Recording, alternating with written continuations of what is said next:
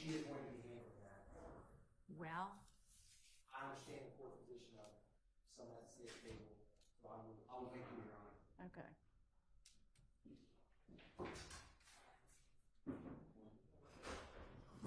Good morning, everyone. Good morning, Your Honor.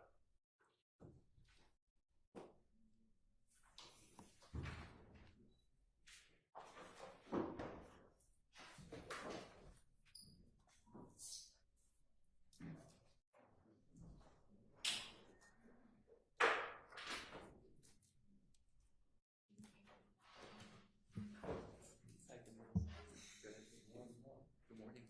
How are you doing? How are you?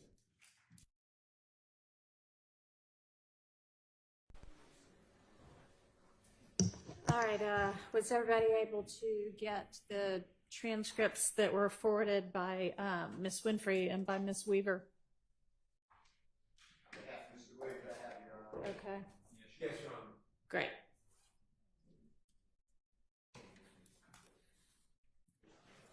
And I don't know if y'all got word, Ms. Love is a little bit delayed this morning. Mr. Atkins, are you able to point to where in the transcript supported Ms. Love's argument on that objection? Your Honor, I am currently not able to point to exactly where in the transcript supports the state's argument. I will be working on finding that, Your Honor. Okay, or can you maybe communicate with Ms. Love about Yes, Your it? Honor. Okay.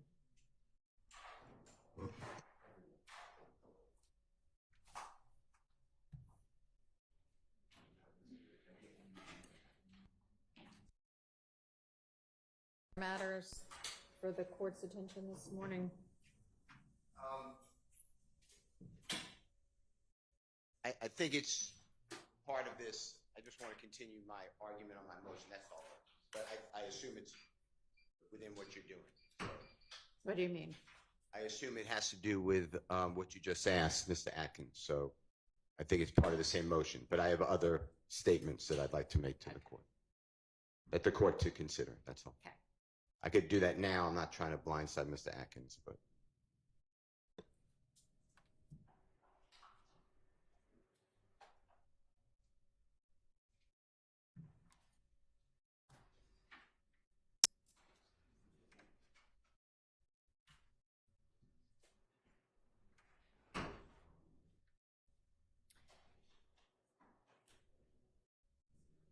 So the 8:30 email that I guess y'all all got says she'll be here momentarily. Not quite sure what momentarily means, but Yeah, Your Honor, my latest update is they should be in the elevator as I'm okay. speaking. Well, then we'll just give them a couple of minutes. Thank you, Your Honor.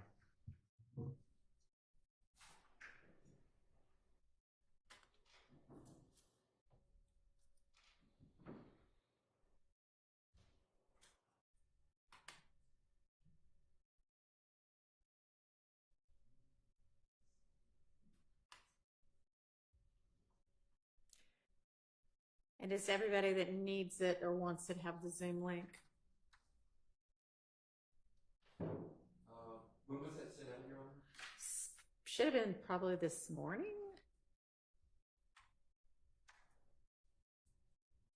I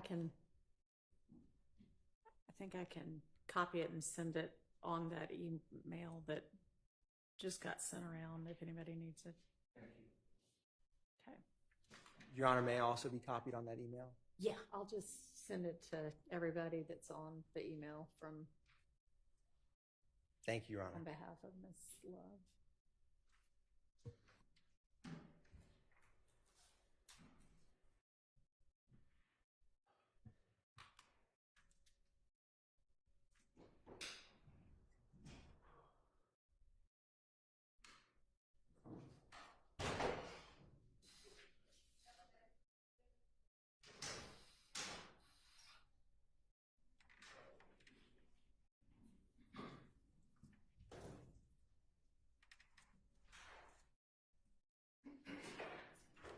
don't even honestly know who all these people are. Some of them might be DA's office people. Good morning, Miss Love. Good morning.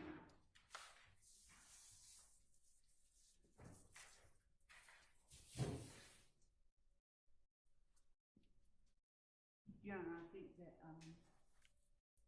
one person, we can find out exactly who.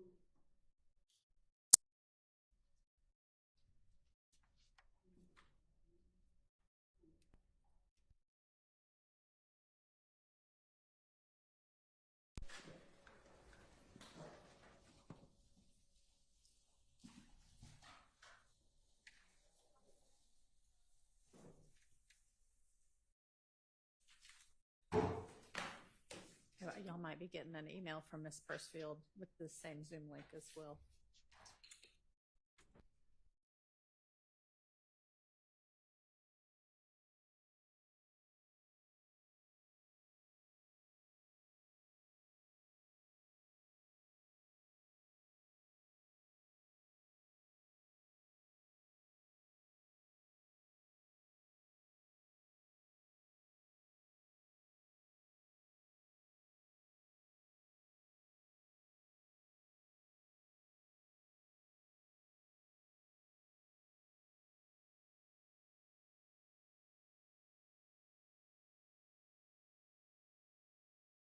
Under a wholly unrelated matter, Okay. would you just consort on election day this year?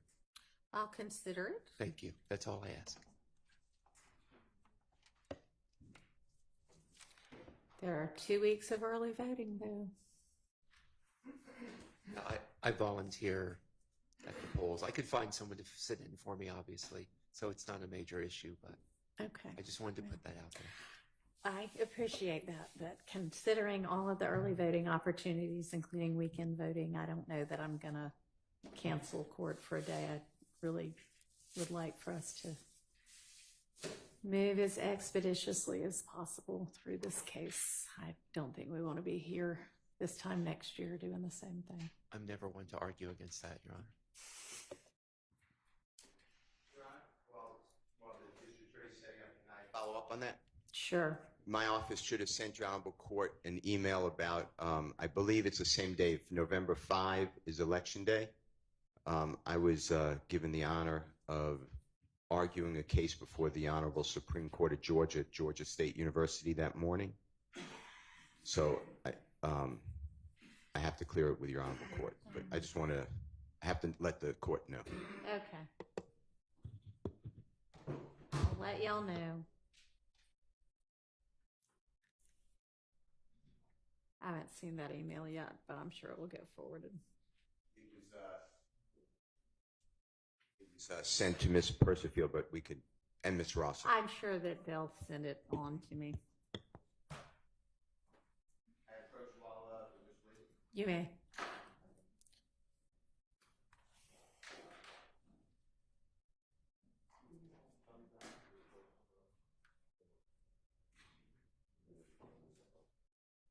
Your Honor, Yes. if I may first report with, list of who we are on, you asked the DAs. Oh, it's fine. I just was sending out the Zoom link on the email that your, I guess, assistant had sent. It's fine. I don't need to know. I appreciate it though.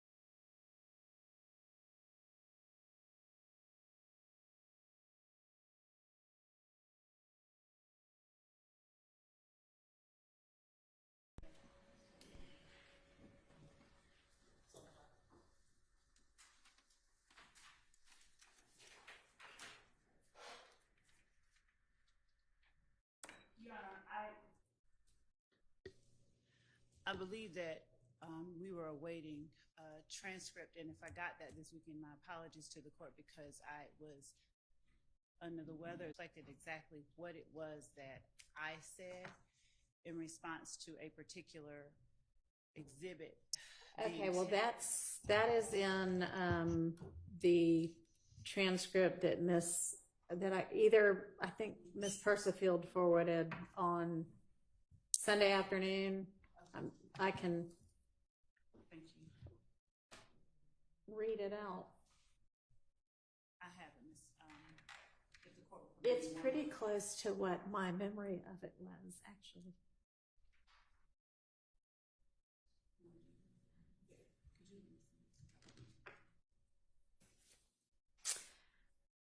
You say, Your Honor, but there is a difference that matters. It's a distinction with a difference because what Mr. Steele was putting up is a picture of Defendant Williams with a young man whom evidence has come out did not associate with Defendant Williams after a particular time.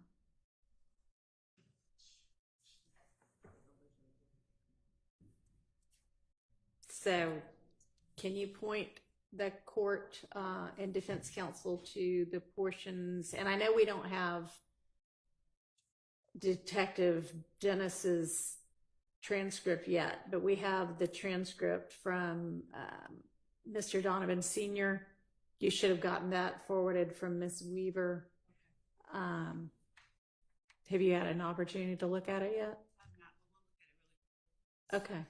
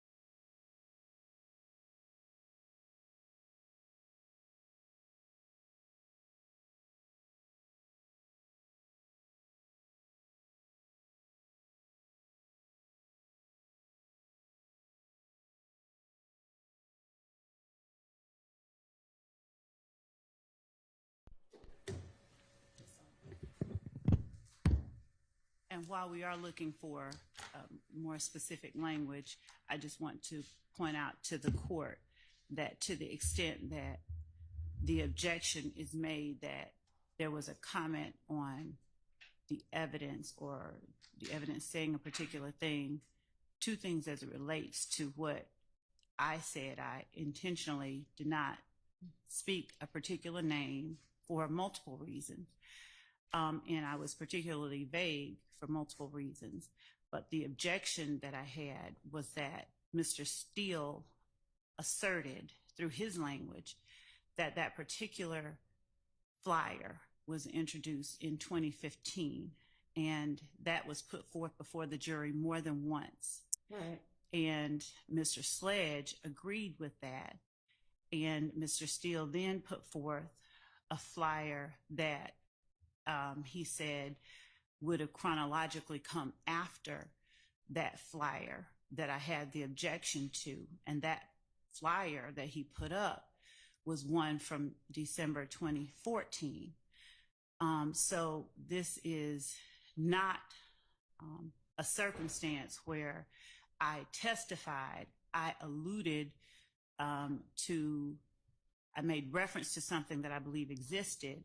I did not comment on, what that evidence was or make a comment on the evidence. But unlike a circumstance where a lawyer would say, that didn't happen to a question being asked, I simply said the evidence, there's been evidence. I didn't say what evidence. I didn't comment on a particular piece of evidence.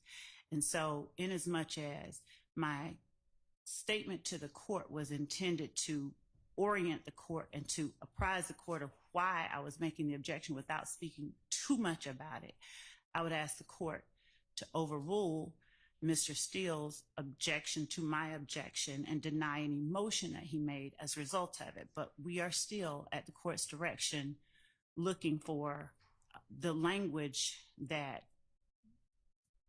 led us to be where led me to make the statement that I made. Understood.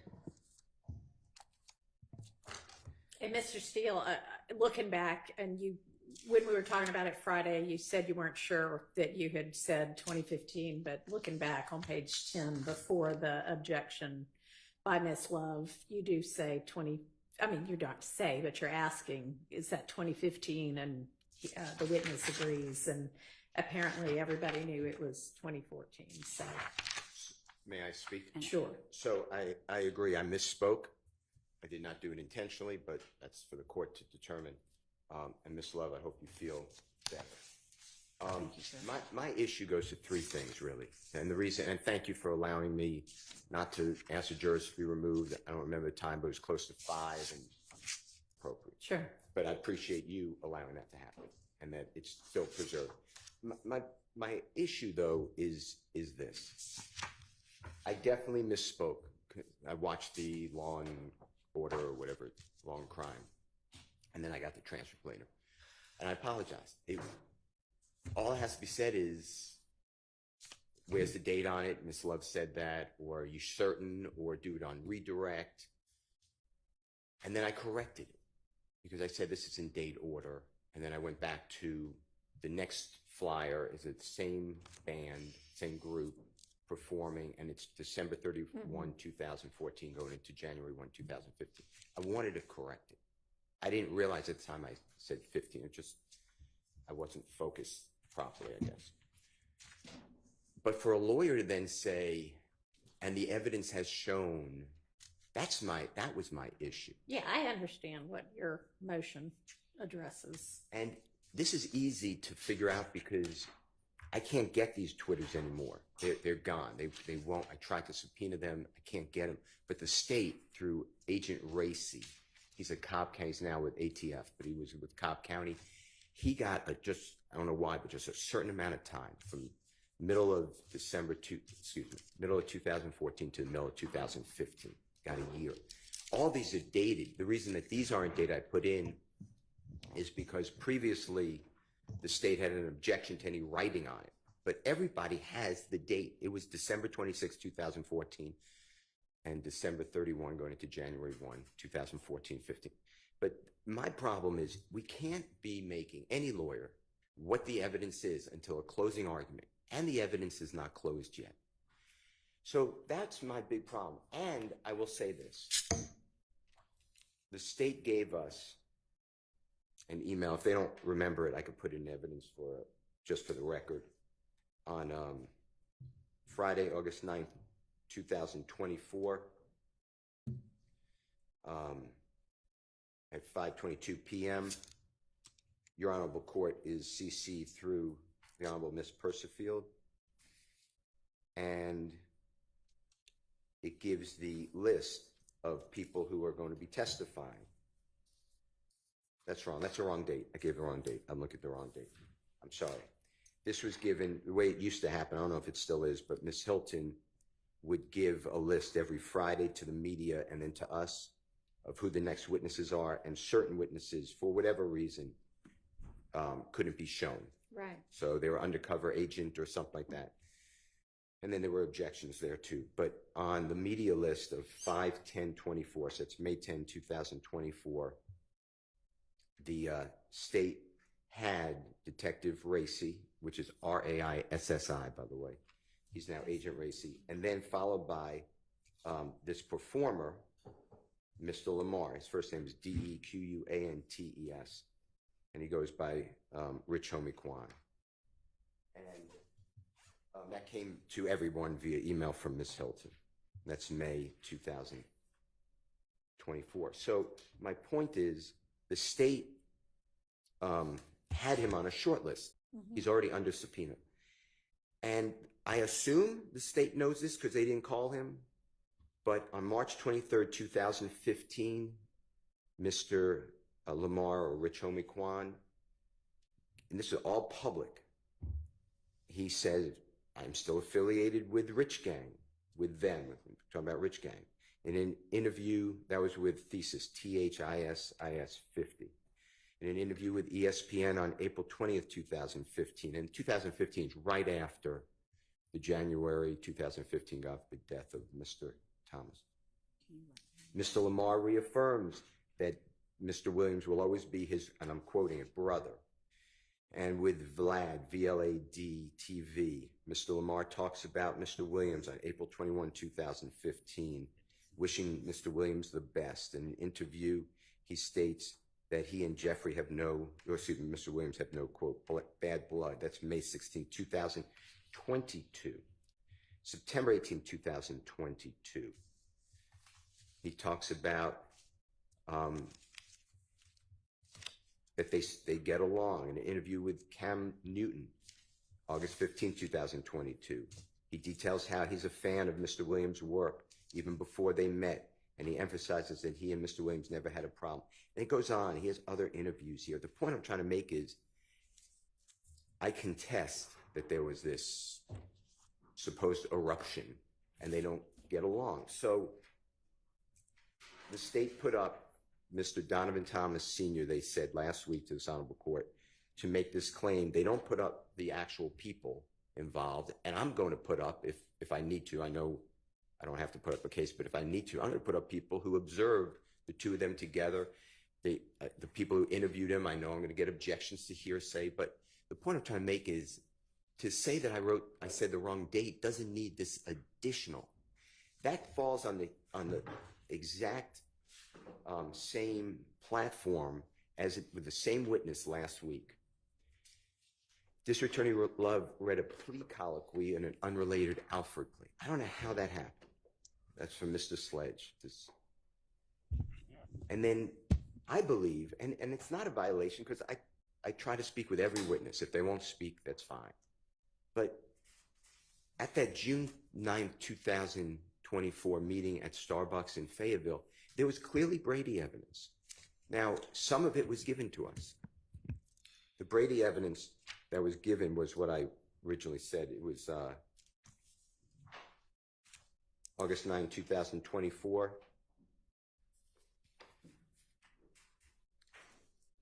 So, Your Honor, if we could deal with one issue at a time, I don't have any problem addressing each of them. I would ask the court's indulgence to allow me to address each one in turn because I've heard about 4 so far, and we're on to Brady evidence at Mr. Sledge's interview, which is entirely different than the exhibit Mr. Steele put up that we were addressing. All right, well, we were trying to give you time to find the portion of the testimony to support what you said on Friday. I think Mr. Steele's just outlining what his other issues are going to be. Because I'm going to have to address each of those, and I do have a response to each of those, I was trying to listen and to take note. All right, we have 2 other people sitting at council table with you. I'm sure they're equally capable of running a word search and a transcript. Go ahead, Mr. Steele. It's just that, you know, at this meeting, it comes out that Jeffrey Williams is with Mr. Donovan Thomas days before he's killed, according to Mr. Sledge. I have other evidence that puts them together, but that's the contested part. It's not really Rich Homie Kwan, it's Mr. Thomas, Donovan Thomas. And what the state's trying to say is that for the court certification, I believe this is what they're saying, Mr. Thomas is trying to be the manager of Rich Homie Kwan. Mr. Thomas doesn't want Rich Homie Kwan to sign with a man named Mr. Brian Williams, who's Birdman. Jeffrey Williams is not signed with Brian Williams, Birdman. And somehow Jeffrey Williams doesn't like the fact that Donovan Thomas won't let Rich Homie Kwan sign with an independent person. Mm-hmm. So Jeffrey Williams has him killed. Jurors may adopt that. But when Mr. Sledge tells District Attorney Love on June 9, 2024, that Jeffrey Williams and Donovan Thomas were outside, and I thought it was TIG, but T.I.'s studio. He's a performer he's a wonderful performer named Clifford Harris. in Atlanta, Mhm. and they're having a good time, that's Brady evidence. And I never got that. Now, I did get it. I don't want to, there's no violation. I'm making it clear. I got it from Mr. Sledge and Mr. Wright. But we should have gotten it from the DA as well, because they didn't know, I assume. They didn't know that I got it from other people, and I don't think Mr. Matthews got it. I didn't share with him anyway, so that's Brady evidence for him too, because it's part of the state's case. Those are my issues. It just, that's one witness last week, and it's the objection, it's the Brady, and it's the reading of a transcript. It's just a lot to deal with, and that's it. My objection, I asked for a mistrial. You know, I'm God willing honest with everyone, but I don't want a mistrial, but I don't know what to do. So those Okay. are my issues. All right, thank you. And I do apologize for the speaking, and hopefully I cleared it up. I mean, it happens. I don't find any purposeful action on your part in saying the wrong year. But Thank you, Your Honor, for allowing me the opportunity to speak. I apologize to the court in advance. My voice is a little lacking today, but as we are bringing up things and patterns, I want to bring to the court's attention a couple of things that the court would not have knowledge of, as the court could not have been present when it occurred. I've read the portion of the transcript where I said, as it relates to a young man in the picture, I believe evidence has come out that, and I want to read it exactly as I said. well, Thank I mean, you. I already read it out once. Mr. Steele was putting up is a picture of defendant Williams with a young man whom evidence has come out did not associate with defendant Williams after a particular time. So there have been instances during this trial with other witnesses, much like the way that Mr. Steele is alluding to instances that the state has brought up. I'm bringing this up for a reason, if the court would give me an indulgence, where the state has asked a witness a question. For instance, did Mr. Steele stop the recording while you were talking? And Mr. Steele literally verbally stood up and said, that didn't happen. That did not happen. See right there. And so giving testimony during trial, I did make an objection to that. That was addressed. That, in my estimation, is wholly different, and that is the kind of thing that it would appear Mr. Steele is sort of alluding to the state having done now, and it's not. I did not state anything about the weight of the evidence. I said vaguely as I could, I believe this has come out. The jury will know. My objection was intended to inform the court as to why I made that objection. I will point the court's attention, since Mr. Steele has brought up these interviews he's talking about, to the discovery we did provide. You know what? He admits there's not a violation. So have you found the portion of the transcript that you say supports your assertion that evidence has come out? That whatever. Since I didn't name a person. I understand, but then you said to me I did. afterwards, outside the presence of the jury, I've got a basis for saying that. And I did. Okay. During the examination of Donovan Thomas Sr. by Ms. Hilton, she asked whether or not Mr. Thomas Sr. ever saw this person, this gentleman that I was referring to, and defendant Williams perform again after December 2014. Okay. He said no. That was the evidence. That is the reason that I said that evidence has come out that these people didn't associate after a particular time. I intentionally did not want to speak on, state in my place that unlike interviews and all of that, we've had interviews by people other than counsel in the courtroom. We've actually had interviews where we have had investigators told that after the murder of Donovan Thomas, that this gentleman and defendant Williams did not speak again, period. After they saw each other in Miami following the murder of Donovan Thomas Jr., a question was asked, where is Woody? Defendant Williams told this person, Woody was in Atlanta. This person looked over and saw Woody on a turntable or something in that same club, and this person walked away and did not say another word to him afterwards. The point that I'm making is that when I see an assertion by counsel that there has been something, a concert by the two of them in December 2015, and the statement wasn't made, it's a leading question, so it's essentially a statement wasn't made once, it was made more than once. And then the witness adopted it and said, yeah, it was in 2015. All right, so I think I see the correct portion of the transcript that you might be referencing. It is on page 45 of the rough of Mr. Donovan Thomas Sr.'s testimony. There's a question about a video shoot in Birdman. After this video shoot, to your knowledge, did your son ever promote anything dealing with Jeffrey Williams? The answer, after the Fulton Industrial video shoot, no. Is that what you're talking about? Or is it something else? Because it would be nice if y'all could point me to the part of the transcript. But you know what? Regardless, I think that the issue and the reason that Mr. Steele made the motion is because you said in front of the jury, and I hear you saying Mr. Steele did the same thing, which honestly, y'all, neither of you, that if it is improper, the fact that the other person is doing it doesn't make it less improper. Two wrongs don't make a right. Y'all are familiar with that.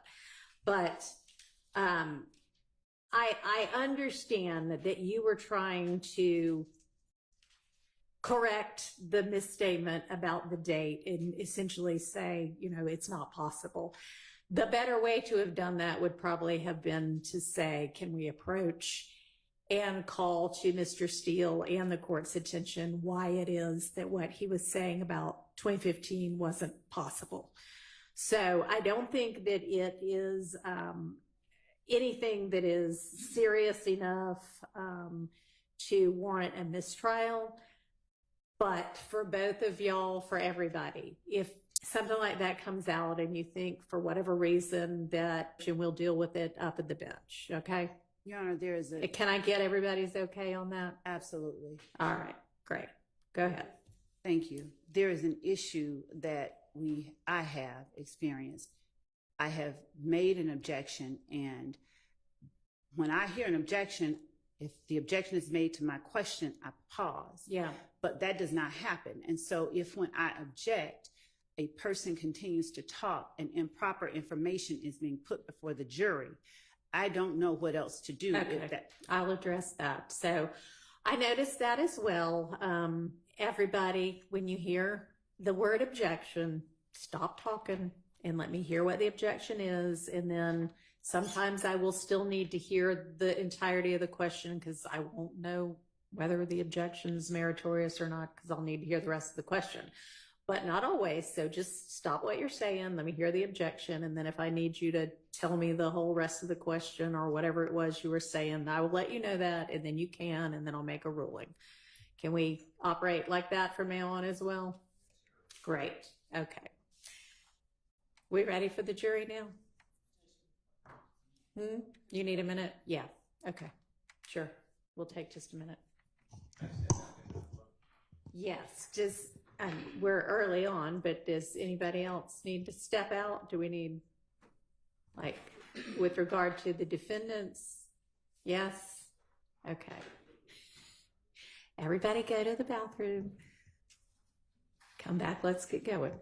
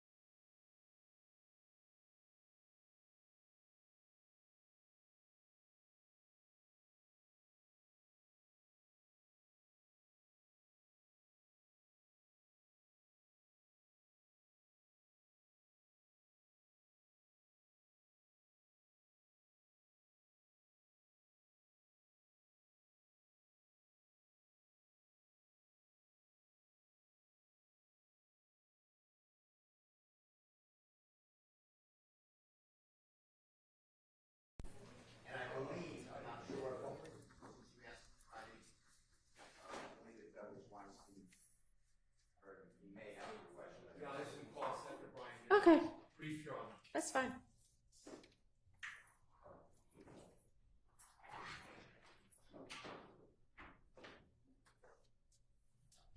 Good morning, Mr. Sledge.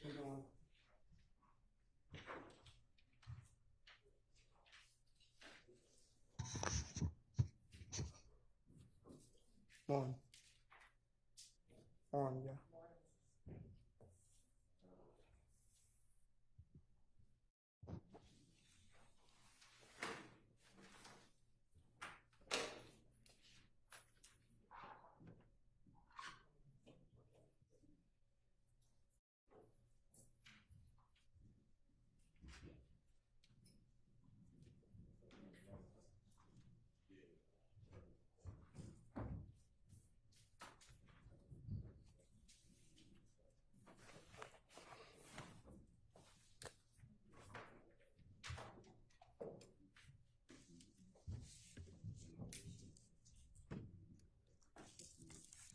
Tell her Seth is giving her halfway on the bridge.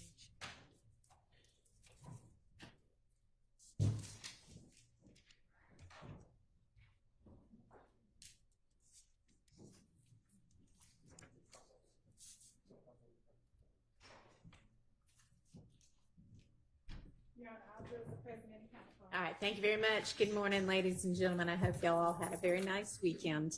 Mr. Steele, I believe you were finishing up your examination of this witness.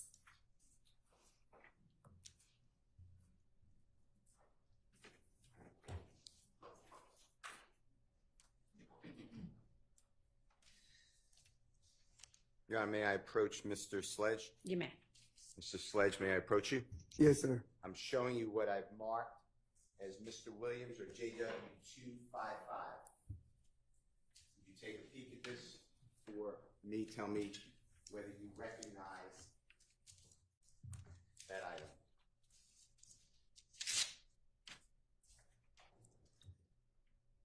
item. In the same condition, have you seen it prior to, 2024, 2023, going back? Is it the same condition? Yes. Any alterations or changes to it that you can tell? No, not allowed to see. Your Honor, I move for the admission of Mr. Williams 255. It's admitted. May Mr. Kokomo display it, Your Honor? Yes.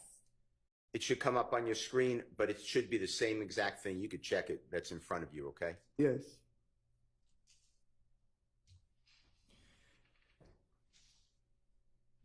And if Mr. Kokomo can blow that up at all, and if not, that's fine. So this is exhibit number at the very top, Mr. Kokomo, if you just show. You see where it says exhibit or EXH number JW, Jeffrey Williams 253? I believe it's 255, though. Let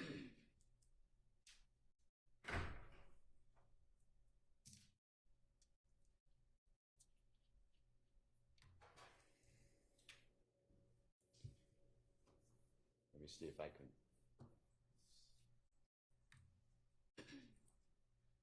All right, you see at the very top 255? Yes. Okay. And then if Mr. Kokomo can just center so all the words can be seen on the actual writing. Do you recognize this as a social media posting? And do you see the date? Yes. And it's from DMAC, got me to TOO, banging at DMAC to banging. You see it says December 27, 2014? Yes. And does it read then, and I'm changing it just because that's how I am, A-N, lie to they mama, brother, sister, and kids, but get to the courtroom and tell the God's honest truth, 3 question marks. I don't get it. And then hyphen at Young Thug. Do you see that? Yes. All right, did I read that fairly accurate? I know it wasn't perfectly accurate, but fairly accurate? Yes. All right. And is that similar to what has been marked and played in states number 447Y, where you started out with, I'm going to, and this may not be exact quote, but something like, I'm going to swear to tell the truth, I'm going to lie on God. You remember that? Yes. All right. Can you tell the jurors what it means, if you know, when it says at the end of it, the hyphen at Young Thug? before it. Can I you, don't, can you explain that to the jury? I don't get it Yeah, right after that. at Young Thugger Thugger. I'm at Young Thug, I'm sorry. Yeah, do you see that? Yes. Do you know, and if you don't know, just say, I'm not sure. Do you know what that means? No, I don't That's know fine. exactly what it means. Okay, and this one goes back, if you remember, and if you don't, we can show it to you. But do you remember what the state used on January 26, 2015, said repost? You remember that? The repost whiz. Yes. Yes. Okay. And then you showed the jury the January 4th, 2015 video, same video, Jeffrey Williams, remember that? Yes. And this one is approximately a week before January 4th, 2015, right? Yes. December 27, 2014. Yes. And prior to this, prior to 2014 and 2013, 12, going back, have you heard the same type of statement? Yes. Okay. All right. Now, did anyone from the police department or the district attorney's office, and I'm saying after you entered a plea, so this is December 28th, 2022, okay? Yes. After that, so coming forward, Yes. did anyone from the district attorney's office or one of their teammates, police, whomever, did they ever ask you? Objection. Relevance as to what anyone else ever asked this witness. If Mr. Steele wants to ask something, he can. What's the relevance? Ask about the evidence of the reposting? They showed the gentleman the evidence? Your Honor, my Know if objection. anybody, I want to know if anybody ever went over with him that it's a repost? Your Honor, Sustained. Did, at your meeting, we'll just do it on June 9th, 2024, at the Fayetteville Starbucks, Yes. did District Attorney Love ever ask Objection. you about, objection. An objection. Yes. Sustained. did State's Exhibit number 447Y, the repost, January 26, 2015, was that ever discussed with you? Objection, Your Honor. Sustained. All right.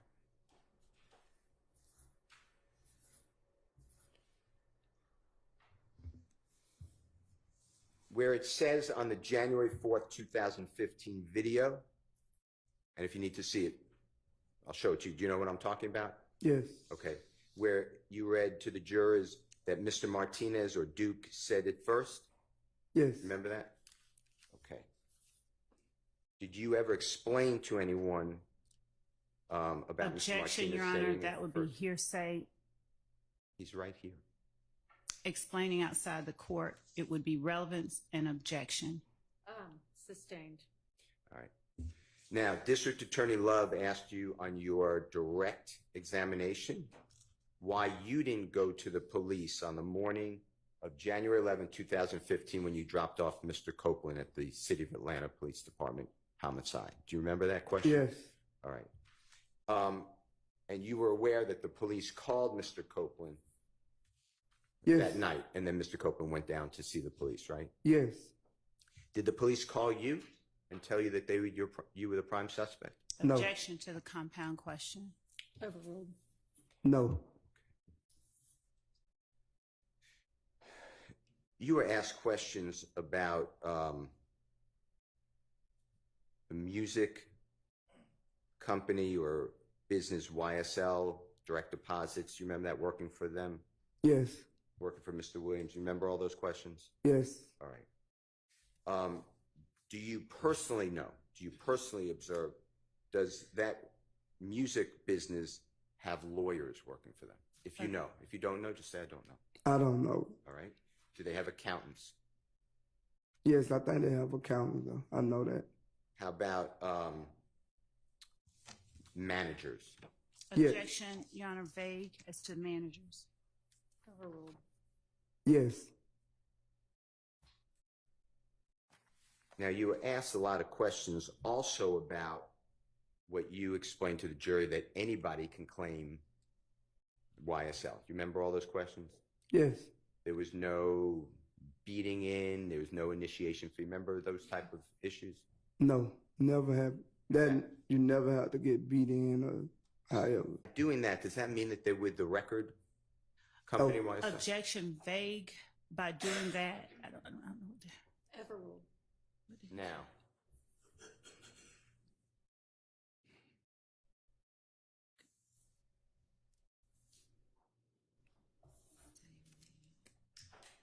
you mentioned yesterday meeting with Jeffrey and Mr. Brian Birdman Williams and yourself and Mr. Donovan Thomas and others, I'm not excluding others, shortly before, God forbid, Mr. Thomas was, days before he was killed on January 10, 2015 at TI Studios. You remember that testimony? Yes. Is TI the performer TI that you're talking about? Yes. Do you know his real name? Something Harris. That's how I know. I know his last name Harris. Mr. Harris? Yes. And is he a phenomenal, well-known, accomplished artist? Objection, Your Honor. Sustained. You were asked about the definition of snitching. Do you remember that? I don't remember asking me that. All right. Do you remember saying in the video 447Y snitching, and I'm not going to say, but BIT blank 8? Yes. Okay. And tell the jury what snitching means. To me, my definition of snitching is another person lying on another person. Now,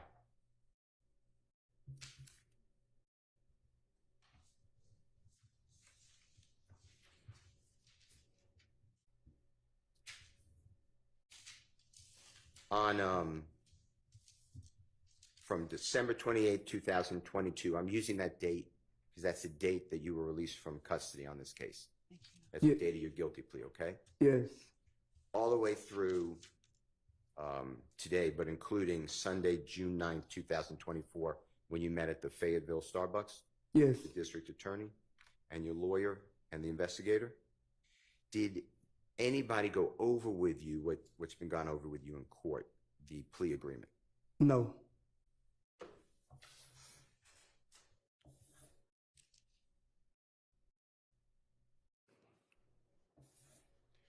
You told the jury that Jeffrey idolizes Lil Wayne or Mr. Dwayne Carter. Do you remember that testimony? Yes.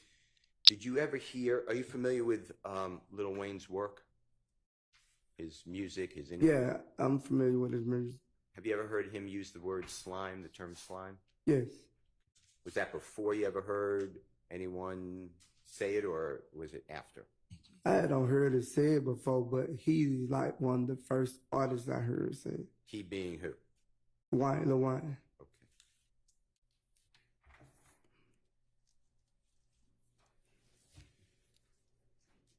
Your Honor, I don't have any other questions. All right. Brad.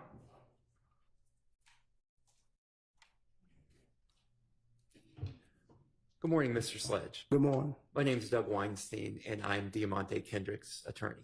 Yes. May I approach you and show you something? Yes. Thank you.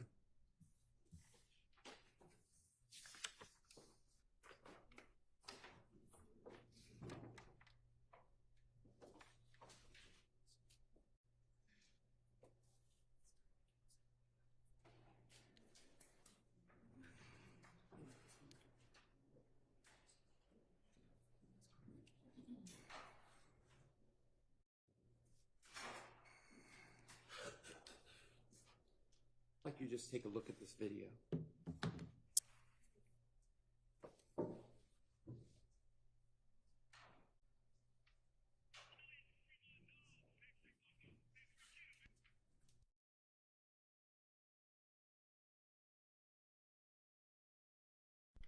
Do you recognize the action that was performed by that player in that video? Yes, Tyrone here.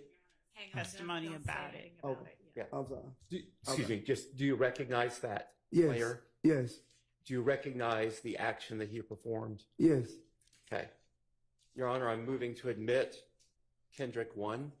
I object on the basis of relevance and foundation, and if we need to approach so that Mr. Weinstein can show the court what it Well, is. Yeah, I haven't seen it, so. Okay. Oh, and we haven't given out our. I need to step out. Okay.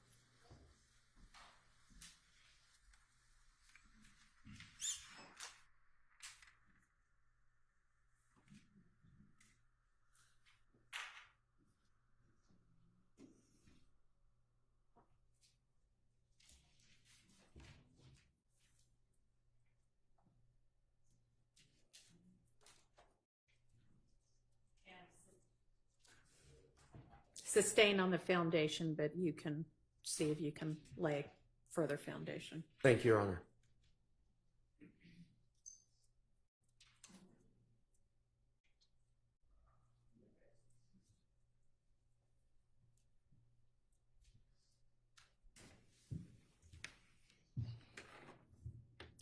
Mr. Sledge, I have a few more questions about that video that I showed you. Yes, Have you seen that video of that player before? I know who the player are. Have you seen him doing this particular thing? Have you seen that clip before that I showed you? I don't recall seeing the clip, but I just seen it when you just showed it to me. Did you watch the game yesterday? I didn't watch Miami game yesterday. Okay. I'll move on. All right. I'm going to show you something else, all right? Yes, May I approach? You may.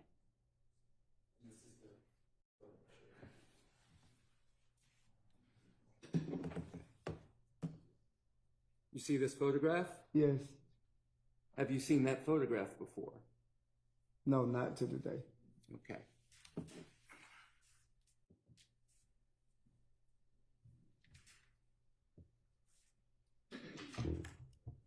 And I will not be asking you questions about that photograph. Right. December 28th, 2022, going back to that date, where did you wake up in the morning? At Fulton County jail. And where did you wake up on January 1st, 2023, New Year's Day? And at home. At your home, Yes, in your own bed. yes, And you signed that plea deal that we've already talked about. yes, And you initialed all those eight in there, right? yes, And you would have initialed anything to get out of jail on that day, correct? yes. If they would have asked you if you could say that YSL did Objection not kill calls for Tupac, speculation. What's the question? if they had asked you, Objection If to you- if they had asked you, just nothing else beyond that, Your Honor, because it's speculation. Sustained. but again, you signed and initialed all of that, and you would have signed and initialed anything to Objection. get out of Rice Street, Sustained. correct? Asked and answered. Sustained. No more questions. All right. I think nobody else had cross. Is that right? Is that still the case? Okay. All right. Is there redirect? There is, Your Honor. All right.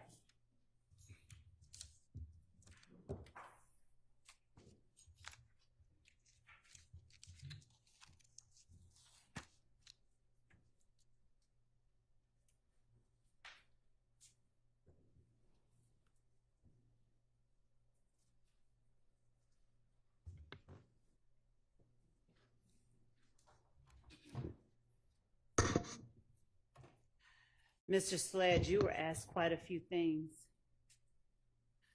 by Mr. Steele on Friday regarding what was and what was not asked of you at the time that you entered your plea agreement with the state. Do you recall that? Yes,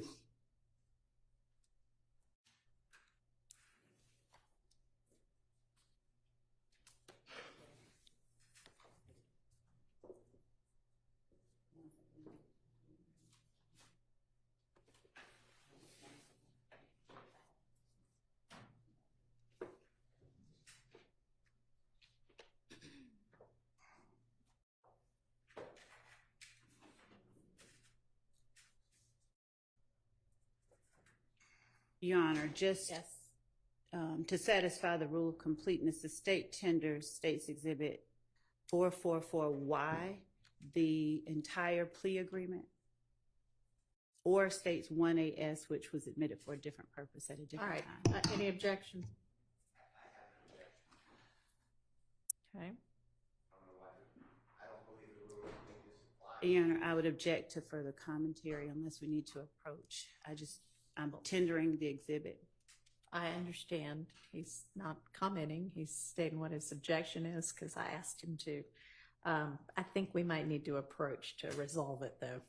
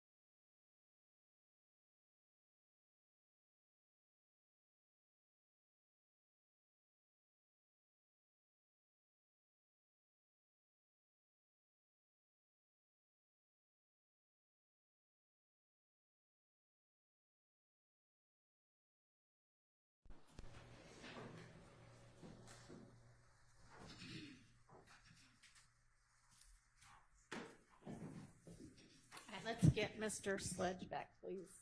Thank you, Judge.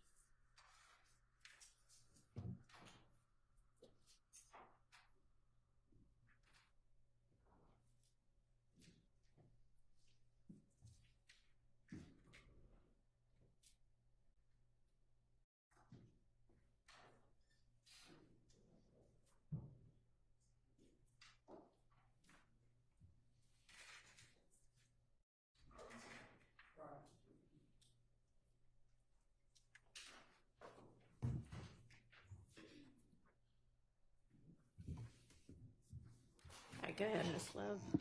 Thank you, Your Honor.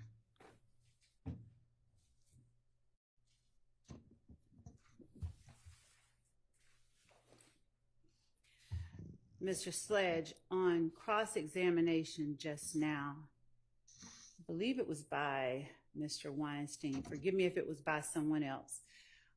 Were you asked the question whether anyone ever went over the plea agreement with you between December 28, 2022, when you signed the document that is states 444Y and states 1AS, and today? Were you asked that question on cross-examination by? I don't know. I don't think Mr. Steele asked me that. He asked me something about June the 9th. So I don't know if Weinstein just asked me that question either. All right. Did Mr. Steele ask you on cross-examination whether anyone went over that document that you signed on December 28, 2022 with you at the June 2024, I believe it was, meeting between you, your attorney, Investigator Lancico, and me in Fayette County? Did Mr. Steele ask you that? I think that was the question was. And was your answer no? Yeah, No one cause did? no, yes, Okay. At that point, had the document already been signed in its entirety? Had you already signed everything you needed oh to yes, sign? yes, On cross-examination last week, you were asked about hiring an attorney for the purposes of this case. And let me actually back up and ask you this. You were asked a few questions about what was going on at the time that you signed this plea agreement on December 28th, 2022. Do you recall that? yes, All right. Do you recall being in a courtroom here in Fulton County on the date that you signed that plea agreement on December 28th, 2022? I don't think I was in the courtroom. I think I was in the tank in the back when I signed. Okay. Were you in a courtroom when you acknowledged under oath that everything that you signed was true? Yes, Did Mr. Steele, Mr. Shart, or any of your other friends' attorneys ask you on cross-examination? Sustained. Okay. Did you tell the jury that you loved Mr. Stillwell, you loved Shannon? yes, Did you tell the jury that you loved Defendant Williams? yes, And Mr. Stillwell and Mr. Shart and Mr. Williams, they represent people that you love, correct? yes, All right. So on cross-examination by lawyers for one of the people that you love in this courtroom, were you asked about your conditions prior to signing the plea agreement that you signed on December 28th, 2022? Could you repeat that? Yes. On cross-examination last week, do you recall being asked about conditions you endured before signing the plea agreement that you signed on December 28th, 2022? Yes, Do you recall being asked if you felt pressure to sign that plea? I think so. Do you recall being asked whether you felt intimidated to sign that plea agreement? I don't recall that one. I'll ask you, were you intimidated by the state into signing that plea agreement? Was I intimidated? Were you intimidated? I wouldn't say I was intimidated. I was basically like,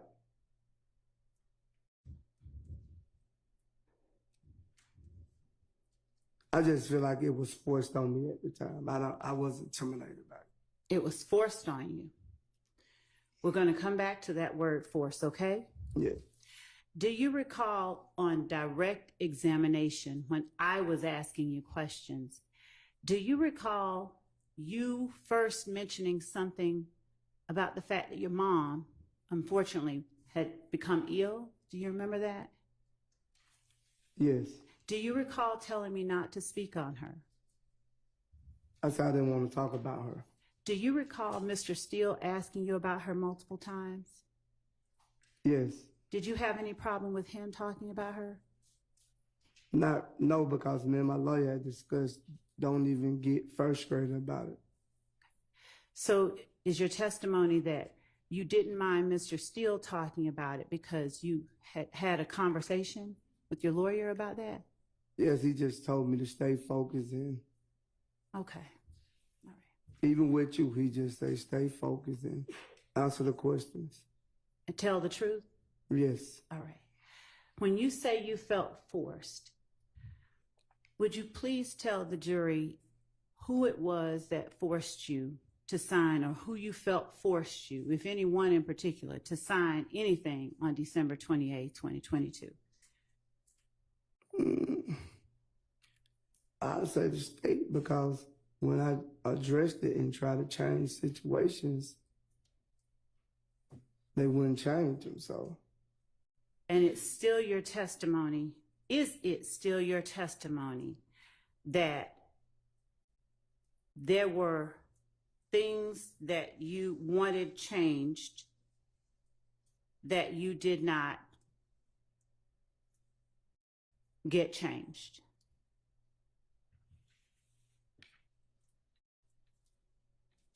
Is that still your testimony? Objection asked and answered. Overruled. could you repeat it? Is it still your testimony that there were things you wanted changed in this plea agreement that you did not get changed? Judge. Your Honor, could I talk to my lawyer right fast? You may. But no, I don't want to. Could I? All right, let's just take a recess.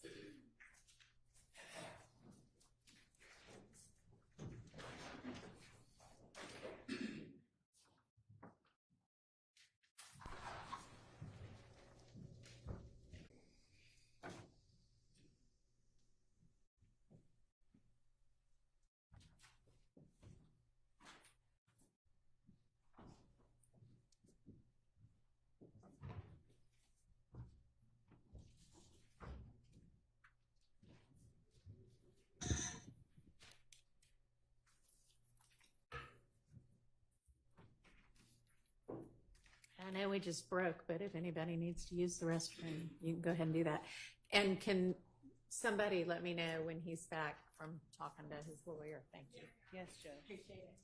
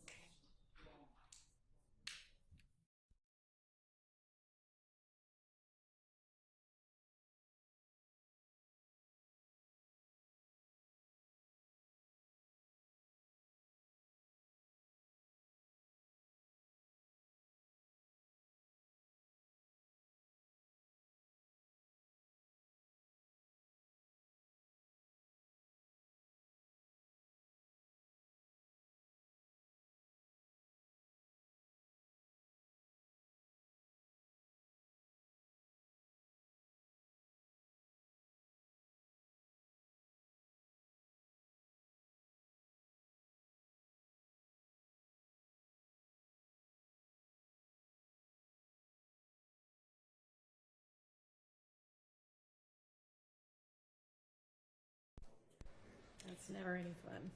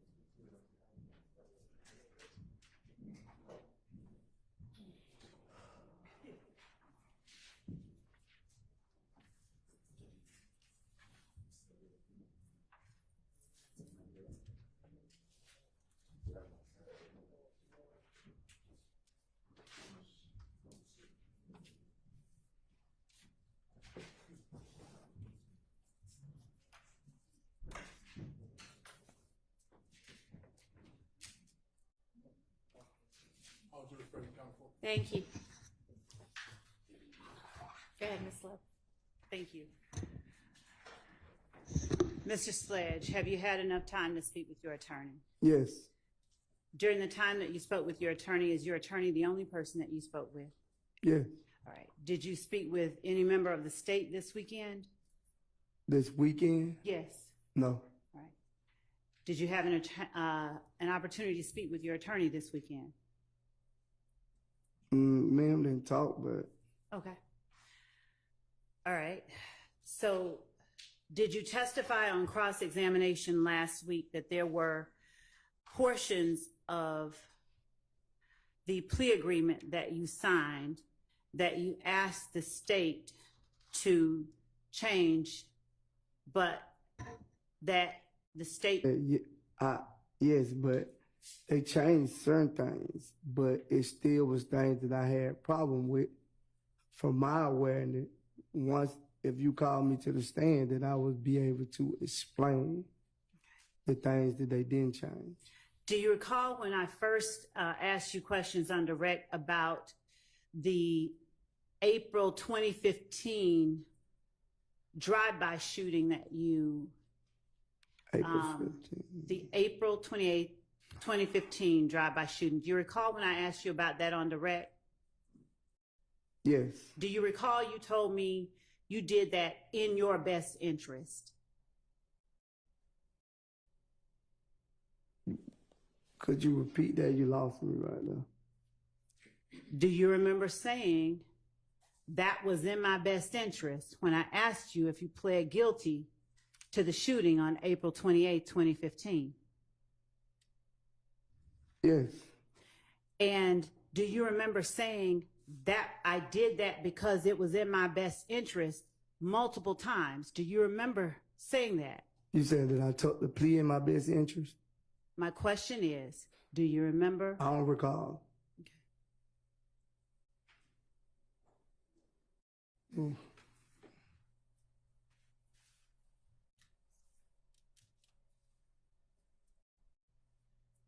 Mr. Sledge, Okay. do you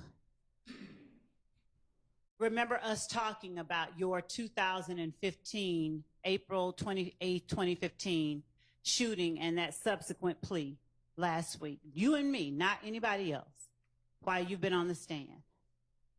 You said the 28th drive-by shoot? Yes, sir. Yes, All right. And do you remember I asked you whether you pled guilty to that? Do you remember that? yes, And do you remember you told the jury, do you remember telling the jury, well, I did it in my best interest? And Yes. this is not a trick question, I promise you. yes, All right. And do you remember you said that more than once? I did that in my best interest. yeah, I remember that part. Okay. And when you say in your best interest, Are you familiar with what is known as an Alford plea?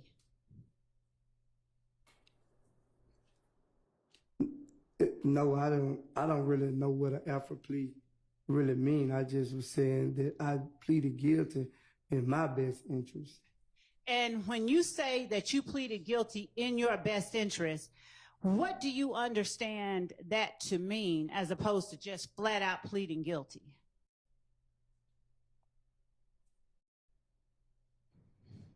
Could you repeat it?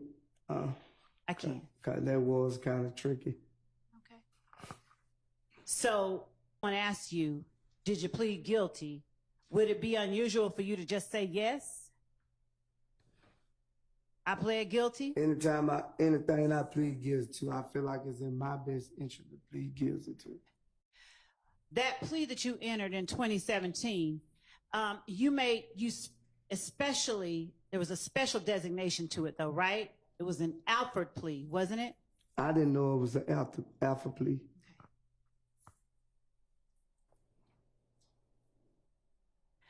When you entered the plea that you entered on December the 28th, 2022, did you recognize the prosecutor asking you questions as the same one talking to you here right now, me? Yes. All right. And did you recognize the prosecutor at the table with me as the same one I have my left hand on now, Ms. Hilton? She wasn't in the courtroom when you did the plea. She went somewhere. Okay. All right. So if we see the video, but we see Ms. Hilton's lovely face, you'll recognize Ms. Hilton as having been in the courtroom? I don't remember seeing me here too. That's fair enough. Do you remember seeing a judge who looked a little different than the one on the stand now? Yes. Okay. Do you remember seeing your attorney, Mr. Wright, there sitting with you? Yes. Right. Is that the same attorney that you had in 2015? I don't think I got arrested in 2015, but if I would, he would have been the one to do the case. Did you testify on direct examination that Mr. Wright has been your attorney for 15 years? Yes. Could you tell the jury when Mr. Wright first started representing you in criminal matters? I want to say like 08, 09, something like that if I'm not mistaken. Did you tell the jury on cross-examination that Mr. Wright is someone that you trust? Yes.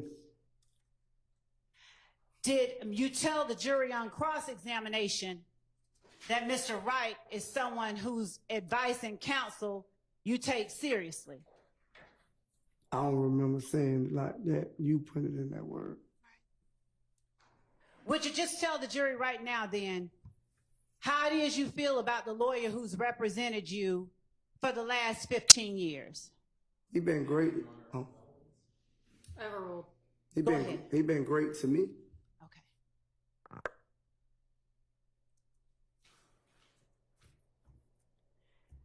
And he was in the room with you when you entered the plea on December 28, 2022? Yes. All right. At a criminal trial?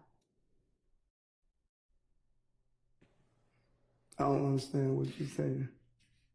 Do you understand that you are now in a witness box testifying in a criminal trial under oath? This is my first time knowing that I was a witness to testify up on the oath. All right. So this is the first time that you've testified in a criminal trial. Is that fair to say? I ain't gonna say it's probably not my first time, but me knowing that I was gonna be called as a witness, yeah, this is my first time. All right.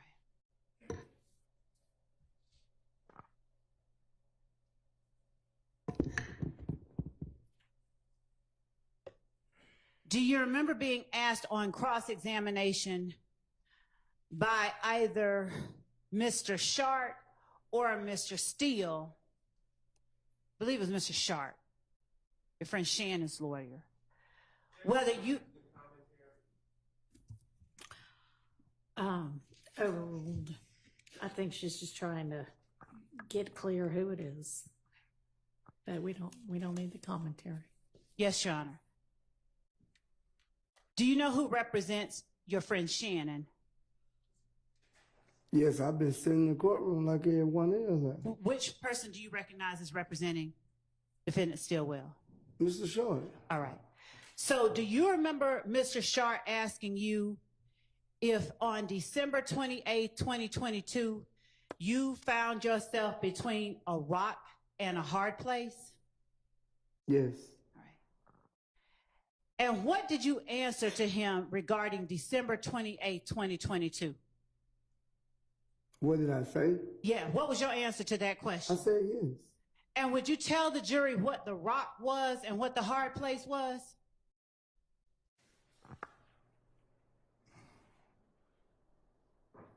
The rock was the situation I was in, and the hard place where my mother was sick, And when you say the situation you were in?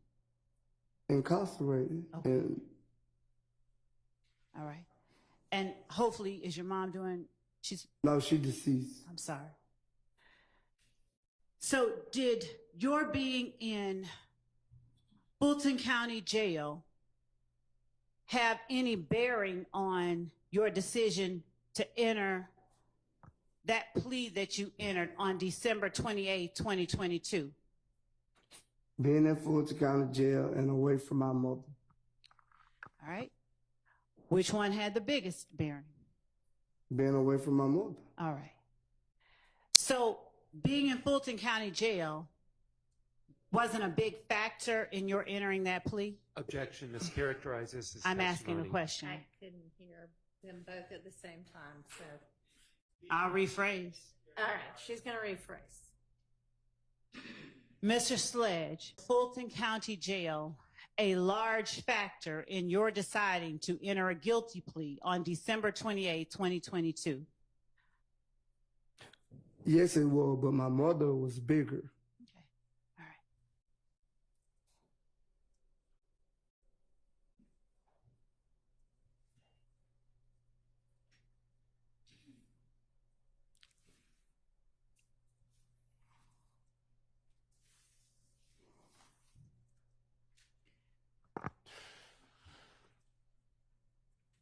Is there any reason why during the plea colloquy that the jury heard on Friday, that was played, or Monday, last Friday actually, that was played at the end of the state's direct, is there any reason, or rather let me ask you, did you ever hold up your hand and tell the court you wanted to make some clarifications?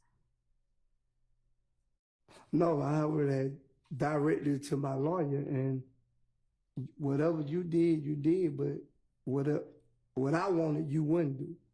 You didn't do everything I wanted, which I state. You were asked by Mr. Steele, your friend, Mr. Williams' attorney, whether or not the state ever sat down and met with you. Do you remember being asked whether the state ever sat down before the June meeting and before you entered that plea agreement and met with you? Do you remember him asking you that? Yes. Did the state ever sit down and meet with you? No. Did you ever agree to sit down and meet with the state? I can't agree if the state don't come to me and ask me.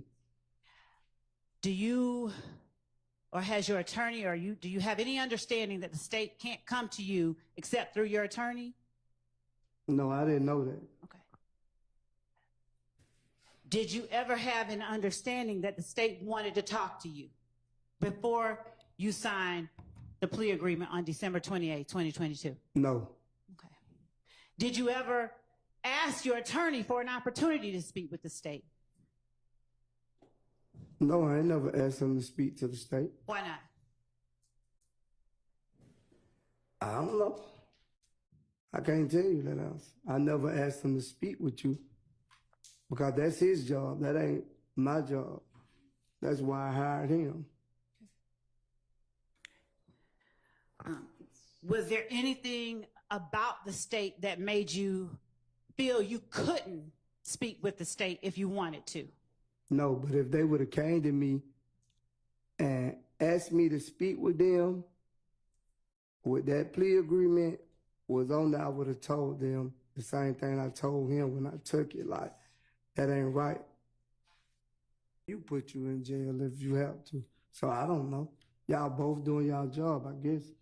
And so when police spoke with you back in 2015, did you consider them the state as well?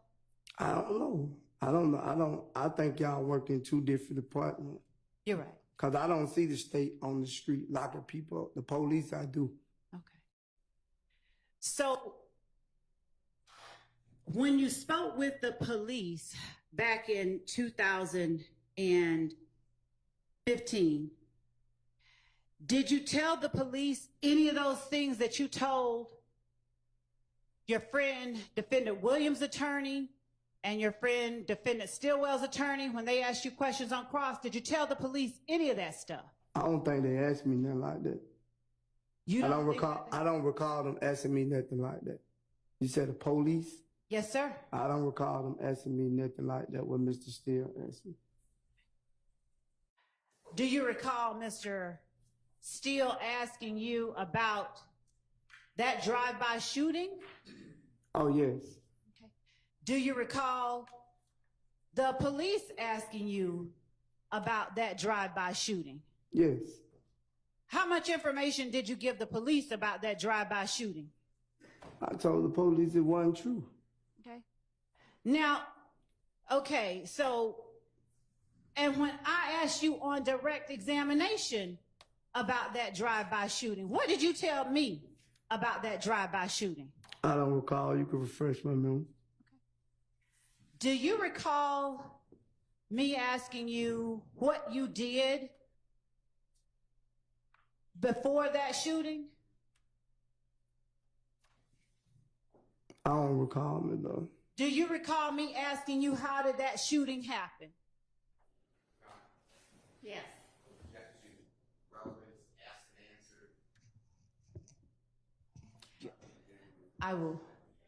I can show you. I can Go respond. ahead. Overruled. Thank you, Judge. Do you recall me asking you what led to that shooting? I don't recall. Do you recall telling me on the stand, or actually telling the jury, because it's not me, do you recall telling the jury when I asked you on direct that you just went to pick up Mr. Garlington from the club, or that Mr. Garlington had gotten jumped on? I think I told you I went back and got him from the club. That's what I told you. And do you recall telling the jury when I asked you questions that you didn't see anybody who jumped on Mr. Garlington? I told you I didn't know anyone that jumped on Mr. Garland. The same thing I told them on cross. I didn't know exactly who it was that jumped on. Did you tell the jury on direct with questioning by me that you didn't see the faces of anyone who jumped on Mr. Garlington? Yes. And did you tell the jury that you didn't see the faces of anyone that you may have interacted with during that time? Yes, sir.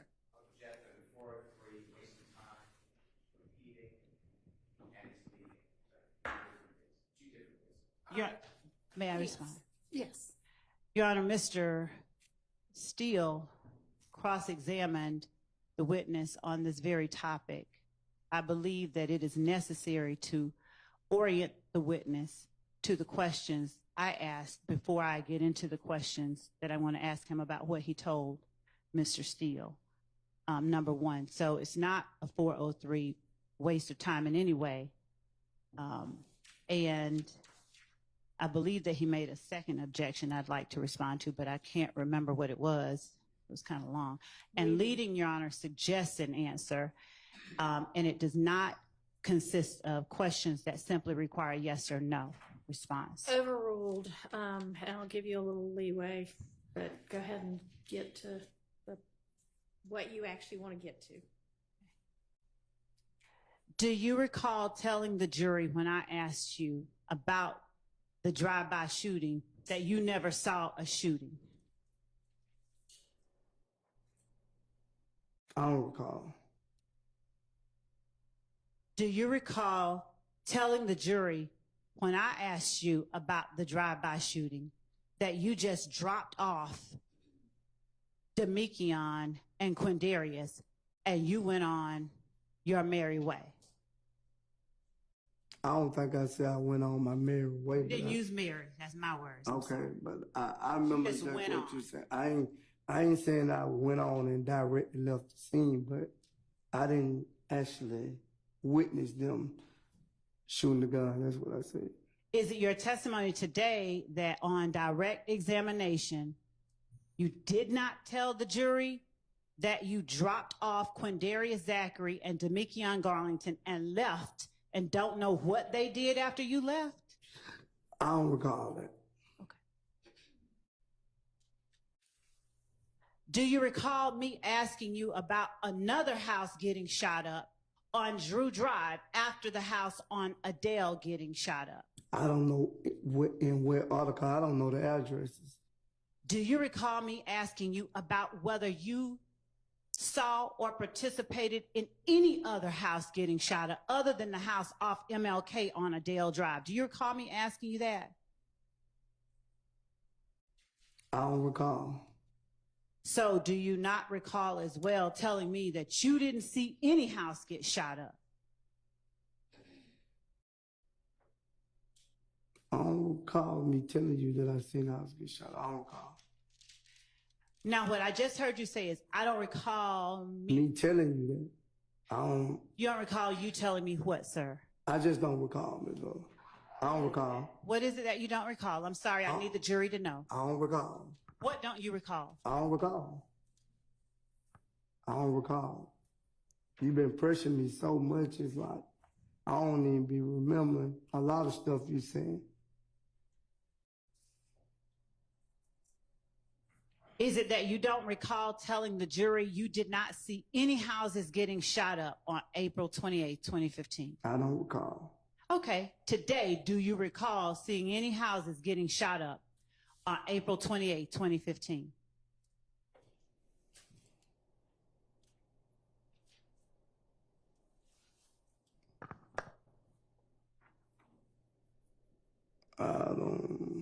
I didn't, what I'm saying, I didn't see, I'm not saying that I didn't know no shooting was gonna happen, but what I'm saying is I didn't like personally witness the house that you saying that Quindarius Zachary and Garlington shot up. I didn't witness that. I appreciate that clarification. That's not my question. I'm asking you today to tell this jury whether you recall today seeing any houses, since it's me talking to you, whether you recall any houses getting shot up. Do you recall seeing any houses getting shot up on April 28, 2015? No. Overruled. So he just told you about the one house. So are you asking about any others? Yes, All I right, am. so ask it that way. Yeah, you got to tell me directly what house you talking about, cause when he cross-examined me, That's not what she's asking. She's Oh, okay. asking any other houses besides that one. well, I didn't know I don't know the people that was shooting at the other house. Okay. All right. Did you see any houses getting shot up? Forget the address. I don't really care what address. Did you see any And houses getting shot up on April 28th? I just don't think that's an appropriate question. Okay, well, that's not for you to decide. So Okay, unless but there's an I'm objection saying, that's sustained, you go ahead and answer the question. Yes, You did see some houses getting shot up? not houses. Now you put more than one. It was one house that I probably seen. Okay. Tell the jury what house you probably seen get shot up April 28, 2015. I think it was Lexi. I don't even think it was a house. It was an apartment, Tell if I'm the not jury. mistaken. Tell the jury what apartment you saw. I don't know the name of the apartment. What can you tell the jury about the apartment? Where I was dropping Ms. Zachary off at. That's the one I could tell you about. So, on Friday, when you talked about dropping off Demekion and Quindarius, weren't you dropping them? Were you dropping them off at the house off MLK on Adele Drive, or was there a different address you were dropping them off at? I was drunk, Ms. Love. I don't remember which one it was. Did your memory come back while you were being asked the same question by Mr. Steele?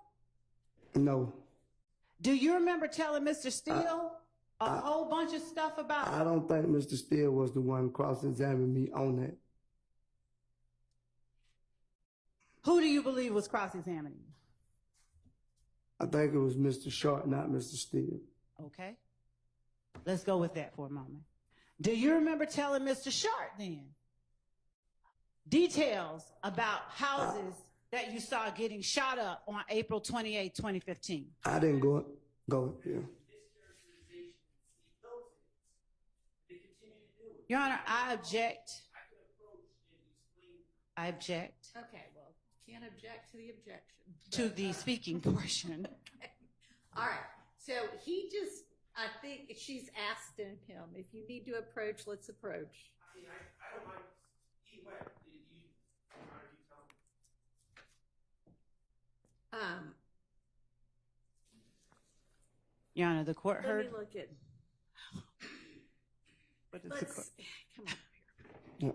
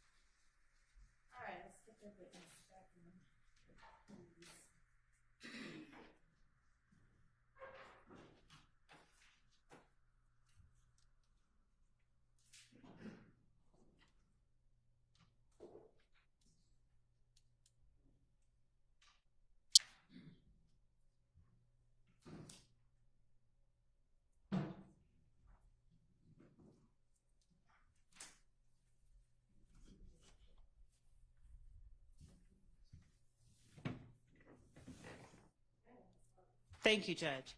Mr. Sledge, please tell the jury what you remember today, everything you remember happening with respect to April 28th, 2015, from the time you picked up Mr. Garlington.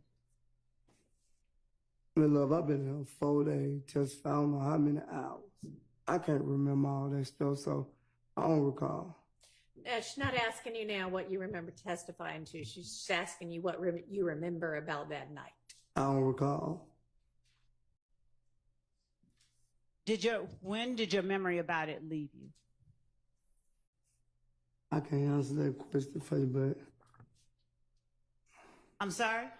I can't answer that question. I don't know. Did you remember it when you were asked questions by Mr. Sharp?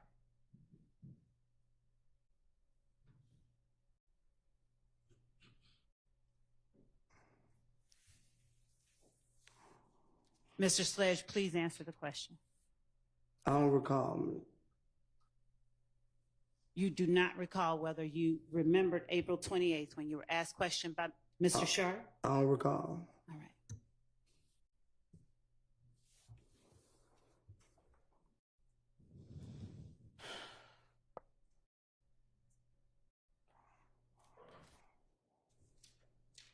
When you were entering the plea agreement that you entered on December 28th, 2022, did you ever stop and ask the judge or tell the judge you wanted to clarify anything? No, because I thought my lawyer had already did that. And when you heard the state read out factual acknowledgments and ask you if they were ever indicate part of them are true, but part of them are not. I didn't think I could speak that in court. Why did you think you could not speak it in court? Because I ain't thinking like I could just burst out and say that while the judge reading, or while you was reading out, because the judge didn't read it out. I ain't think I can do that. That was never explained to me. Between December 28th, 2022 and last week, did someone tell you you could burst out while the state was reading something? No. Interrupt? No. So last week when I was asking you questions and you told the judge I gave you a headache and made your blood pressure go up, you felt comfortable enough? Did you feel comfortable enough to do that? Because I'm on the stand trying to explain. When you sit back there, you ain't explaining, but when you sitting on this side, you call me here to tell my truth and my understanding, and that's what I'm giving you. I can't give you nothing else. I'm only giving you my truth. Okay. And so when you were sitting at the table next to your lawyer, did you feel more or less comfortable about giving your truth? I don't recall. Do you want to answer the question? I just answered. No, I'm asking you, do you want to answer? I want to answer any question that you got for me, but if I don't remember, I don't remember. And so what is it that you don't recall about being at the table with your lawyer? I just don't recall, my love. I ain't trying to give you a hard time. But it looked like you trying to give me a hard time. Mr. Sledge, would you tell the jury, as between when you were in court on December 28th, 2022, and when you have been in court for the last 4 days, if there is anything different about parties in the courtroom that you can point out? No. So everyone here in the courtroom was in the courtroom with you on December 28th, 2022? When you say relevance. Your Honor, it goes to changes. Okay, overruled. Could you repeat it? Were each of the people now in the courtroom today were... Hang on. Yes.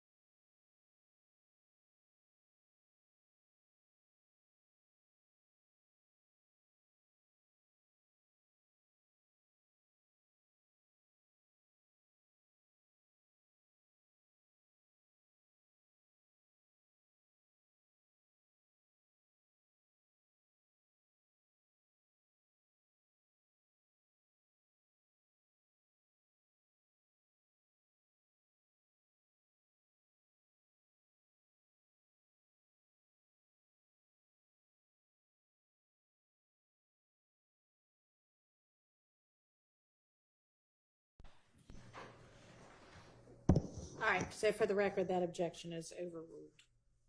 Let's get the witness back. Oh, Octavian.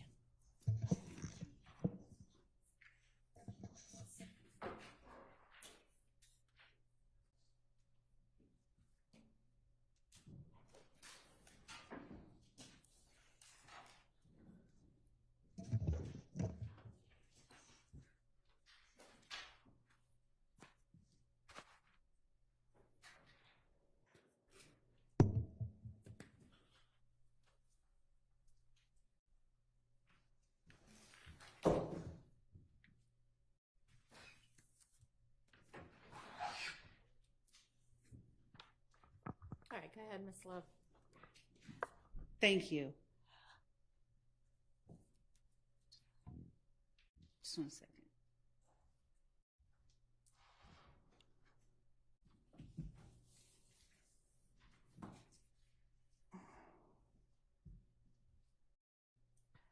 Mr. Sledge, would you please tell the jury who is in the courtroom with you today that was not in the courtroom with you on December 28, 2022? Could you repeat it? Can you rephrase that? Because that's going to be a whole lot of people. Just get to the point that you want to ask. Yes. You already said I was here. Was there a court reporter here in the courtroom? Not this one, but a court reporter? I think so. Were there deputies? I think so. Were there DA investigators? I think, yes. Obviously, you said your lawyer was here. Yes. All right. Was your friend Shannon here? If you're trying to get to the point. Mr. Sledge, I'm not trying to get to anything, and I really do need you to just answer the question. Listen. So if you could But please, Your Honor, if the court would instruct the witness question. to answer the question, Listen to the question and answer the question. And then that's you can asked, explain. And then you may explain it. I would ask Thank that you. he be allowed to complete his answer. and Your Honor, since his answer was not responsive, His answer was not responsive. I'd ask that you Re-ask the question. Was your friend, Mr. Stillwell, here in court with you on December 28, 2022? No. Was your friend, Defendant Williams, here in court with you on December 28, 2022? No. Was your friend, Defendant Kendrick, here in court with you on December 28, 2022? No. Was the lawyer for your friend, Mr. Williams, here in court with you on December 28, 2022? No. Was the lawyer for your friend, Mr. Stillwell, here in court with you on December 28, 2022? No. Was the lawyer for your friend, Mr. Kendrick, here in Objection. court with you on December? He I'm objected. saying, I'll why wait. you Hold raising- on, Mr. Hang on. Relevance to whether I was in attendance at the time he took his plea. Your Honor, Overruled. was the lawyer for your friend, Mr. Kendrick, here in court with you on December 28, But- 2022? You can answer first, and I will let you explain, but I need you to answer No. yes or no. But could you stop yelling at me like I'm your child or something? I'm not your child. You are not. You talking aggressive to me. You don't intimidate me. All them guys over here. So if you would have came to me and asked me this, I'd have told you the same thing. What if they was in my face or not in my face? I'm not scared of them or you. I don't want you to be. Well, that's what you acting like it. That's what you Okay. acting like you trying to So pay. do you want me to bring my voice down? And I apologize Don't if it holler at sounds me. like I I'm ain't your yelling. child. Could I take a break? Y'all in the car. Now, we've had so many breaks this Yeah, morning. We 'cause really need to get I'm- through this. All right. So, Mr. Sledge, was either Quay that is in the courtroom here today in the courtroom with you on December 28, 2022? No. Was Lil Rod in the courtroom with you on December 28, 2022? Get to your point. No. That is my point. Your point is. Okay. Was the lawyer for Mr. Huey Quay in court with you on December 28, 2022? No.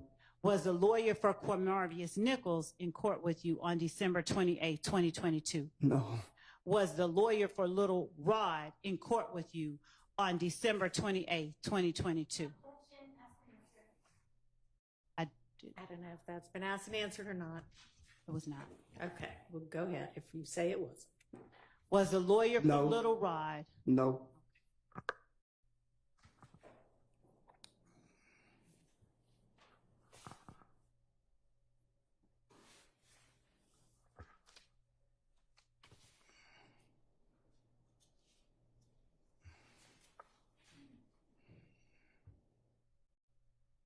On cross-examination, defendant Stillwell's attorney, Mr. Sharp, asked you about Shell Kel and Antrevia. Do you remember that? I don't recall.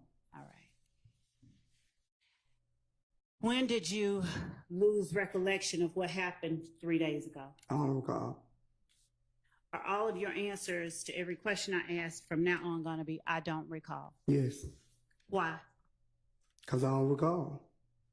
And what caused you to lose your memory? You put so much pressure on my brain, I don't forgot everything. I can't remember all this stuff that been asked to me for the last 4 days. It's like, it's confusing. So I'm not, like you said, I completed the 9th grade. I'm not that intelligent to be remembering all this stuff that you keep asking me. My brain just everywhere. I might need to go see somebody after this court time. Mr. Sledge, did you have any problem at all understanding the questions asked to you about Brian Steele? I don't recall. Right. Did you lose your memory at any point with Mr. Steele? He wasn't pressuring me like you. He was helping me. He was explaining to me. He was breaking down. But it seemed like I appreciate what you're saying. I'm going to respond to that. Objection. Mr. The witness should be allowed to answer the question. Were you finished with your answer? no, she cut me off. Go ahead. Go ahead, please. I said, Mr. Steele was explaining to me he wasn't pressuring me, but every time it seems like I'm getting up in with you, I'm giving you my truth, and you still trying to pressure me to say something you want me to say when I'm giving you the truth that I know. Mr. Sledge, do you understand that there's a difference between the way that a prosecutor can ask you questions and the way that a defense attorney can ask you questions? No. Do you understand that I cannot lead you when I'm asking you questions? It's, Sustained. Okay. When you say that there's a difference between the way that Mr. Steele asks you questions and the way that I ask you questions, would you help me understand what that difference is so that I can ask you questions in a way that does not frustrate you? Oh, well, and he kind of has told you. she ain't said it. She said you overruled. Ask your next question. Okay. Yeah. All right. So will you help me break things down a little bit so that I'm not frustrating you, okay? I understand. I don't even. Can we rewind? No. All right.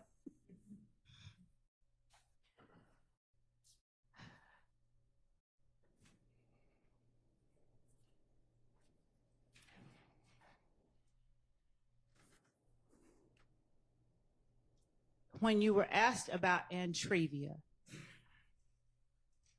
was Shell Kel the person you said who had also started a relationship with Antrevia after you? I don't recall. What is confrontational about that question? I just don't recall. Why don't you recall? Because you pressured me. I don't recall. You hurt my brain. All right, so let's take an early lunch, and you can calm down in the meantime, hopefully, and then we will come back. Let's see, it's almost 11:15. Let's come back at 12:30. Yes, Your Honor. Thank you.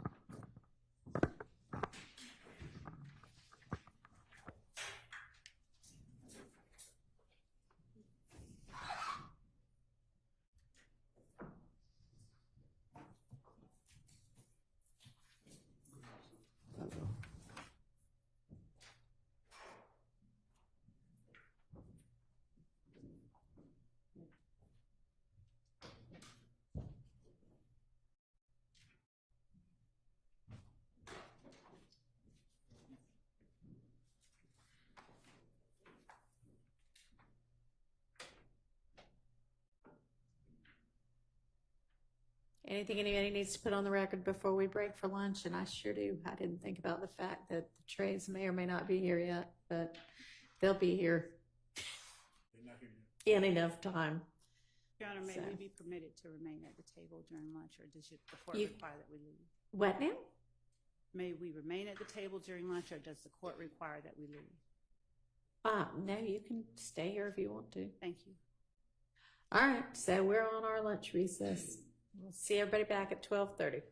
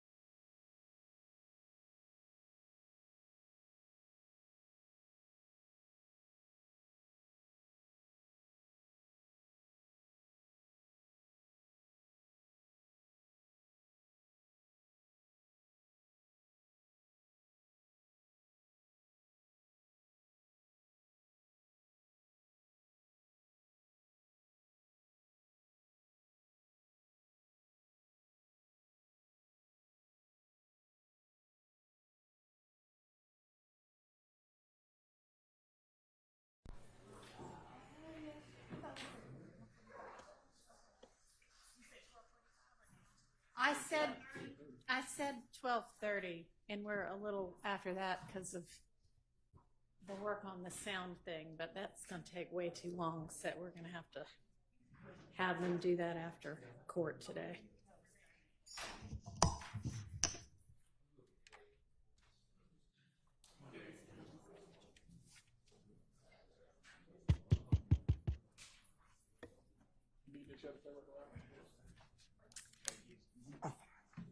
I'm fine.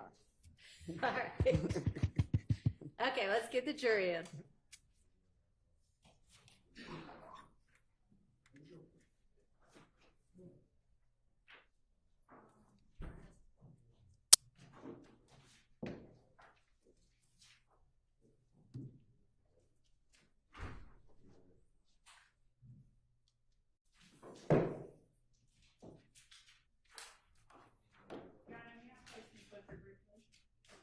Who briefly? Yes.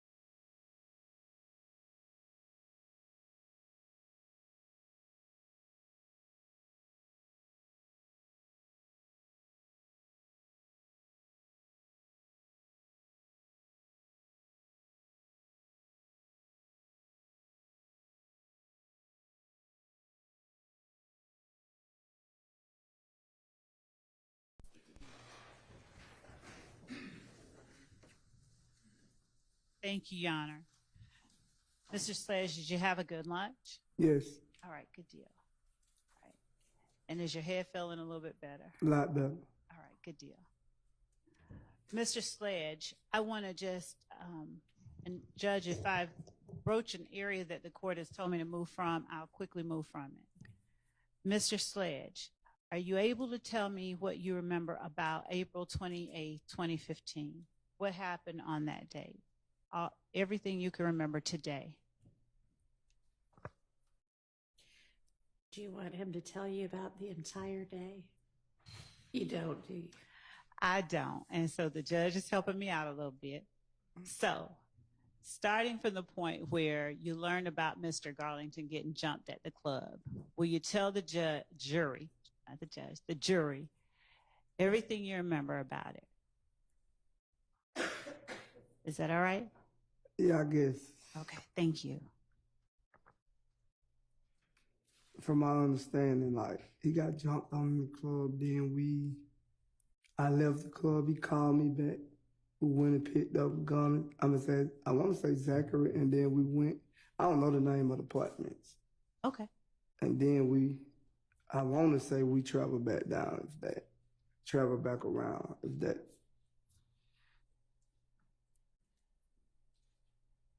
I didn't hear you. I said once we went to the apartments and then we went back to the house. I think that's what I said. Take your time, and you do not have to. I'm not trying to get you to match up anything. Okay? I actually it been long 4 days, Miss. So It's okay. Take your time. If you have anything you can refresh my memory. But right now, I don't recall. All right. Try my best. And that's all I'll ask, okay? Yes. All right. So I'm not going to try and trip you up. I just wanted whatever you remember today in terms of it. All right, go ahead and ask the next question. Okay. All right. Do you remember whether you went to the house first or to the apartment first? I don't remember. I can't exactly tell you, but I don't recall exactly how I went. Okay. And the house that we're talking about, is that the one off near MLK, off Adele? I want to say that's the only house I remember going to. I Okay. don't remember. And where were the apartments that you remember going to? I don't remember exactly what it was. I just know they was in a gated area. It had a gate when you got to go through the gate. That's all I remember. Do you remember whose they were, whose apartments they were? Like, why were y'all going there? I think I was supposed to have been dropping Zachary off. Okay. Did his girlfriend live there? I don't think she stayed there, but she was there. All right. Now, was there any shootings that went on there? Did you see somebody else shooting or anything happening there? Yes, I think that's what it was. They was shooting when we pulled up. Okay. Now, I know you don't get scared easily, but did you consider that sort of a startling sight to see somebody shooting at the apartments? For me, it was normal, so I can't speak for no one else, but Fair from enough. my perspective, it was normal. All right. And were they shooting at apartments that you were sending or taking Mr. Zachary to? I don't know if it was the exact apartment, but it was right there in that area. All right. Now, in terms of shooting, how could you tell the jury, because they weren't there? Do you see guns pointing out a window or just like fire flashes? What is it that let you I know? just seen the fire flash in front of the Okay. car. Okay. And were you right up on the car, or were you like coming in the gate and you saw fire flashes from like across I the pulled directly in front of the car, and then I backed back. Okay. When you pulled directly in front of it, had the shooting begun already? No, they was doing it. Okay. Did you realize they were doing it when you pulled directly in front of it? No, it's like when we got there, then it started happening. Okay. Okay, so for people who aren't you, that might have been considered a little scary. So what did you do when you heard the shooting behind you going on? I backed out. Okay. Did you back out and like quickly leave? No, I got back to safety. Okay. And where were Mr. Garlington and Mr. Zachary when you did that? Did they run inside, stay with you? No, they got out the car. All right. And did you see what happened? No, I was around the building, so I didn't really get out the car to see what was going on, but I backed up behind the building. Okay. Did you have to pull around the car to get in front of it? Or did you... No, or it's did a they pull straight it shot. It's just a straight shot through the apartments. Okay, so is it fair, did the car pull up behind you then? What you mean? Did I understand you to say that you ended up in front of the car that was shooting? That mean they was probably bagged in, facing like coming out, and I'm coming in. I gotcha. Okay. Did you notice what kind of car it was? No, All right. And did you have a belief as to who it was that was in that car? I didn't know who it was. Okay. Did you later form a belief as to who it was that was in that car? No, I don't recall. All right. Did you all do anything based on who y'all believe might have been in the car? I already answered that question. I answered that question 2 days ago when I told you about it. Okay. Forgive me. I had a long weekend. Could you tell me what you all did based on what you all believed or who you all believe was in that car? There's nothing more that'll happen as a result of it, I promise. I don't know who was in the car. At the time, I didn't know who was in the car. I still don't know if that was true, what was told to me, so. All right. And that was told to you by Mr. Zachary or somebody else? Well, it was told by other people too, so. Okay. Other people that were there with you In the car? street, in the streets. Like, when things happen, it be talked about in the streets. Okay. Did you all react immediately, or did it take a few days or something different? I don't know. I can't really tell you because I told you I was behind a building, so I couldn't actually see what was going on. All right. Okay. At any point, did you think that Ifgane was involved in that? I don't know because I told you from the night that he got jumped on, I didn't even see who jumped on him. Right. So I don't know. I don't recall. I can't say that. Okay, that's fair. I'm not asking you if they were. I'm just. Judge, may I be allowed to ask the question? Yep. Thank you. I'm just asking you at any point if you believe they were, not whether you know, not whether they were, just at any point did you No, believe? I never believe. I never believe. All right.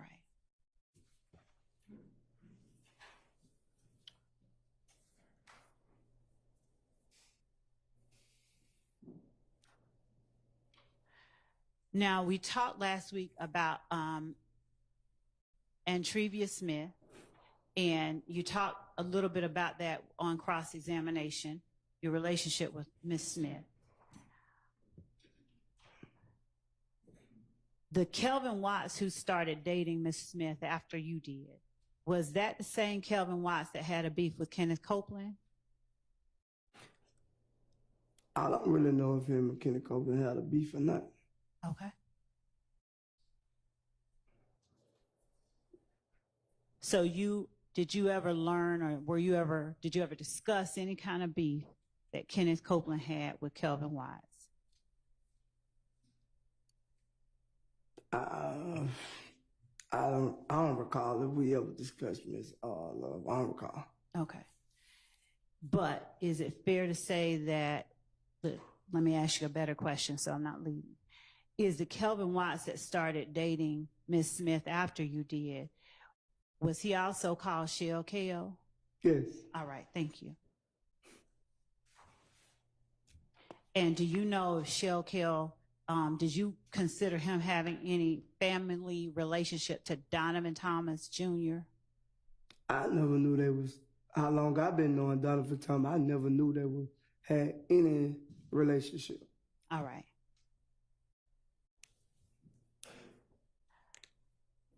How long did you say you knew Shell KO? If you said it already, forgive me.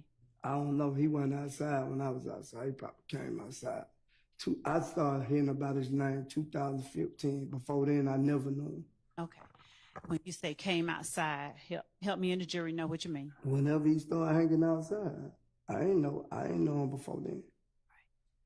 So, based on that answer, did he start hanging outside around 2015? I don't know, Ms. Love. I'm saying that's when I started hearing his name in the street. Other than that, I don't know him. All right. When you heard his name in the street, did you hear his name associated with Ifgane, sir? No, not when I first started hearing his name. At any point later on, did you hear his name associated with Ifgane? Yeah, maybe, yeah. All right. Now, do you remember whether that was after 2015, like 2016, 17, or during about 2015? I don't really recall because it was late. It probably was late in 2015, but Thank I don't you, know. sir. All right. All right.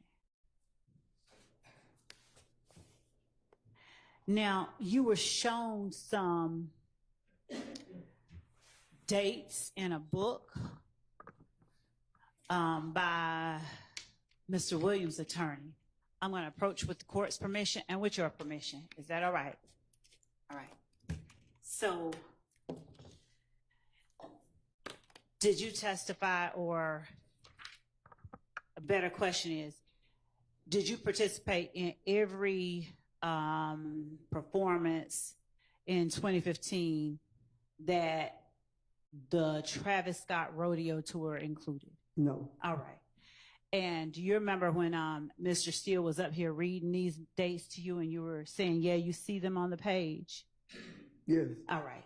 Now, would you tell the jury if these dates are dates that you were actually at the location indicated on this piece of paper? Yeah, most of them. Okay. Are you able, as we sit here now, to tell the jury, just you can point them out and then read them out after you do, the dates that you did go I don't have to to? go through all the dates. I know exactly what day that I left that tour. Okay, I don't know the exact date, but I know what state I was in. fair enough. So did the tour did not start until after January 10th, 2015. Is that right or wrong? That might be right. Okay. Do you know of any tour date on this tour that you were talking about with Travis Scott that started before February 28th, 2015? I don't know the exact dates, at least I'm looking at the book. Here. Do you know of anything before February 28th, 2015? Here, you can turn however you want to look at it. No, the first date say February 28, 2015. Okay.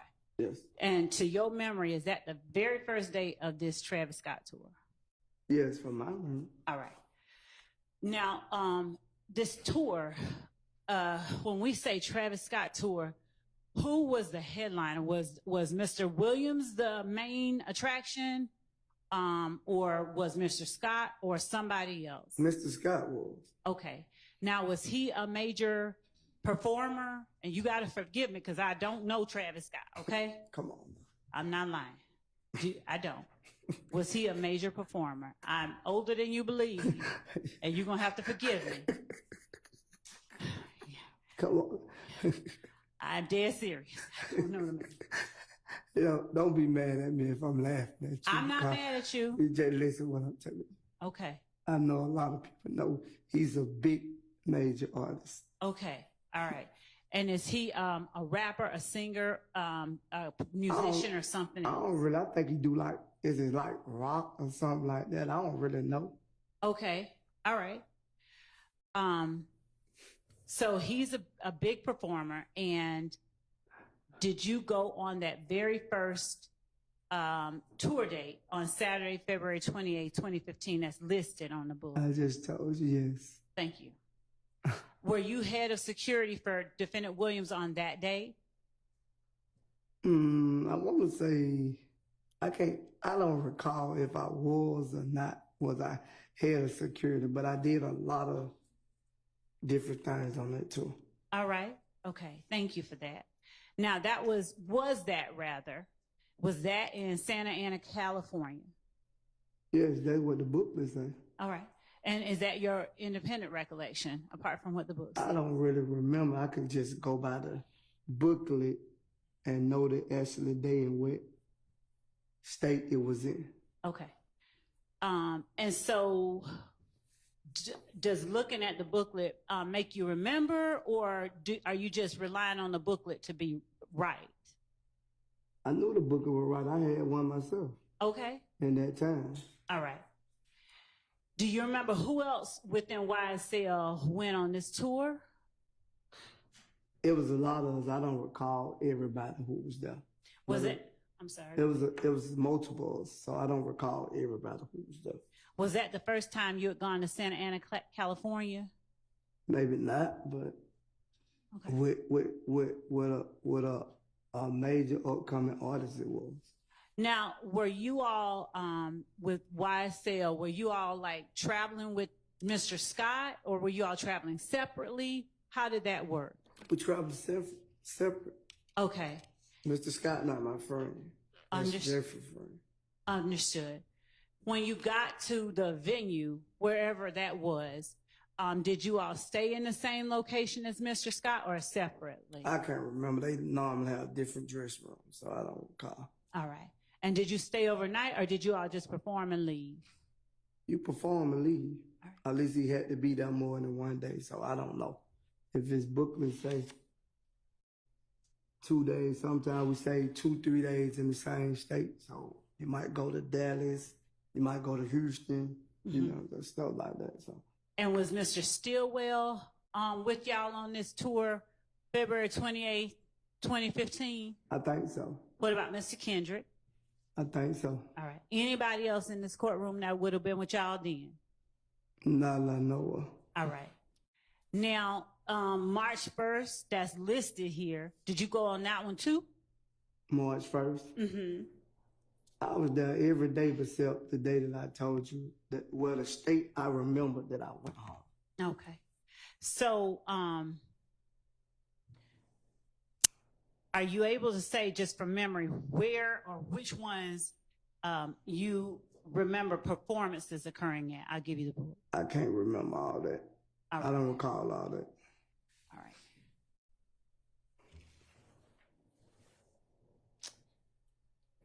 On the days that are listed as travel days, are you able to tell the jury if you all actually traveled on those days, or were there some days that you all traveled on different days? Probably actually that day because you had to be in another state before he performed. It was a time limit, so like we had to stay on the time limit. Okay. Are you able to tell this jury with 100% certainty whether or not Mr. Williams performed at every show reflected on this tour schedule? I can't say that because I got sent home on a certain date, so I didn't finish the whole tour, so I can't say that. Okay. I didn't see him perform, but I could, like, until I got sent home, I seen him perform. Without looking at the book, and I'm going to show you the book in a minute, but without looking at the book, are you able to say the date you went home? I can't tell you the date. I remember what state it was. Okay. Looking at the book, would that help you remember when you went home?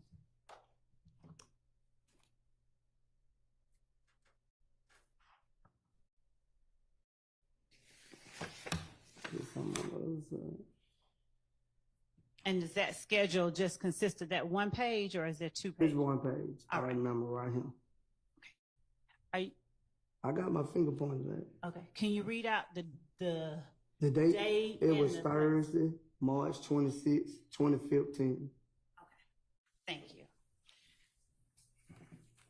Are you able to tell the jury with 100% certainty whether on every tour day prior to Thursday, March 26, 2015, Defendant Williams performed at every performance listed on this sheet of paper?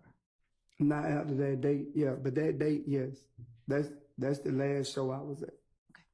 What I'm asking is, before you got sent home, before you went home, right? Every show that he performed. Every show day? Yeah. Okay.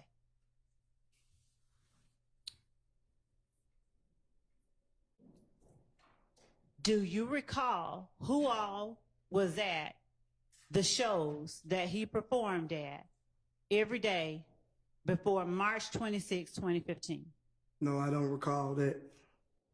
After you got sent home, did you make any effort to follow what was going on as he toured? No. So when you got home, did you just kind of blank out and not listen to or anything? I enjoyed myself with my family.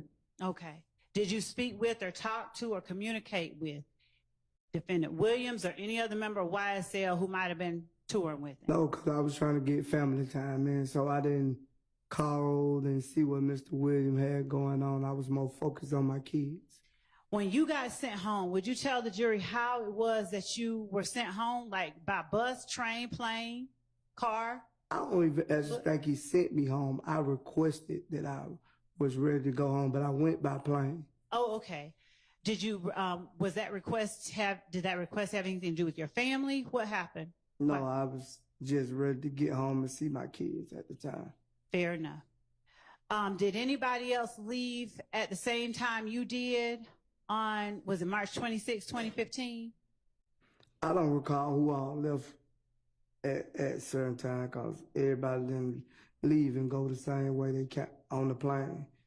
Okay. Was Defendant Stillwell still with Mr. Williams on this rodeo tour of Travis Scott's when you left? Do you remember? I don't recall if Mr. Williams and Mr. Steele went home or he stayed on tour. I don't recall. All right. Do you have any memory about Mr. Kendrick and how long he stayed? No, I believe Mr. Kendrick stayed the whole while. If I'm not mistaken, Mr. Kendrick was like a backup hype man or something at the time. Was a backup hype man? He was on stage with him performing. Okay. Was Mr. Copeland with him? Do you know? No, I don't remember Mr. Cole. What about Mr. Zachary? I think Mr. Zachary had got sick. He went home way before. Was Mr. Stevens with him? I don't recall. What about Mr. Garlington? Was he with them? I don't recall. So without me going down a list of people you don't recall, can you tell the jury if there's anybody else you recall being on this tour of Travis Scott's with you and other YSL people? No, I don't recall. Okay.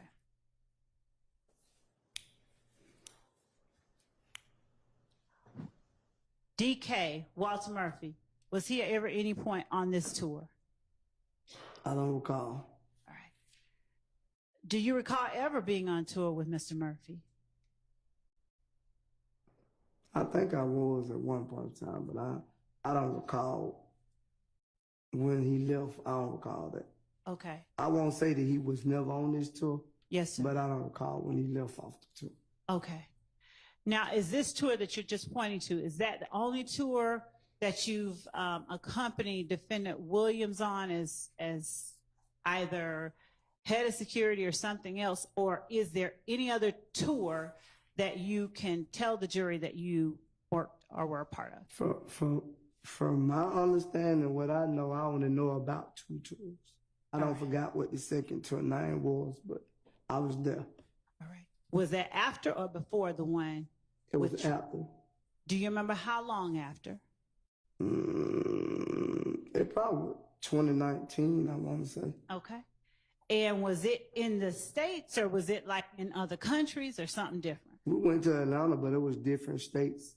And I think like on the tour, he did go to another country at one time. Say it for me one more time, sir. I think he did go out the country on one of the dates. I just don't remember what date. All right. Do you remember whether he was the headline by 2019? Yes, he was headline. Okay. And did he have other artists performing with him? Yes, his artist. All right. Besides people from YSL, like with this, he was performing with Travis Scott. Did he have some other people besides YSL performing with I him don't in want to 2019? say the guy. I don't remember the guy's name. It's Kelly, something like that. I think it's something like that. I don't want to use the term of what his race is, but his name Kelly or something like that. Was he my race? No, Okay. he was his race. He was his race. Yeah. Since you want me to say it. You're all right. That's all right. Yeah. All right. Was it Machine Gun Kelly? That's who it is, Machine Gun. Okay. All right. I'm not familiar with all the rappers, but Okay. But Mr. Williams was the top line and Machine Gun Kelly Kelly was was, yes. with him. Okay. Yes. All right.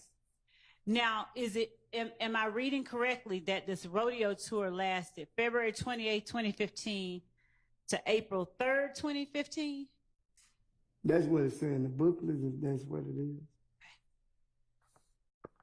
And you can look on other pages if you need I don't to. think it's no other page. I already know. Okay. Yeah, that's the ending date. Okay. So, is it your memory that after April 3rd, 2015, where it says travel home, there was no more rodeo tour? No, it was no more rodeo too. Okay. Okay.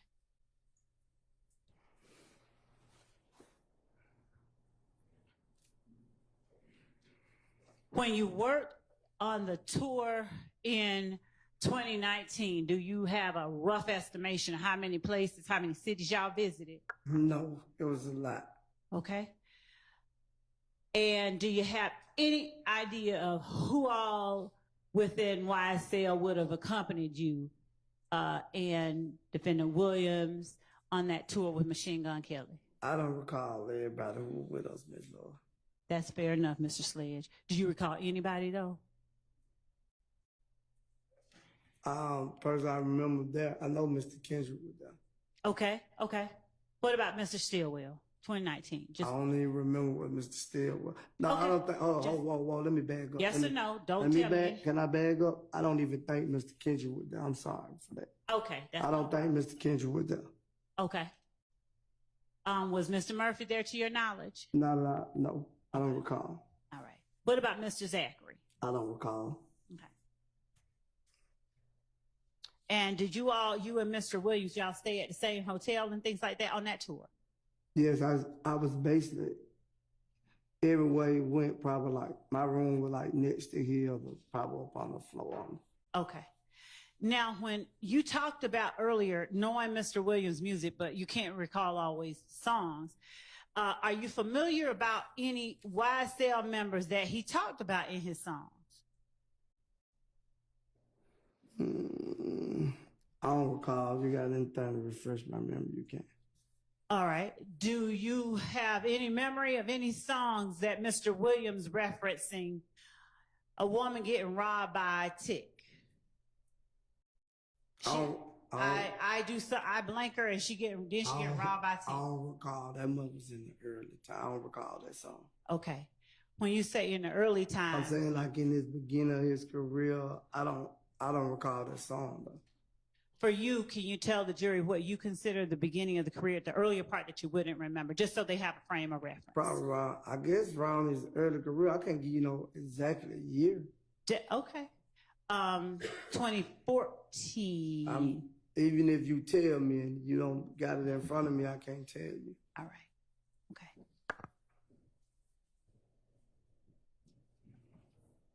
What about Lil Woody popping at your noggin? Does that sound familiar? Yeah, I think that was on the song. Do you remember what song that was on? I want to say Halftime, if I'm not mistaken. Any idea when Halftime dropped? No, I don't remember exactly what year Halftime dropped either. Okay. Do you remember around like 2014, 2015? I don't remember that. Okay. Were you working as head of security during that time? I don't recall that because I don't know what year. I can't answer that for you because I don't know what year it came out. Okay.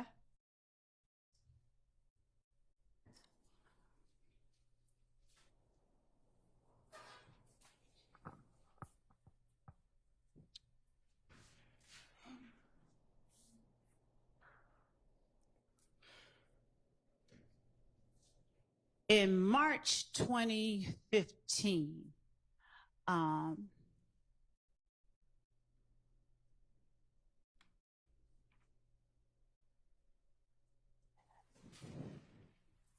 you said you went home around March. What was March? Whatever Phoenix, Arizona is. Phoenix, Arizona. After that show, I went home. Okay. All right. So it would have been the next day that I went home. Okay. All right. So I didn't travel to the next state with them. All right. All right. So March 26, 2015 is Phoenix, Arizona. You would have gone home like March 27th, that Friday. Yeah, that morning. That morning? Okay. All right. Did you ever hear, sir, you want to see it again? No. All right. Did you ever hear, while you were there, before you went home on March 27th, did you ever hear Defendant Williams refer to any other artists in his music while he was on stage? Other than Travis Scott? I don't recall because I don't recall all the songs he performed. Okay. Did you ever hear him diss anybody on stage? I don't recall. And I'm going to have to say the word, but I hate to do it, but I'm going to ask. Did you ever hear him call anybody a bitch on stage?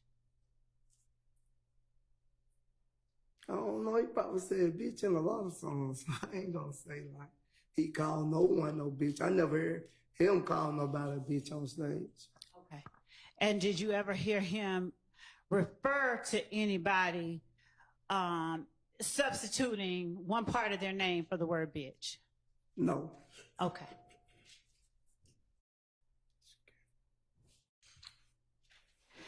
When we were talking about that video with you, Mr. Zachary, back last week, the video, I'm sorry, I'm switching gears. I'm switching gears. Here, there. But I ain't gonna be aggressive. But that's how you confuse me. You going to one subject and then you jumping all the way left field. All right, I'm gonna try and orient you.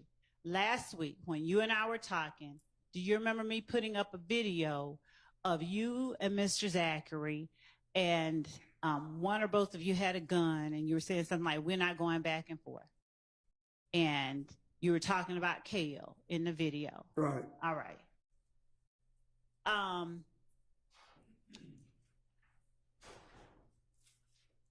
when you were,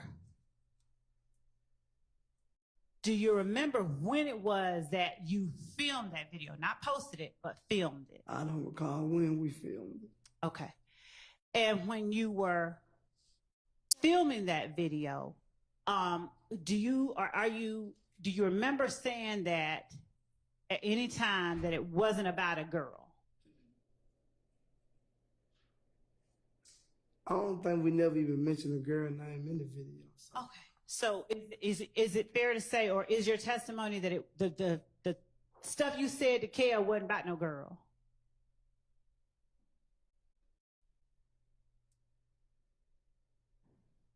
I don't recall. I can't say, bro. I don't recall. 'Cause you saying what I said, I don't recall because I ain't say nothing about no girl in the video. That's fair. All right. But do you remember the video? I remember we made the video, but I don't remember what I said in the video. Ms. Dyer, are you able to pull up that video?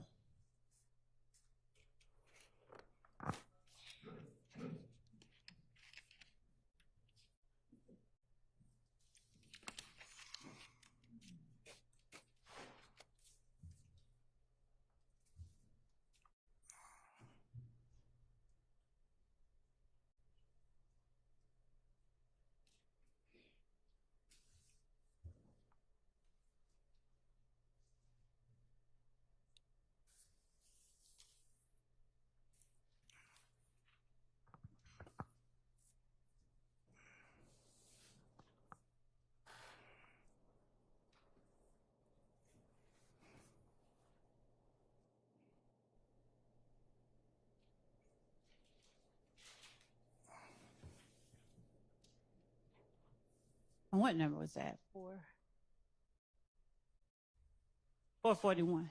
All right. We're going to play 441 for you one more time.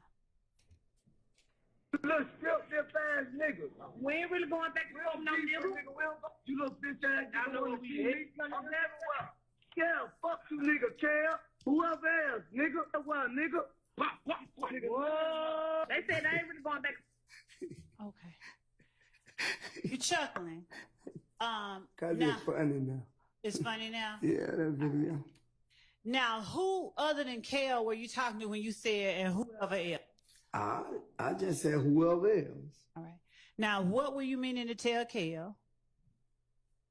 I wasn't meaning to tell him nothing. Okay. I said what I said in the video. All right. Which was we're not going back. I ain't going back and forth with him. All right. I ain't say them, I said him. Right. Was he trying to go back and forth with you about something? If you want to be honest, they were saying that he was looking for me about Treva. So Okay. that's the whole thing. So when he didn't respond to me when I DM'd him, I made sure he was going to be able to see what I was saying. What did you DM Kale? I DM, I don't got no problem with him about no girl. Okay. And when did to your knowledge, did Kale say something about Mr. Zachary? I don't know. No, I can't recall if he said anything about Zachary. I don't know. Then I'm gonna have to fall to my country roots and ask you, what was Mr. Zachary doing up in there with y'all? I don't know. He was just being silly in the video too. It was all silly. It wasn't in that serious. Cause when I seen Kale, he ain't do nothing to me, and I ain't do nothing to him. So it wasn't that serious. All right. So for you, putting guns on the internet ain't that serious? Is that fair? No one was shot, so I don't think it was that serious. Video. Okay. All right. You know, also walk around with guns all day. It ain't that serious. All right.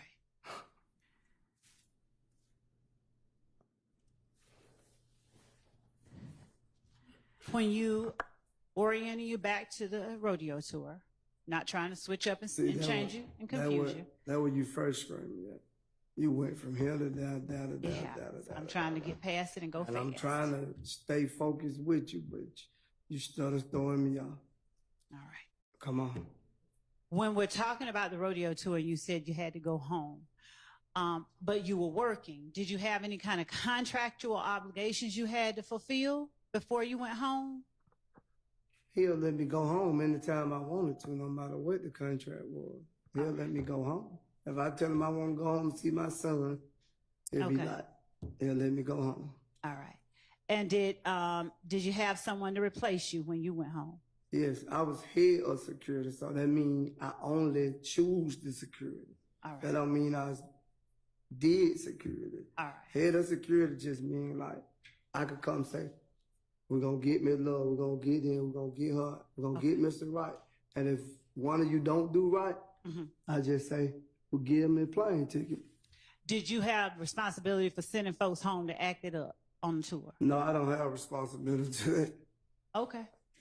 Now, on cross-examination, going back to, It's right, huh? thank you. This is Defendant Williams number 255, right? Yes. All right. You told Mr. Steele that you had seen that, you recognized that before, Yes. right? Where had you seen that? If I ain't mistaken, man, when it was posted and added, I want to say, man, Mr. Williams was together. When it was posted and added, y'all were together? When the guy added him, me and him was together. Okay. That's why I remember this post. Are And we you- were both like, I think he was gonna try to use it in a song or something, but he did. Are I you don't know. okay? Are you familiar with D-Mac? Got Me Too Banging? I don't know him personally. No, I don't know him. Now, where was it that you saw it? I want to say that was Twitter or something at the time, if I ain't mistaken. Now, are you posted? I mean, are you tagged on this tweet too? No, what you getting at? The jury doesn't know, so I'm just asking. You showed it. They presented it, and they All see I'm not tagged on them. So when you say that you and Mr. Williams were together, were you looking at his Who was- Twitter account, Yeah, we were sitting there looking at the phone together. at Mr. Williams' phone? Yes. All right.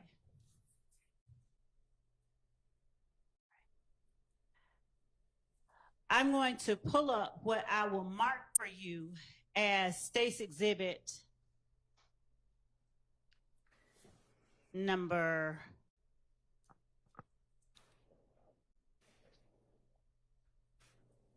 4.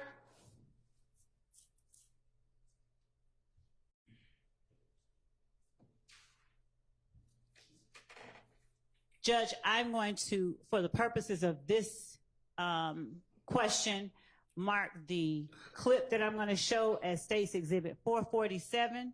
I'm sorry, 449. Okay.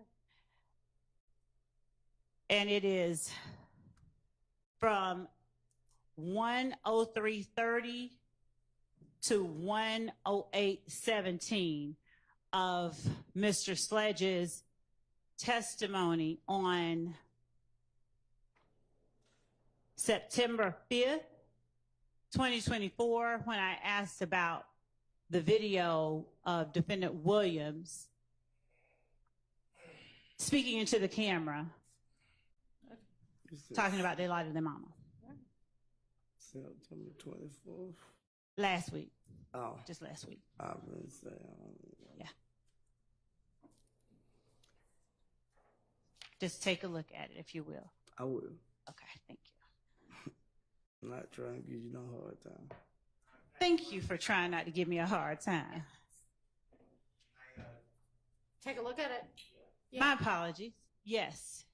Miss Knight, would you?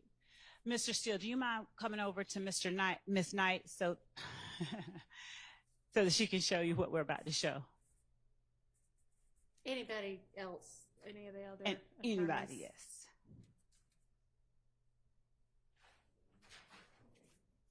And Judge, so that our record is very clear, it will be 449 Yankee. Okay. Thank you.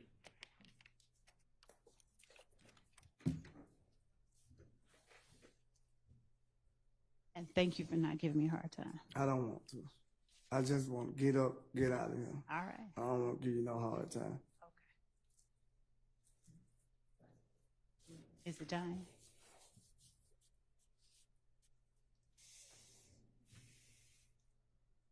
Can you show me the transcripts? Okay. Because I didn't want to play it loud.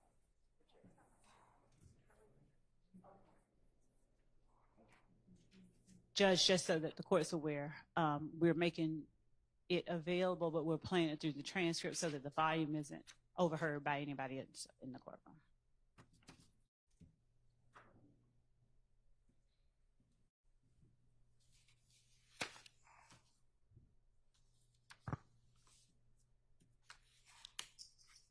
And with the court's permission, I'm just going to sit while they're looking.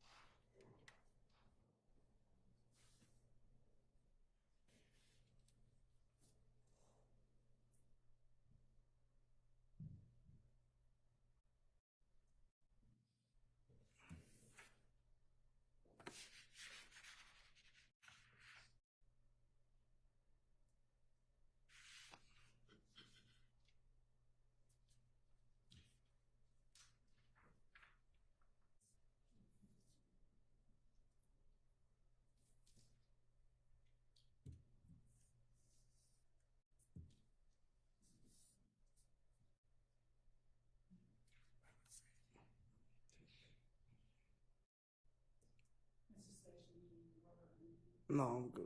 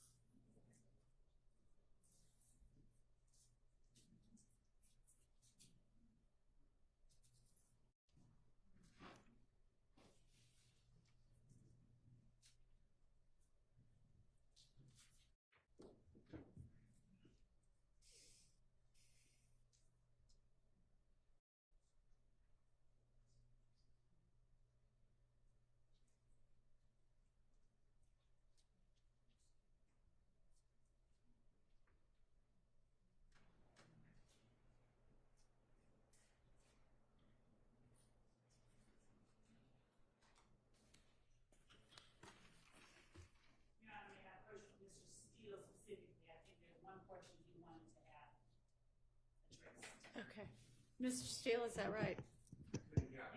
Did you want to long approach have about you- a particular section? I mean, do you want to? I would like to because he asked for something specific that I would like to. Oh, okay. All right. Do y'all need a break at all? Okay.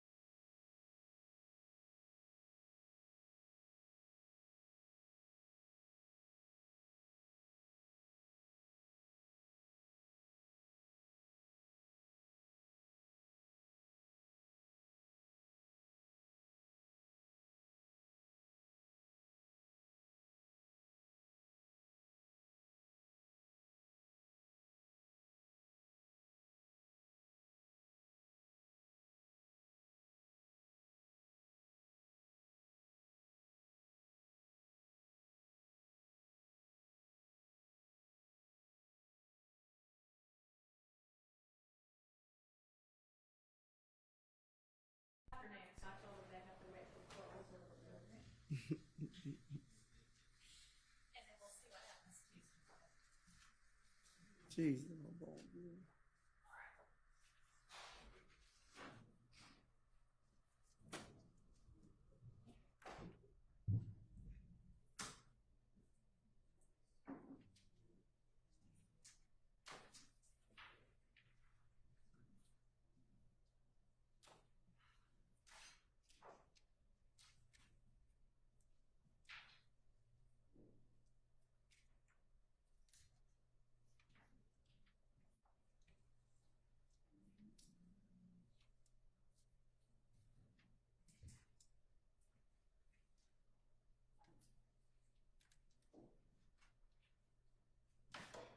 Sledge, I'm going to put in front of you a portion of your testimony that we have and will mark as 449 Yankee, just for the purposes of the record. And I want you to listen to it.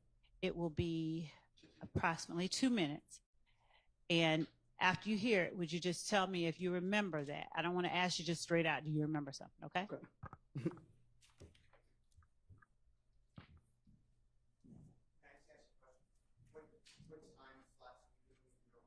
I don't mind, Judge. I'll tell him if you don't. If you give me a second. Hold on. Before you do anything, okay? Okay. Let me just move this weird.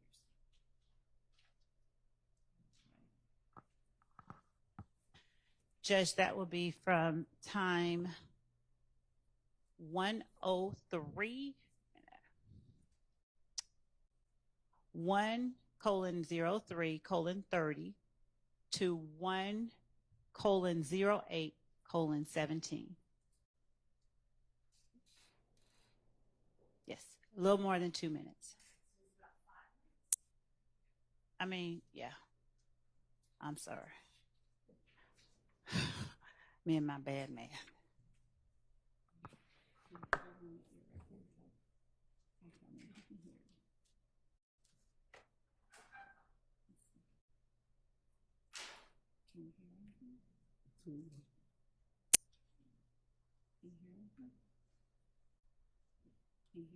I can't really hear you.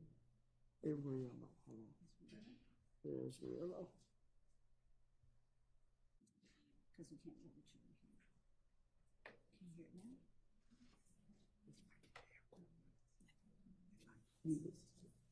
You try to listen to it and see. Can't you understand what it's saying? Can't understand. You're right.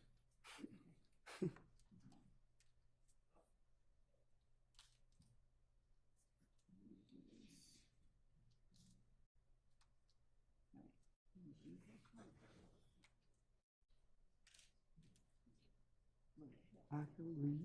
I don't really understand. Be hard for me because I can read words, but I don't really understand. Okay. Try these right here.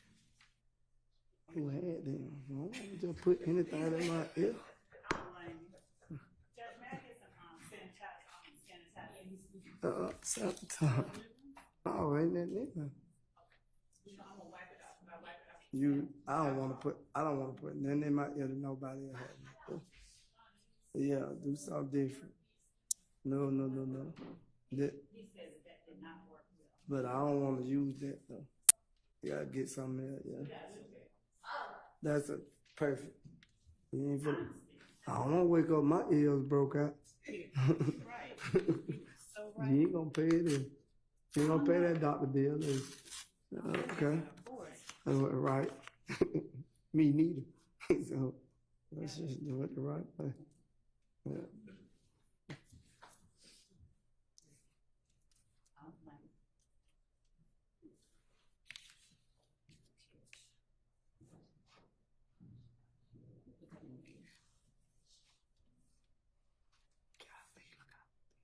You can pull them Oh, apart. okay.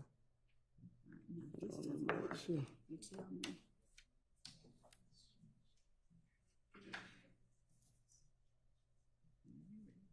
Oh, It doesn't matter. okay. I just want to make sure I can hear it.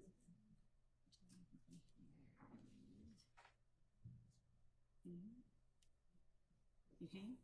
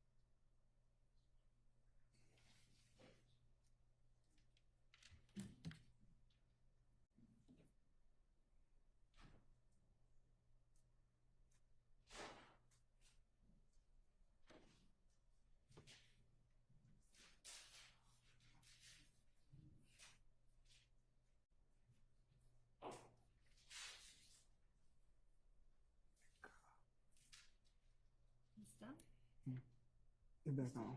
Okay. You just stop. I remember that. You do remember? But you remember you missed. Hold I on. just, okay. We can't talk about that. Okay.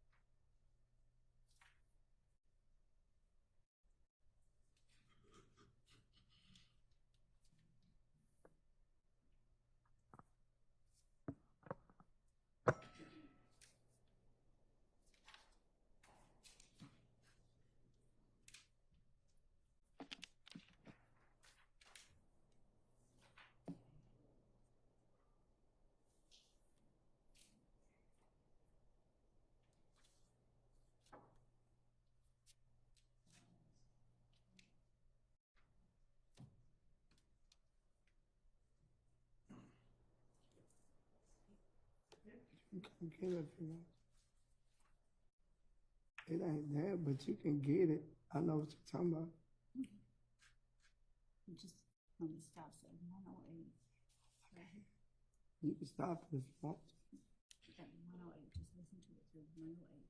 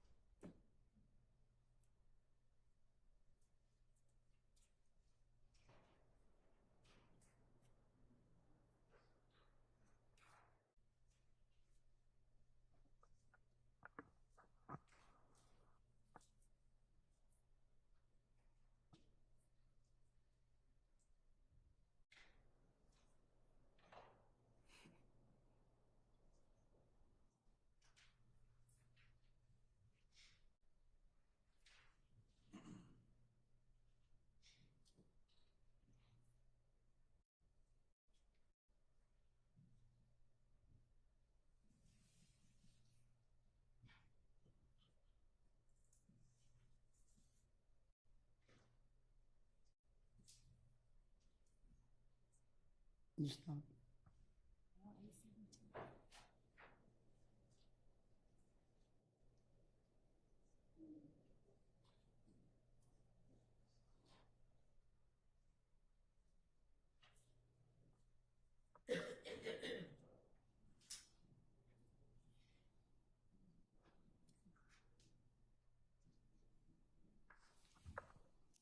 what you keep this, okay?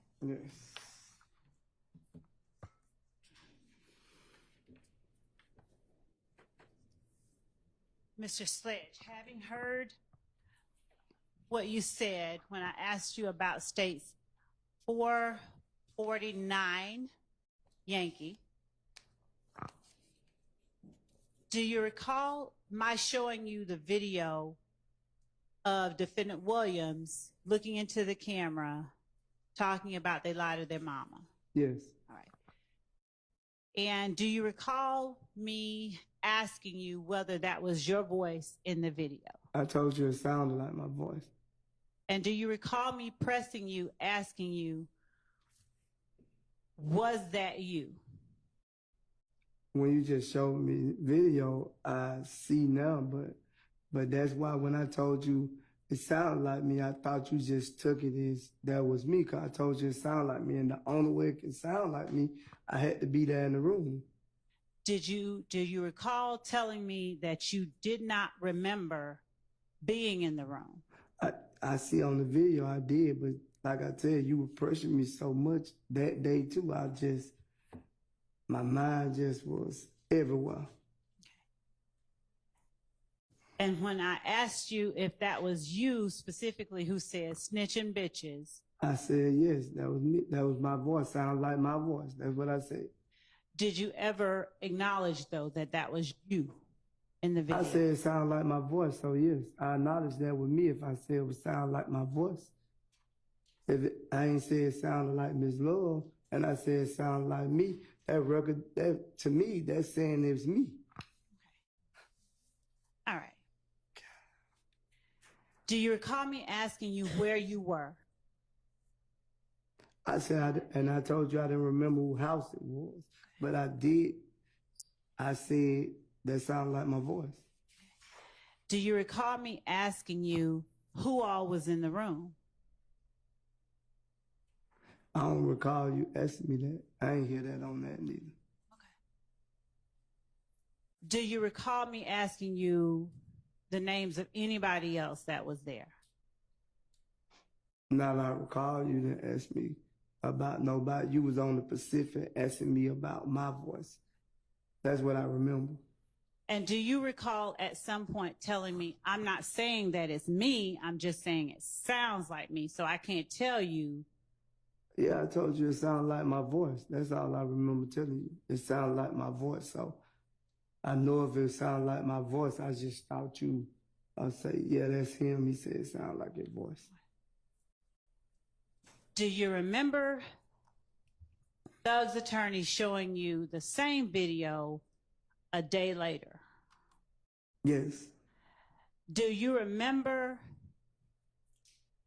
him asking you, was that you in the video? Yes. Do you remember telling him, yes, that is you in the video? Yes, because I had the day to think about it, and then I was like, yeah.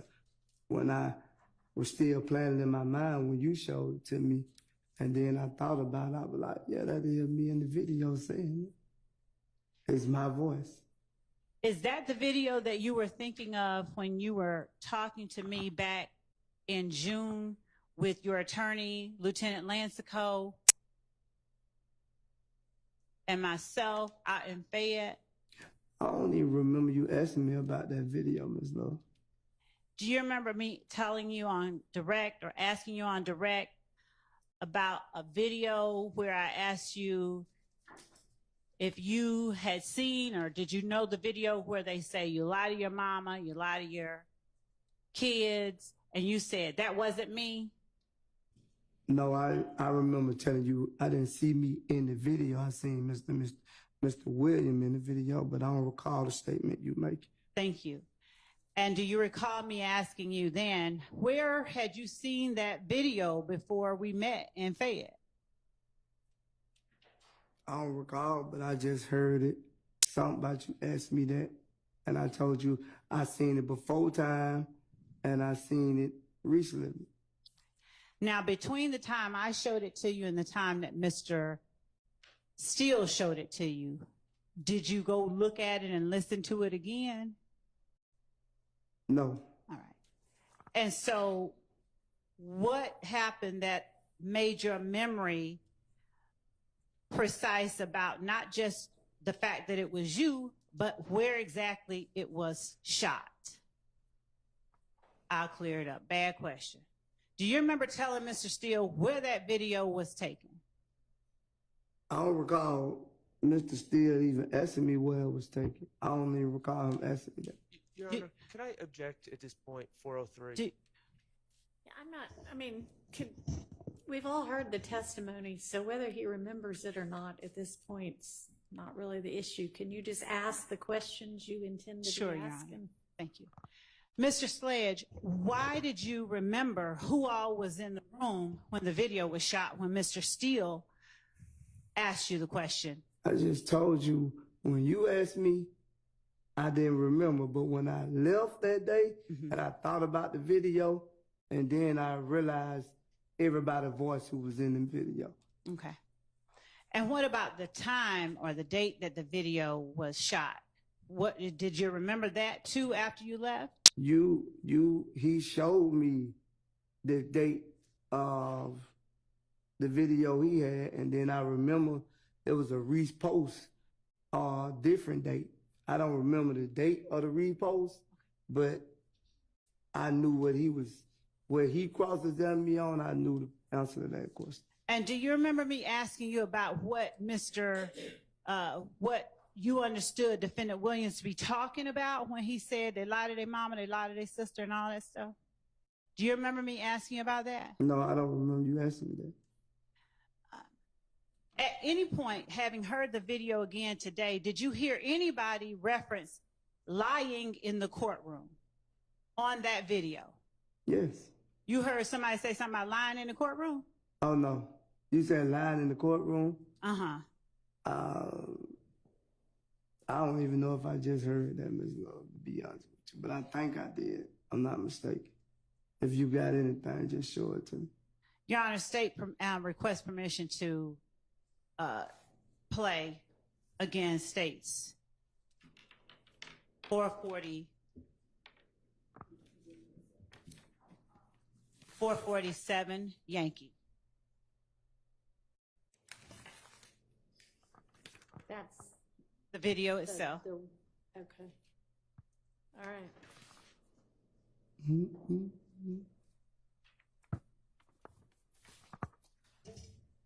And so even hearing it just now, you didn't remember, right? No, if you show me again, like that part. Okay. Don't worry about the earphones. We're going to put it up on the big screen.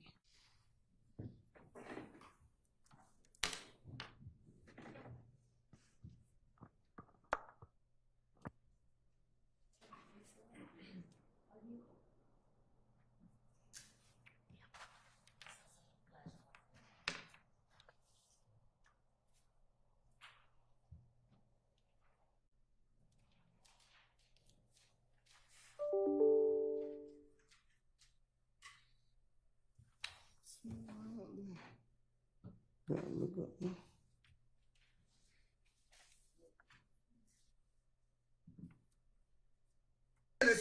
So nigga, a lot of they mama, a lot of they kids, a lot of they brothers and sisters, they didn't get ready in the courtroom and tell the God honest truth. Fuck, nigga. Don't get it. Y'all nigga need to get fucking killed, bro. You snitching bitches. From me and YSL. I don't hear it say lying in the courtroom, though. All right. So when you were asked on cross-examination by Mr. Steele if that video talked about lying in the courtroom, and you said, yeah, was that a mistake? Yeah, that was a mistake, because Okay. I didn't say lie it didn't say lie in the courtroom. The voice didn't say lie in the courtroom. Okay. What did you understand it to be saying? What he said or what in the video it said. The video. It's I'm lie on God. Okay. And when Thug is talking, what is he talking about doing in the courtroom? Telling the God's honest truth? Yes. All right. And after Mr. Williams says, and you get in the courtroom and tell the God's honest truth, you need to get killed, bro. That's from me as YSL. Since you realize now that that is your voice, Would you tell the jury why you say snitching bitches? Because snitch is a liar to me. Okay. Did you just not say that he said you get in the courtroom and tell the God's honest truth? Well, I'm in the courtroom telling the God honest truth. So whatever he said, what he said. Okay. So when he's talking about telling the God's honest truth in the courtroom, why do you follow that up with snitching bitches? I just said something. There wasn't no reason of following it up. Do you consider a person who does get in the courtroom and tell God's honest truth on their friends snitching bitches? No. All right.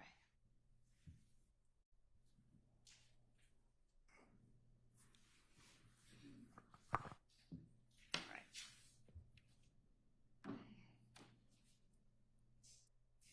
You were also asked on cross-examination by Mr. Steele about a meeting that you had with Lieutenant Lansco, your lawyer, and me out in Fayette County. Yeah. Call that? Yes. Did you let Mr. Steele know before we met that we were actually going to have the meeting? Did I let Mr. Steele know? Yep. No, I hadn't talked to Mr. Steele before that. All right. Did you let anyone at his office know that we were going to have that meeting? No. And afterwards, did you let him know that we had just had it? Could you be more direct? What you trying to say? Only what I'm asking. You said, did I do what? Did you let Mr. Steele know that we had just had that meeting? When? After we had the meeting? Yes, sir. Yes, yes. Okay. Did you ever let me know that you had that Zoom call with Mr. Steele? No, I ain't. Because my lawyer put the Zoom call together. I didn't put it together. Okay. Mr. Steele didn't call my phone himself and say, Mr. Sledge, what's going on? No. Okay. My attorney was on the Zoom call. Okay. And on the Zoom call, or rather last week, Mr. Steele asked you very pointedly, if you recall, do you remember Mr. Steele asking you, did Miss Love, or did you tell Miss Love that Defendant Williams encouraged you to take Kenneth Copeland to the police station? I said that to you and Mr. Steele. Do you recall Mr. Steele asking me that? you Yes, yes. Do you recall Mr. Steele asking you, did Miss Love tell you, do not tell the jury that Defendant Williams encouraged you to take Kenneth Copeland to the police station? I wouldn't say it was said like that. Hold on a minute. Do you recall him asking you that? Yes, yes. All right. And do you recall telling him, yes, Miss Love told me do not tell the jury that Defendant Williams encouraged me to take Kenneth Copeland to the police station? You didn't say it at the meeting June 9th. You didn't say it that way. But when I brought it to your attention that Mr. Williams told me to take me and Kenneth Copeland to the police station, your exact words to me, I don't want you to say that, and I would not be asking you that question. So,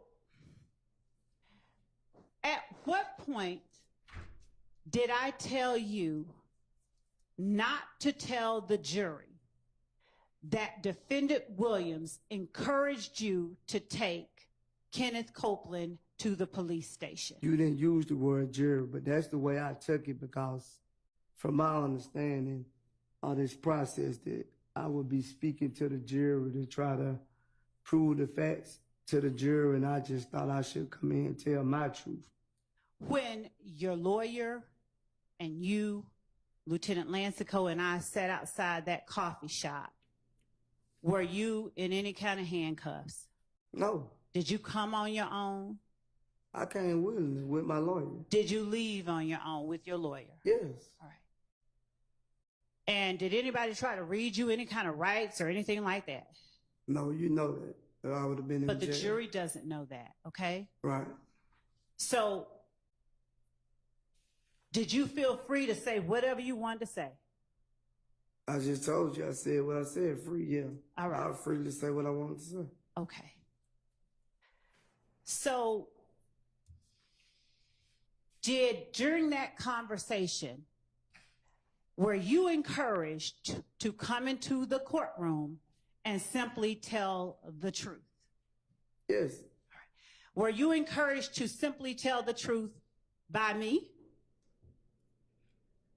You said it out your mouth that you wanted me to come here and tell the truth back.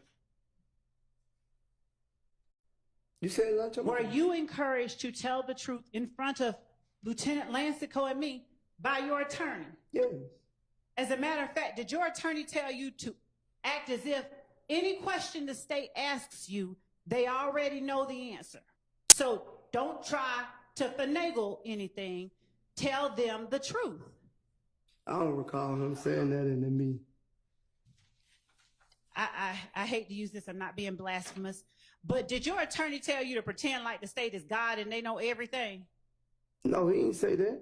Okay. I know that. You heard me. All right. Do you, God, come do on. you remember me asking you about the video? Do you remember me asking you about the video and you're denying being in a video where you say you lie to your kids? I never denied the video. I said you don't see me in the video. They're my exact words. Right. That ain't denying the video. Okay. And do you remember after that I said, I've seen a video with you in it? You said you seen the video with me, and I said you didn't see no video with me in it.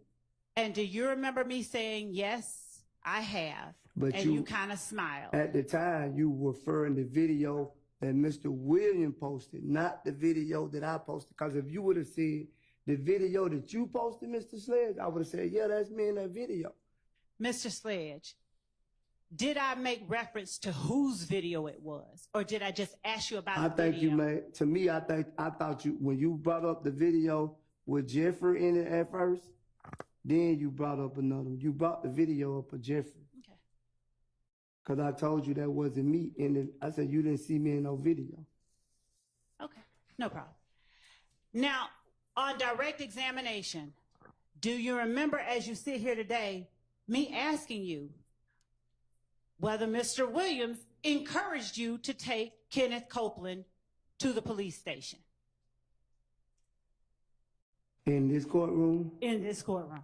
Yeah, you asked me the question. I figured you asked me the question because my lawyer called me and asked me, what did you, Ms. Love, say to you and that me? So then when you told me at the meeting you wasn't going to ask me the question, but then you get in the courtroom and ask me the question. So. That's what happened. Okay. So was it that I said I'm not going to ask you that, or did I tell you not to tell the jury that? You said how I took it. How you took it. I just need to know my words.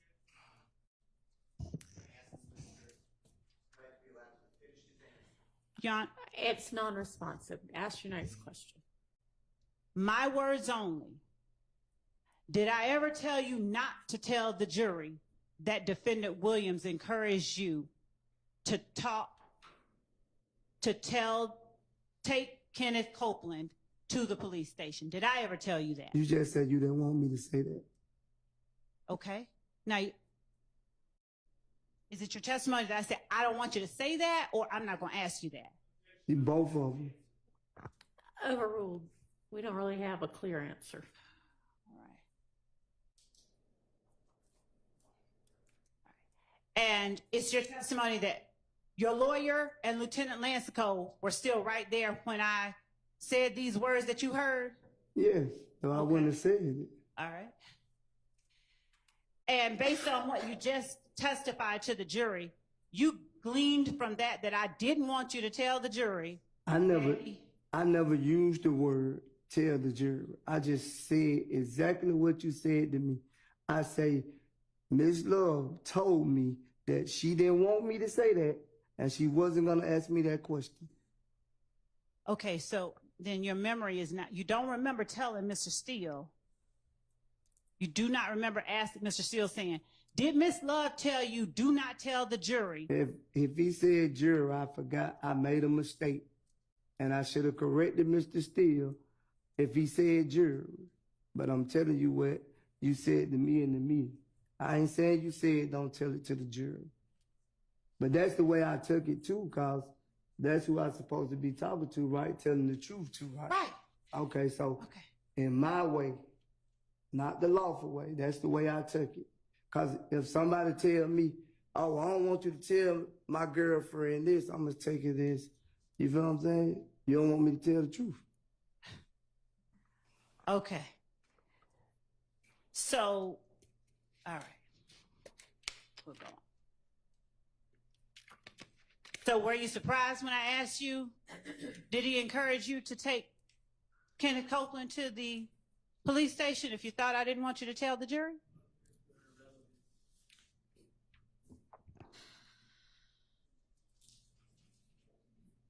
I'm exploring what he said his understanding was. Overruled. So were you? When I asked you that question, were you surprised given that you thought I didn't want you to talk about it? I don't know. I can't recall. I don't know. Okay. All right. Now,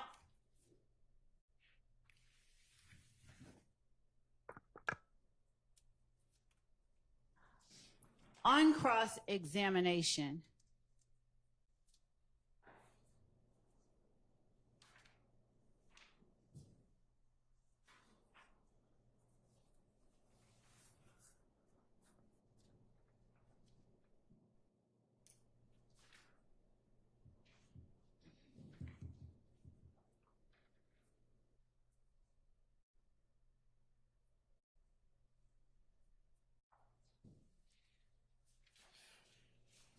did you tell Mr.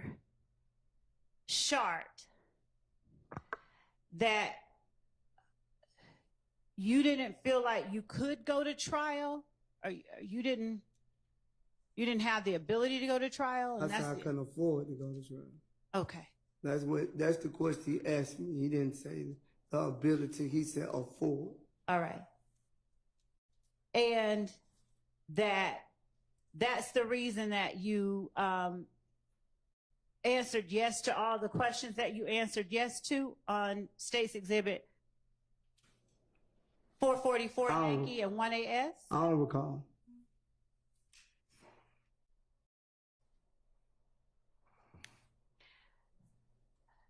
Having had time to think about it now, do you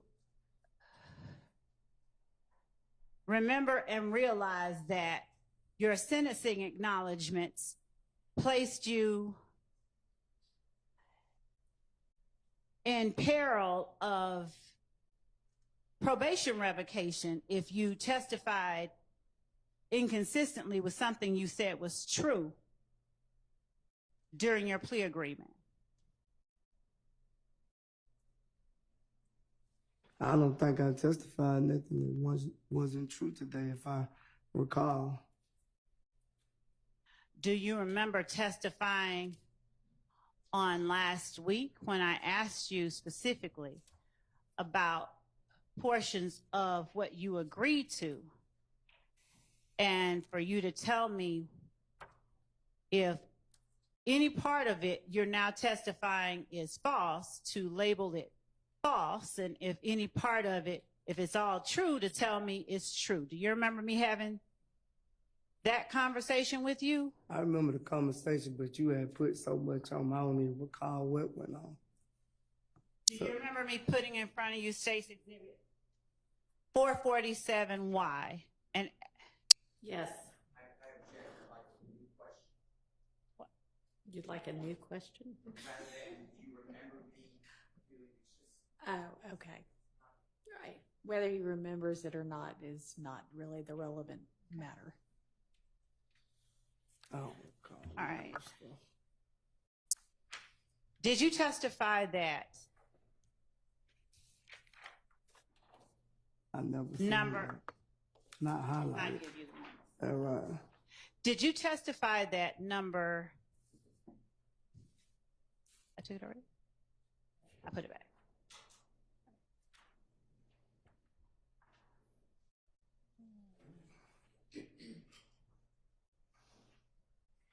State's Exhibit at 1AS.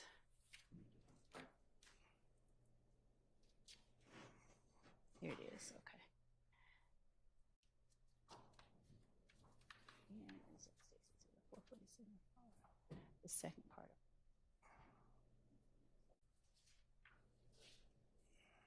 Did you testify that, looking at this, at State's Exhibit 1AS, did you testify that number 3 under defendant's factual acknowledgments is not entirely true? No, I didn't say it was not entirely true. I think I remember I said the part of the support of YSL, and you put Care as a rival gang member. I told you I didn't even know he was that gang at the time. And if I made a mistake anywhere else, I made a mistake. All right. Do you remember me putting, now I have to ask, do you remember, Your Honor? Do you remember me putting State's Exhibit 444Y in front of you? I remember you putting all these papers in front of me, but I don't like. Do you remember me asking you to go over each number, and if one of it is true or one of it? Oh, no. Do you remember me asking you that if all of the statement is true, to tell me and label it true, but that if any of it is not true, to call it false? Do you remember that? I don't recall that, Ms. Love. Like I told you, you've been confusing me for so many days. You've been confusing me since I've been on this stand. So I don't know, like now, you jump from one thing to another thing. My brain don't move as fast as probably yours. I might don't learn as quick as you do. So I don't remember all this stuff. You putting all these papers in front of me ain't gonna make me remember. Okay. All right. So whatever you trying to get to, get to. All right. We're just getting to the questions. So we'll take it slow. I don't remember. All right. 1AS, that is the document you signed, right? Yeah. All right.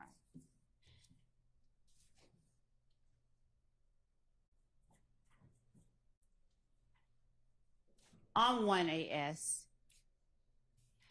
I don't want us to go over That's the right. whole direct examination. I'm not. This is supposed to be redirect. I'm not, Your Honor. I'm specifically asking questions that are related to what the witness responded to on cross. So on cross-examination, the witness was asked whether he was allowed to craft this, whether they were his words, whether he understood them, whether he felt compelled to. I recall. And so what I'm asking now, and he was also asked on cross whether he felt between a rock and a hard place. I already answered that question. So what is it that you And- want to ask him? I believe that he testified on cross that one part was feeling between the state and the other was Fulton County jail or going back to jail. So I'm asking him about his sentencing acknowledgments and what he has stated or agreed to within the sentencing acknowledgments, and how that squares with his rock and hard place on December 28, 2022. Okay, then ask him that, how those acknowledgments square with his rock and a hard place. I don't think that's going to get a quick answer, but I'll ask. Okay, so Mr. Sledge, how do your sentencing acknowledgments square with?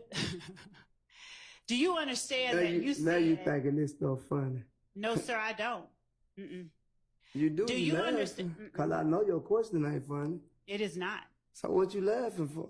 Mr. Sledge, do you recall Your Honor, stating in your sentencing acknowledgments? I don't recall. Okay. Well, you have the paper in front of you. Would you please look at it to refresh your memory? It still don't refresh my memory. Okay. Your Honor, the state tender states Exhibit 1AS as evidence of a prior past recollection recorded.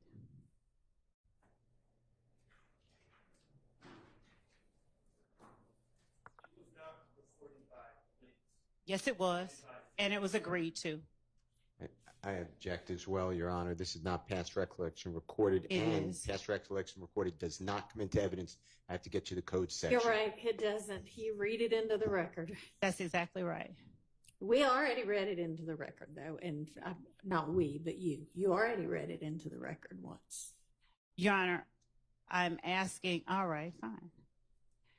Mr. Sledge, do you understand that you agreed that if you fail or refuse to testify to any fact that you acknowledged in this plea agreement, that such failure or refusal nullified any promise by the DA to no pros count 30 of the indictment? Objection asked and answered. Sustained. We've already established that he adopted all of those things. So understanding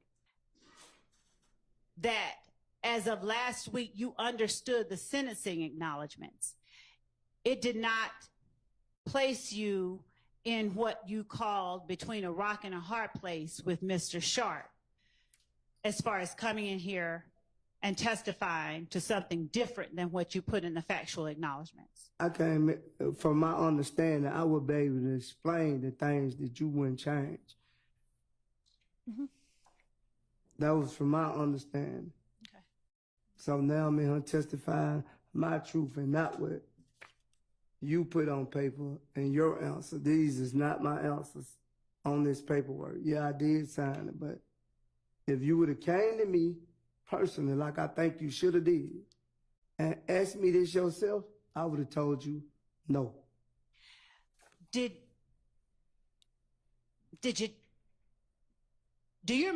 you testify that lay low were my words and not yours when I asked you on direct examination about defendant Williams giving YSL members money to lay low after the murder of Donovan Thomas? When you asked me at that meeting, I told you he couldn't have gave YSL money to lay low because I'm the only one that stayed in Atlanta. No. I told you he gave me money to get out of harm's way. I borrowed $300. I'm talking about in court last week. Do you remember saying, I didn't say lay low? Those were your words. Them is your word. I didn't say lay low. Do That you was remember? already on this paper. I never used the word lay low to you not one time. All this stuff that you trying to say, it was already on the paper. You changed certain things and then we agreed, and then I'm gonna be honest with you, I didn't even want to say that. I got another paper that's saying you changed number 8. It went from one thing to another thing. You don't want to red flag that. No, I do. Actually. Okay. So, thank you. Because you changed the personal knowledge and I ain't changed it. Thank you for that. I would have never said yes to that. When I got to the last paperwork, I thought we had an understanding of what the emails my lawyer sent you. So do you now remember getting multiple versions of states 444Y that was changed at your request? Not all of it. Okay. Well, let's just show you. And you tell me which ones you remember. Sure, it ain't gonna make me remember none, Miss Love. Okay. I ain't gonna remember none. So, do you remember asking the state to change more than one thing on the factual acknowledgement? A lot of things. Do you remember the state making changes at your request? I don't really know because I seen something different today that it wasn't what I thought it was the day I agreed. Do you remember last week testifying that you hadn't seen any other document besides the one you signed? I just seen them today. Okay. I didn't see it. My lawyer was just coming, asking me, and I guess he thought the question was gonna be changed, and I don't know. I don't think they was changed. Okay. Well, we'll get to that. Since you won't remember, that's fine.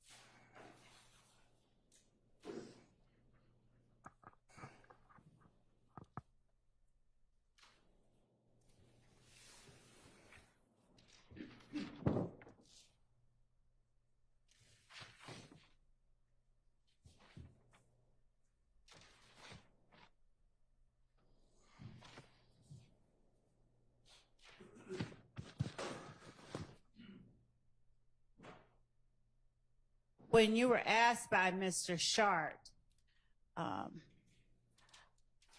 about April 28th, 2015, Jeffrey Williams, he only asked you whether Jeffrey Williams was with you in addition to you and Mr. Zachary and Mr. Garlington. Is that right? Is my memory correct? I don't recall. Okay.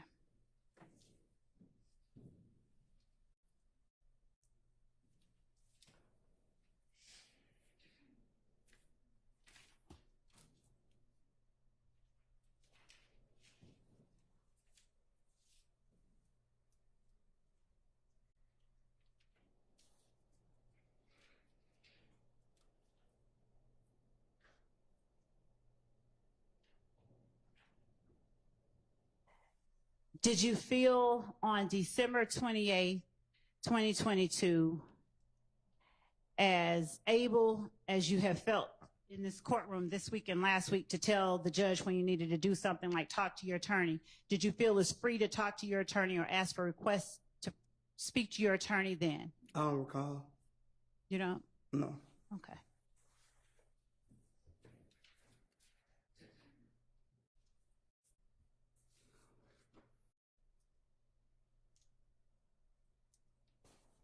Is there any portion of what the jury saw in your December 28, 2022 testimony where you halted the proceedings or what wasn't seen? Did you ever halt the proceedings on December 28, 2022 to ask to speak to your attorney? I don't even know the word you just used. Did you ever stop and say, Judge, can I talk to my lawyer like you have today and last week? Like I told you earlier, I ain't sitting over there. I'm sitting up here supposed to be telling my truth. And it's like you're not accepting my truth. I wasn't sitting over there in County Blues. I was sitting over there in County Blues. I'm in the free world. So it's like I couldn't stop and say that over there. Why couldn't you? Because I don't understand that. But once I got up there, I thought I could. Because you told me that. You said, anything you don't understand, you didn't tell me that December the 28th, right? Did your lawyer? No. My lawyer didn't tell me to stop neither. So sitting next to your lawyer, did you ask him questions? Not talking about what they were, but did you ask him questions at the table? I would ask the witness to be allowed to answer the questions. Judge, I'm not asking him what was said. I'm asking him. The province of the what? Oh, no, that doesn't. Overruled. Sitting at the table next to the lawyer you had known for 15 years, were you able to ask him questions? I probably could have, but I didn't. And in the back, when you were with the lawyer you've known for 15 years, did you ask him questions? Yeah, I told him. Well, if he wants to share it, it's his to share. I don't want to. I don't want to share it. Okay, I don't want. Specific about what you and your. I don't want to share it.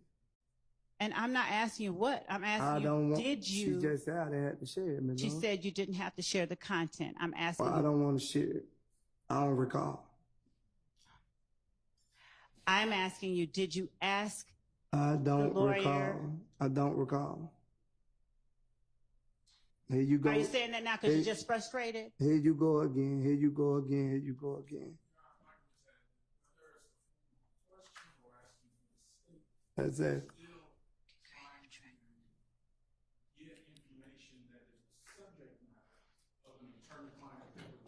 Okay, I disagree. The question was, were you able to ask him questions in the back? And frankly, he answered it before he didn't recall. So, thank you, Judge. All right.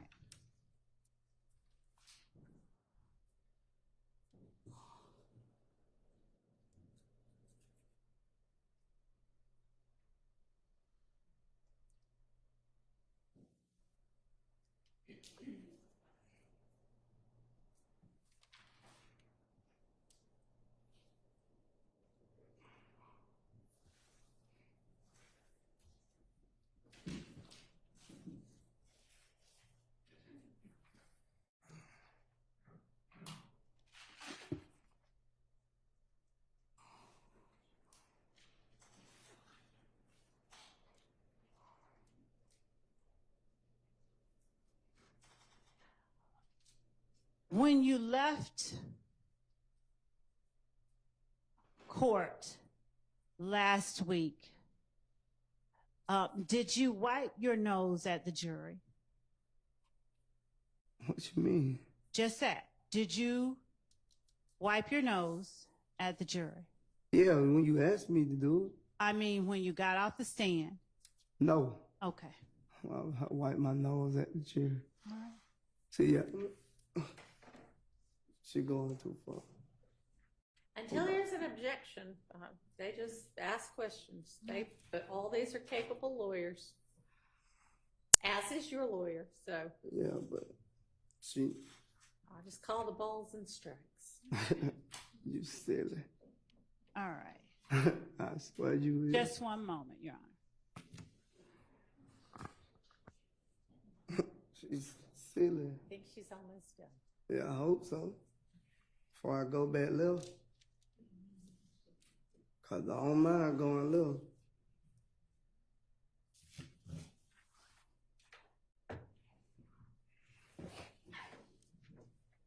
What do you need me to say? Go back left. Arguing back and forth with you. Okay. You just being petty now. All right. You felt differently on December 28th, 2022.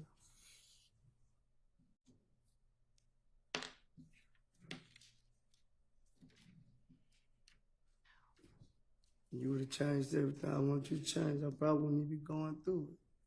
You probably wouldn't have gave me the deal. If you'd have came and asked me.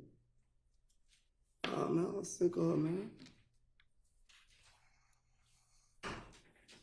I don't want to make you sick. Okay? Well, let me take Who a are you break. talking to right now? Could I take a break? Hang on just a second.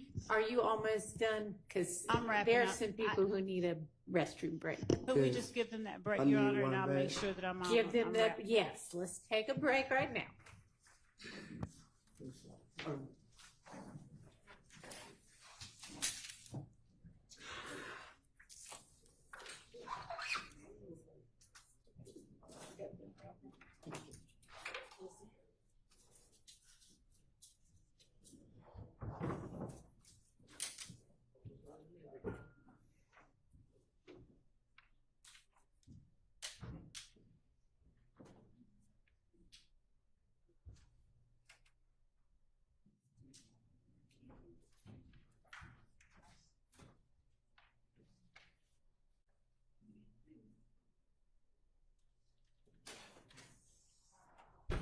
All right, we'll be in recess.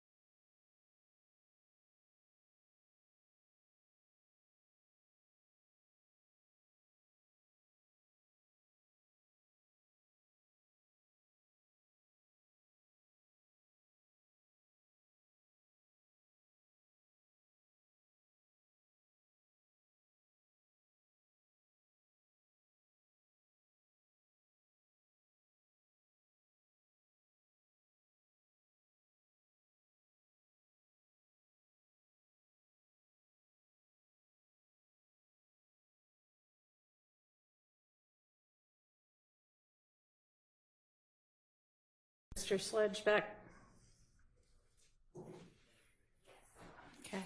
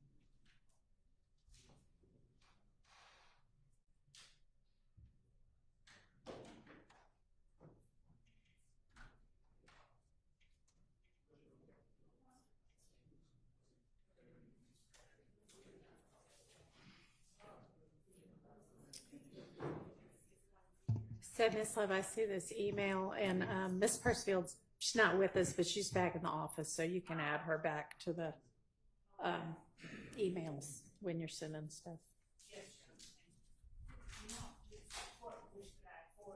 No, don't worry about it. I can do that.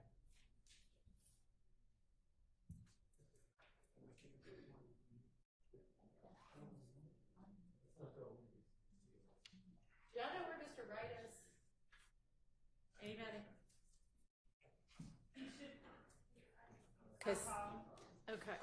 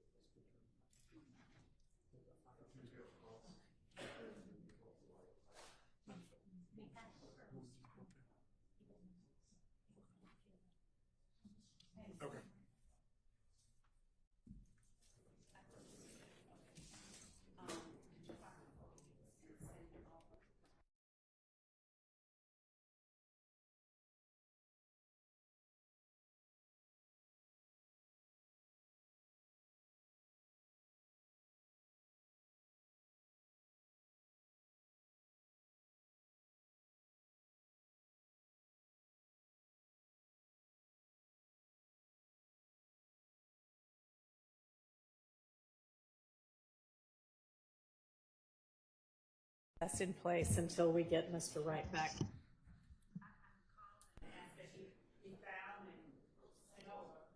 I think Sergeant Ingram just went to retrieve him.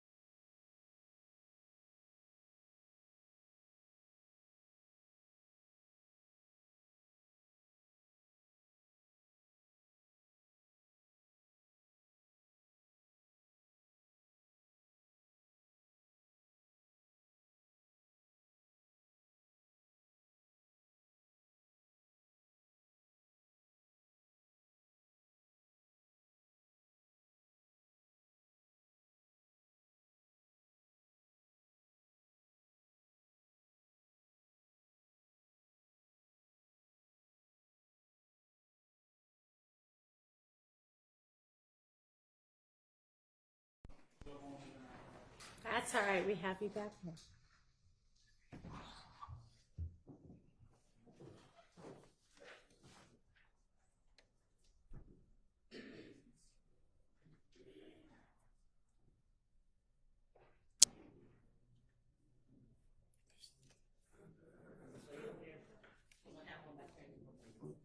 What are we looking at?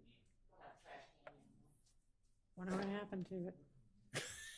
Oh, you know what?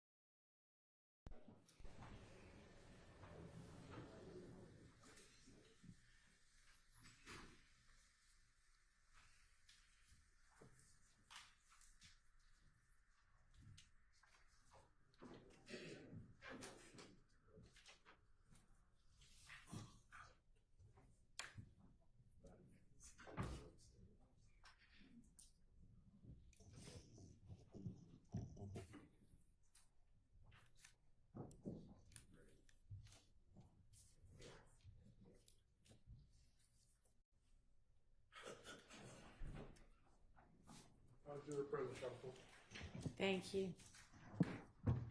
Go ahead, Ms. Love. I believe that to everyone's delight, that's all that I have for Mr. Sledge right now. All right, thank you. Is there any recross from any of the attorneys? Not on the behalf of Mr. Stillwell. Okay. All right. I want to apologize to Ms. Lord, the courtroom, and the jury for getting upset. All right. Appreciate that. Your Honor, I'd ask that Mr. Sledge not be released, but be Okay. excused temporarily. Okay, you are excused. You're still under subpoena, so there's a possibility that you might get called again at some point. If so, somebody will let you know through Mr. Wright. Okay, But thank you you. are free to go. Thank you. All right. Ms. Love, call your next witness. Your Honor, the state calls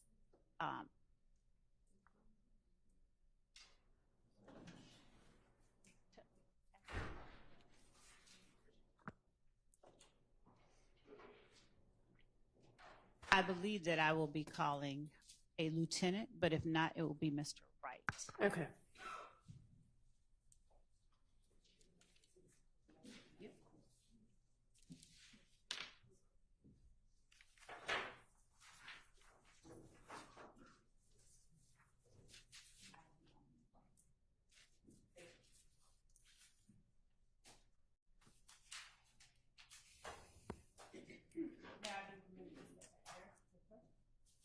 Yeah.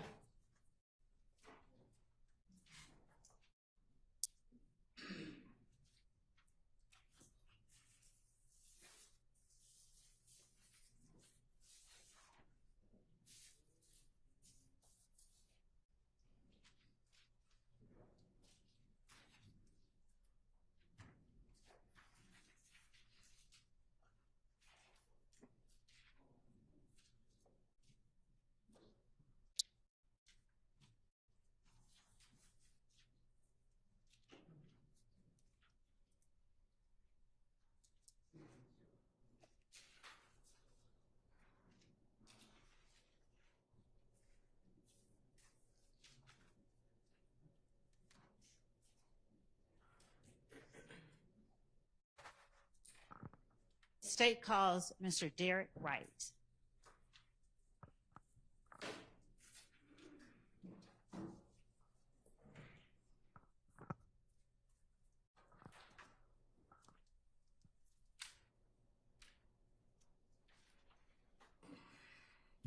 Raise your right hand. You swear affirm testimony you give the truth, whole truth, nothing but the truth. I do. See, State and spell the first and last name for the state, for the court, please. Right. Derek, D-E-R-E-K, Wright, W-R-I-G-H-T. Good afternoon, Mr. Wright. Good afternoon. Forgive me for putting you on this stand. This is not a place that I know you normally reside. Sustained. I'm going to take these away from you and put these over here. Mr. Wright, I will not be getting into matters of privilege. I'll just ask you a few brief questions regarding your interaction with the state as it relates to the witness that just testified. Okay. Okay. First of all, would you please tell the jury how long you've been practicing law? It's a year short of 30 years, so 29 years. And how long have you known Mr. Antonio Sledge? At least 15, probably longer, somewhere between 15 and 20 years. And forgive me, but were you sworn in? You were sworn in? Yes. Okay. And did you meet him first in your capacity as an attorney representing him, or did you know his family before you began representing him? In a legal capacity first. Okay. Do you know how many instances where you've had to represent Mr. Sledge in Fulton County? Without saying a number, are you aware of how many instances? If I thought about it, I probably would come up with an accurate number. Okay. Is it, have you had at least 10 occasions to interact with him on not criminal matters, but just matters, legal matters? When you say occasions, are you referring to cases or just interactions?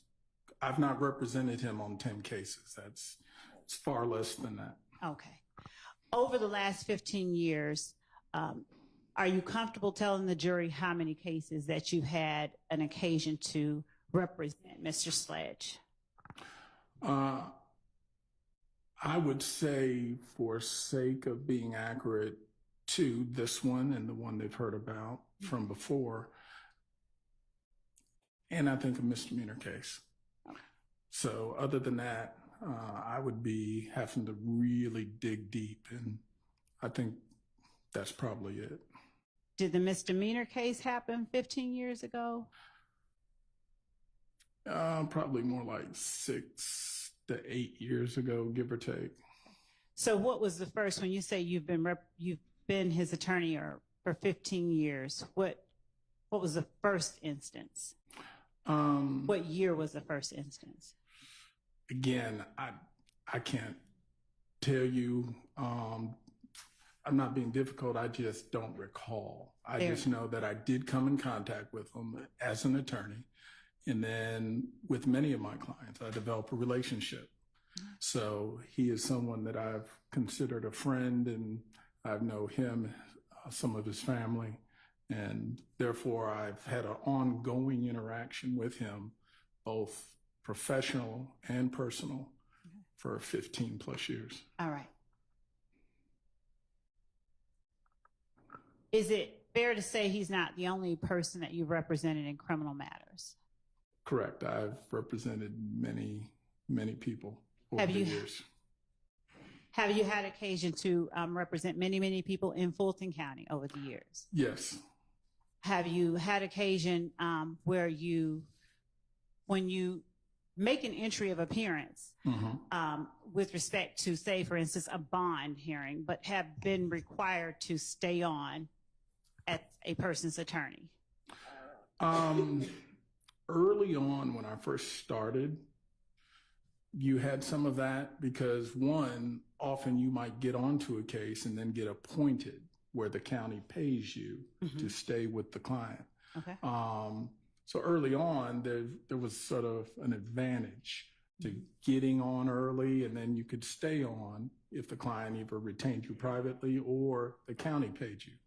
Later on, that changed, and more emphasis was put on public defender and contract attorneys and other stuff. So I would say in the last 10, 15 years, not so much.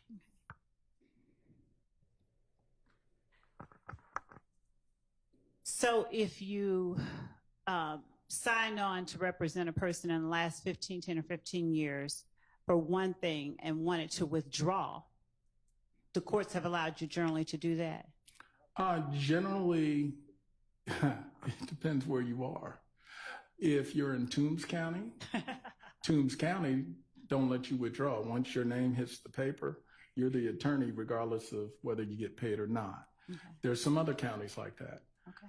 Fulton is generally pretty liberal, where Fulton, if you and the client come to a disagreement or if money, Mr. Green, doesn't show up, that also is a reason that you can sometimes get out of a case. Mm-hmm. So from that standpoint, Fulton is a little more understanding that sometimes the attorney and client have to go separate ways. Without getting into the specifics of what you may have shared with your client, unless he waives it and you've been given permission to, and you'll have to tell me if that's the case. Well, I'll tell you now, he has not waived attorney-client privilege. That is fine. So I am restrained by the laws That's of our absolutely state. okay. Okay. So without getting into anything that is privileged information, would you tell the jury if information that is said between you and your client in the presence of others, such as Lieutenant Lancico, a lawyer from the state, whether that information is considered privilege? It's a two-part answer. Yes. From an attorney-client privilege standpoint, that conversation may not be privileged because it's been said outside of me and the client, meaning there's more individuals hearing it. Right. From a plea negotiation and whether plea negotiations are admissible in a court of law, that is beyond the attorney-client relationship, but an admissibility issue. And therefore, the question of this conversation isn't so much an attorney-client, but whether if it's a plea negotiation or it's the furtherance of one, is it admissible? Okay. So have you been sitting in court during the entire time that Mr. Antonio Sledge has been on the stand? Yes. Well, there may have been a one hour short period of time one morning where I had someone covering for me, but other than that, okay. I've been here the entire time. All right. Were you present in court when he was asked by Mr. Steele about a June 2024 meeting in Fayette between Lieutenant Lancico, yourself, Mr. Sledge, and myself? Yes. All right. Do you recall that meeting in Fayette County? Yes, it was the Starbucks in Fayetteville, my place. And how would you characterize that? First of all, how long did that meeting last? I would estimate maybe plus or minus 40 minutes. Okay. And generally speaking, how would you characterize that meeting, the content, the purpose? Often when you enter into an agreement with the state, you'll be asked to come in or meet with them to discuss questions they may want to ask, subjects they may want to cover. And basically, it's almost sort of like a prep session.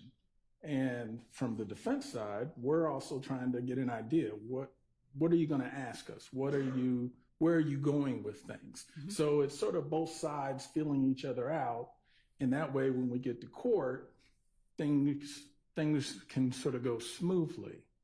And that was sort of what we anticipated. Mm-hmm. And that's generally what the meeting was. To be honest,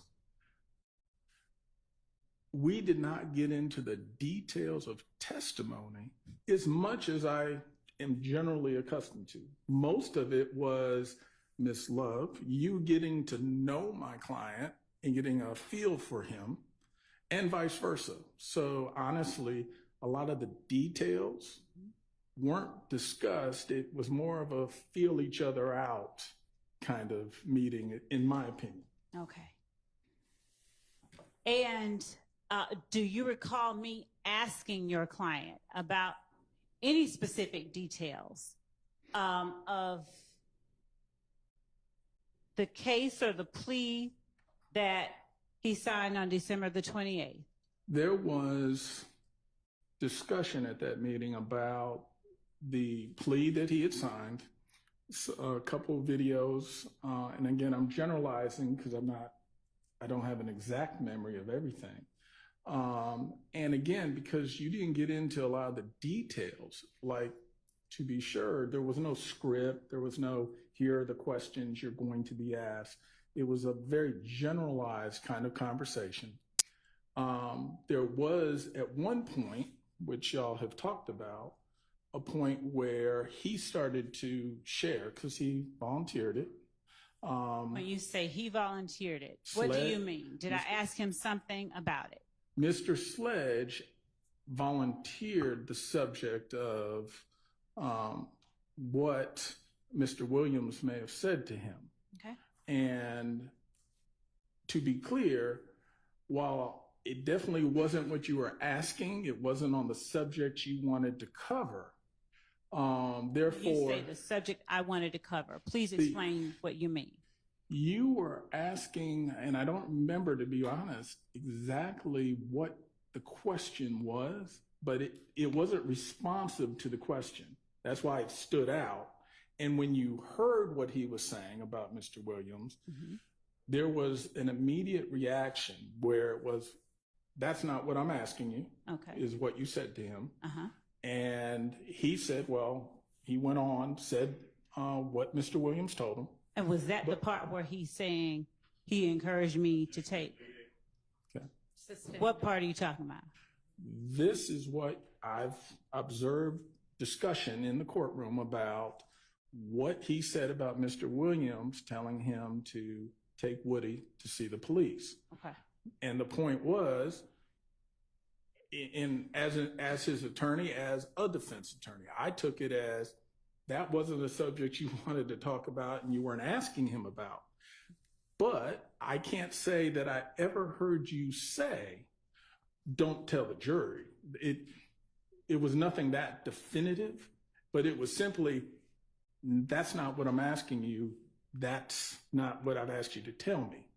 And ultimately, we sort of moved on from it. But it was just clear he very much wanted to say it, and that wasn't what you were looking for in terms of whatever the initial question was. So, but answering the issue at hand, I cannot say that you ever said, don't tell the jury. And listening to the questions that I put upon your client during direct examination and redirect examination, where I've asked the question and his response has caused me to say, that's not what I'm asking. Would you characterize the interaction at that coffee shop as different than or similar to those type of interactions? I would say, one, the overall interaction at the coffee shop was pleasant. No one was arguing, yelling, screaming, anything like that. It was very pleasant. You'd ask a question, he'd provide an answer. And then even when we got to that, it still wasn't combative. It was simply, that wasn't what I asked you, or what I'll ask you. It was, again, that just wasn't a subject you were going to be asking him about. So it sort of came and went. And when you say that's not or wasn't a subject I was going to be asking him about, is it your testimony that my response had to do with the question? Your Honor, I'm not. And honestly, he's a lawyer. He's going to be able to handle it. I'll give you a little leeway. Thank you. When you tell the jury that I said, that's not what I'm asking you, was your understanding that that's not what I'm asking you related to the question that I had just asked that he seemed to have not been responding to? It was to the question. That is, that was not the subject matter or topic you were asking a question to. Again, I did not hear it. And again, maybe I'm biased because this is what I do, but I did not hear it as an instruction to say, don't you tell the jury this, or I want you to only tell them about that. It was, that's not what I'm asking you right now. I'm not going to ask you about that. As in, so I did hear that extra part, but again, it just reinforced the idea that you weren't instructing him to limit his testimony in any way. It was just clear that wasn't a subject you planned on going into. Mm-hmm. So as a defense attorney, of course, yeah, my bell rang and I said, that's a hot topic, but it wasn't any ethical issue because I didn't hear you in any way try to discourage him or instruct him not to convey that information if asked. Okay. Now, were you present or were you asked by anyone else whether that was something that had been said? Well, I wasn't asked, but I will say I am defense bar through and through for almost 30 years. Just as I, in this situation, sort of call balls and strikes. I'm not on one side or the other. And when one side has contact with me, I'll reach out and have contact with the other side to make sure both sides are getting information. Mm-hmm. And I did reach out and contact Mr. Steele, I believe, or it may have been Max, to say, hey, we did sit down, we had a meeting. Quite honestly, you know, there's no big secrets or anything about the meeting, but I will say there was a situation where when one subject came up, it wasn't what she was asking about, but it resonated with me because knowing what the issues of this trial are, I knew my brethren in the defense bar would want to make sure they knew, Sledge knew, or was told by Mr. Williams to take Woody to the police. Now, I imagine they may already know it, but they may not have known that Sledge had that information. So just as the state was aware of it, I wanted to make sure the defense is aware of it. And I've also made him available so that if they wanted to question him, he could also be questioned by them. In other words, fair to both sides. And were you present when Mr. Sledge was in communication via Zoom or some other way Absolutely. With Defendant Williams' attorney? Correct. In fact, there's not been a single attorney that's contacted me, and it's only a handful of times, but they've always contacted me to talk to Sledge. Okay. Every attorney has shown perfect professionalism.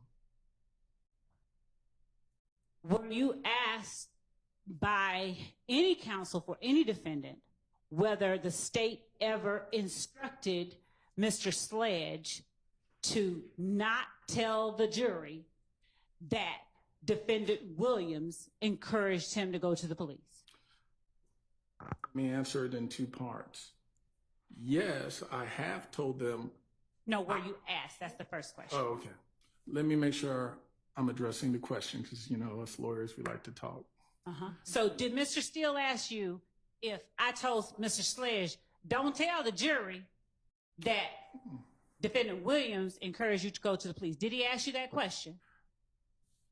I don't recall him necessarily asking the question, but I told him my observation of that conversation. And Mr. Sledge told him his observation of that, really on the same Zoom meeting. So he actually, without having to ask it, received it from both me and Mr. Sledge. And even at that time, I said, I did not hear it that way, but if my client says he heard it that way, then he heard it that way.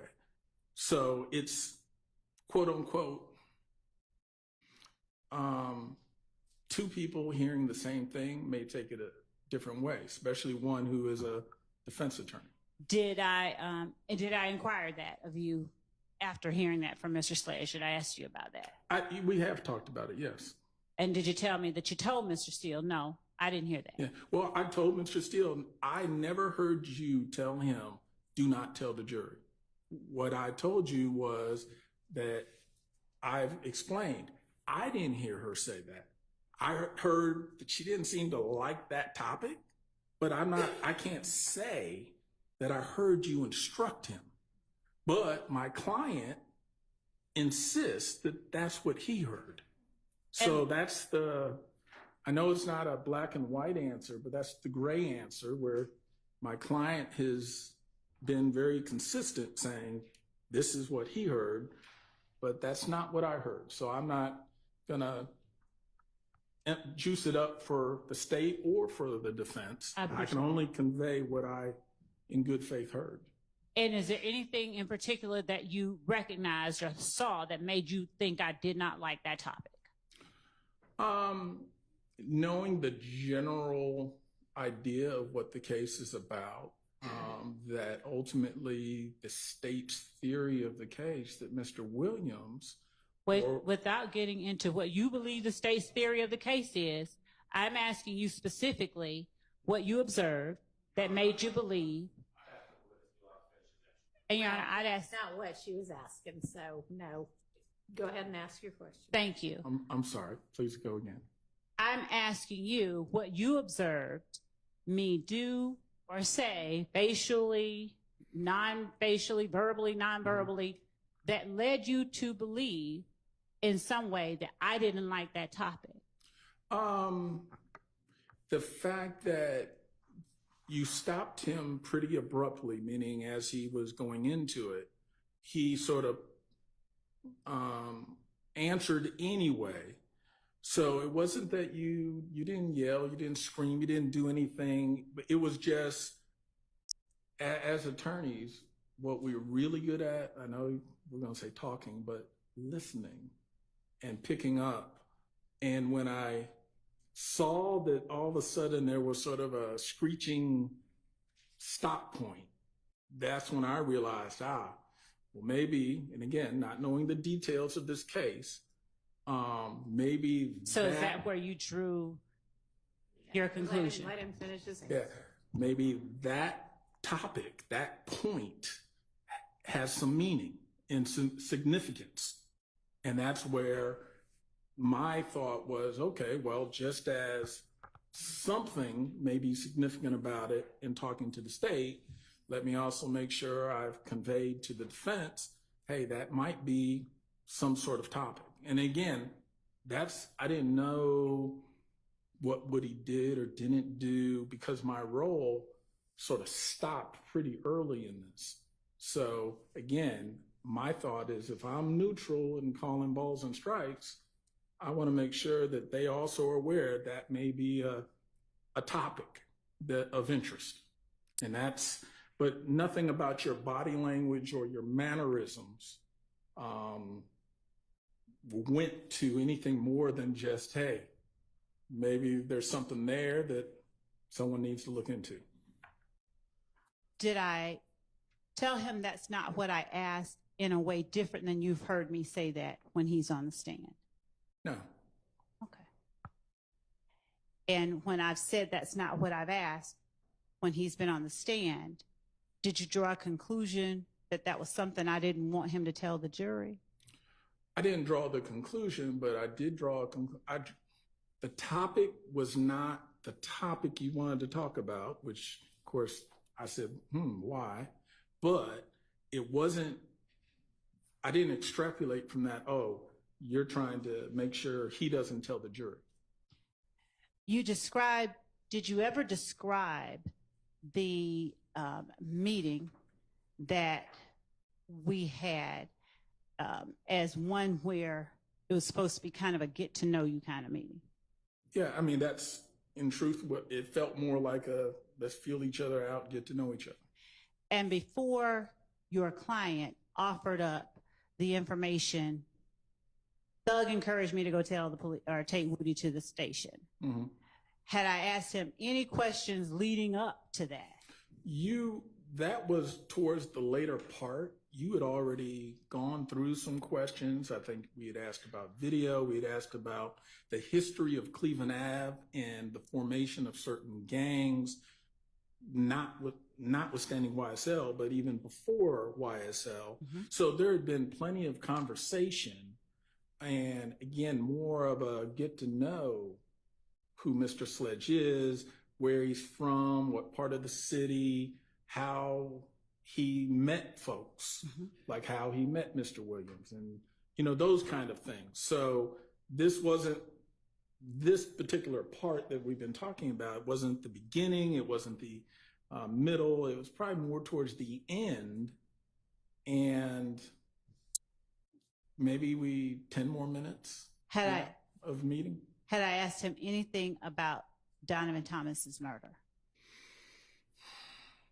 We clarified, as we did earlier, that one, he wasn't there, wasn't involved, and clarified he doesn't have specific information helpful to the state or to the defendants about the shooting of Mr.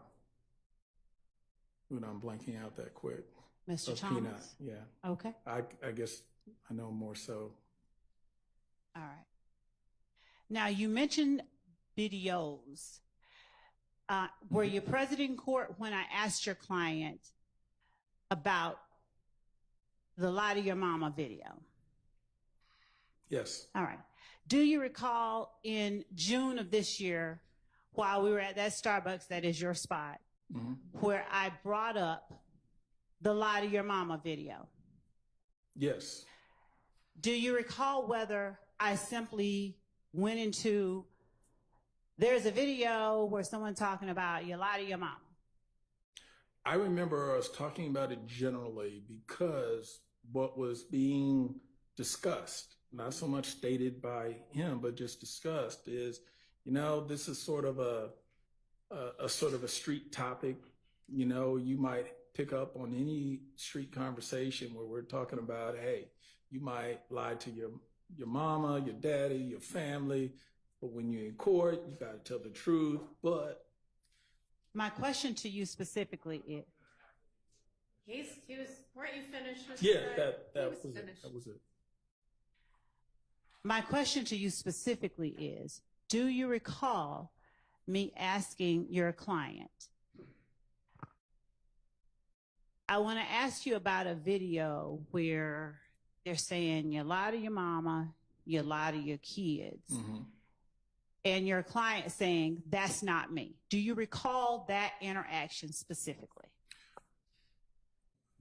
Partially. I remember the conversation and the topic. I don't remember his answer being no. I remember that conversation led to a conclusion that this is something that's just said in the street. And he didn't necessarily have a point of origin of it or this or that, but it was just something that's in the street. So that's why I can't give you an answer to both parts of your question. Mr. Wright, do you recall me telling your client, so is the answer you don't recall him saying, that's not me? Correct. Okay. That's okay. I remember it being played. Wait, you remember a video being played? I want to say, I don't know if it was played or we heard the audio. On what?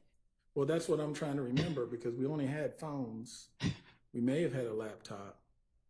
Again, and I could be incorrect. That's why the safe answer is I'm going to say no, because my recollection of that specific point is not, I don't know if we simply talked about a video or if one was shown. Okay. Do you recall me telling your client, I have a video of him saying that?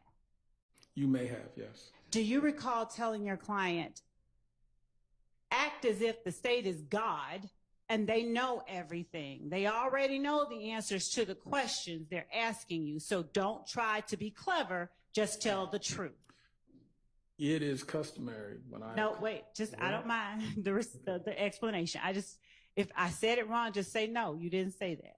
I don't have a specific recollection of saying that, but it's customary for me to tell my clients, when you are in a cooperating posture, when they ask you questions, assume that they know the answer to the question they're asking you, that they're asking you not just to find out information, more often than not, they're testing you. They're trying to see, can they trust you or rely on your responses? Are you going to be truthful with them? So yes, it is likely I would have had that conversation. Would I have said God or some other analogy which made sense? Something. But it's more likely that I, at some point, made sure I said words to the effect of, when they ask you questions, assume they know the answer already. This is more of a testing, not a inquiry for information. So that's why I'm saying I may not have used those exact words, but I'm sure I probably did have that exchange in terms of the concept. And when would you find it necessary to advise your clients in such a manner? When they are in a cooperation agreement, and once we realize, they're putting us under subpoena, we actually have to testify. And then the posture sort of changed. That it's not just, hey, we're willing to testify. It's no, you're going to testify. And if you do, understand, you have to come in, you're going to have to tell the truth. And the state's going to question you and ask you some things. And when they do, that's when I would say, don't think you're going to outsmart them and you're smarter than everyone in the room.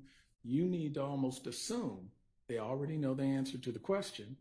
And therefore, being truthful is always in your best interest. One, it's the right thing, but two, it's the smart thing. Prior to that meeting, had you already been made aware that your client would be testifying? Well, yes, the purpose of the meeting was, they are going to have us testify. Right. So we need to meet with them and see what questions they're going to ask. And like I said, just as y'all are feeling us out, we're feeling you out to get an idea. Okay, what things are they going to talk about? Are there any issues that are going to happen? And based on the plea and the fact that there was, we'll just say, some tussling or adjusting in terms of what the state was thinking of his factual proffers and what he was thinking, I figured this would also be a good time to start to iron some of those differences out and make sure that we're all on the same page as to what he can testify to and what he can't. So you do not recall saying that in response to my telling him that we have a video of him saying they lie to your mama and you lie to your kids and get in the courtroom and tell the God's honest truth? I may have said, wait. That's the video you're referring to. You're asking me, did I counsel him about assume the state knows? In response to my saying to him, I have a video of Yeah. you, not anybody else I'm talking about, but I have a video of you and him sitting back smiling, and then you saying that. You have no memory of that. I may have, only because listening to the dynamics of the situation, that would have been a time it would have triggered me to say to him, hey, this is, make sure you understand, you need to be straight with them. So I don't have a specific memory, but just knowing that I've been doing this a while, Okay. I'm sure I probably did. Okay. Now, back in November of 2022, did the state seek, do you recall getting an email from me asking whether your client wishes to speak with the state about the case? I believe November 17th. Okay. All right. I could be wrong, but I believe that was All when right. I received that email. And you might have gotten one in November 17th. did you also give one? I'm going to show you what I had marked and provided to counsel for the defense, but I'm willing to show again as State's Exhibit 450 Yankee, if anyone wants to see it. Sure.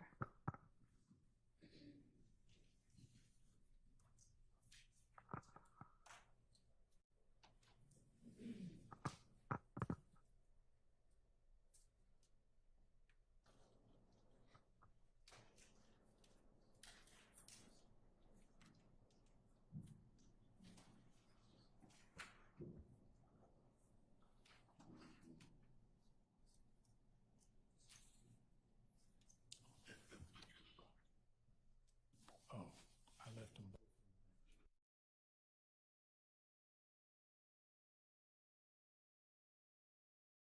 Yes.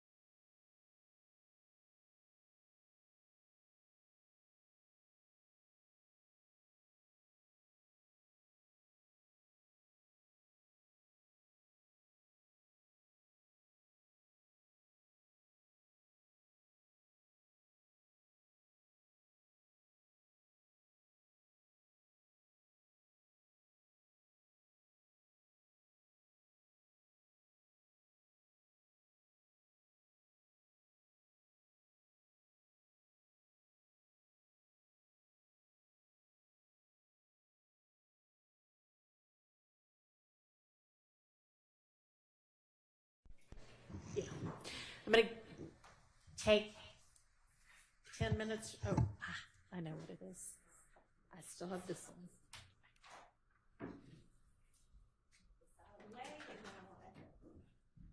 All right, we're going to take, well, it's okay. 10 minutes or so, maybe 15, maybe longer, who knows? To give them an opportunity to look at a couple of things.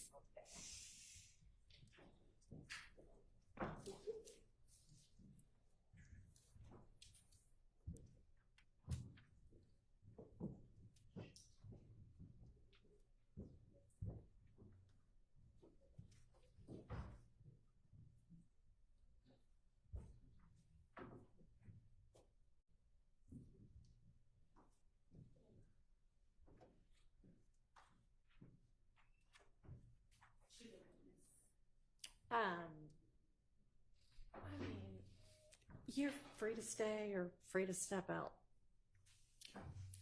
Do you want him to step out? Or yes? Okay. Do you mind stepping out?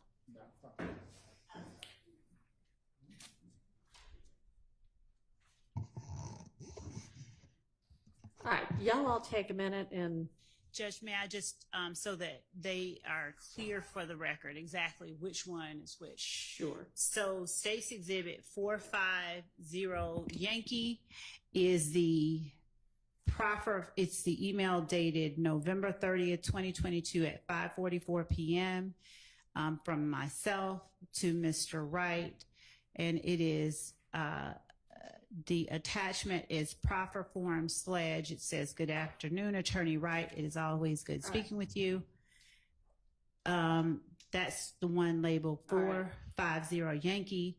The one labeled 451 Yankee is the email sent from me to Attorney Wright that is labeled Sledge Agreement and dated December 27, 2022 at 4:57 p.m. It starts, "Here you go, Derek." And attached to each email is the attachment that was sent at the time the email was sent. Then 452 Yankee is another email to Attorney Wright that says Sledge Agreement updated, and it is December 27, 2022 at 5:06 p.m. with the attachment Sledge Agreement updated. 453 Yankee is the email sent to Mr. Wright from me, dated Wednesday, December 28, 2022 at 1:45 p.m. And it is labeled Sledge Agreement Updated 2.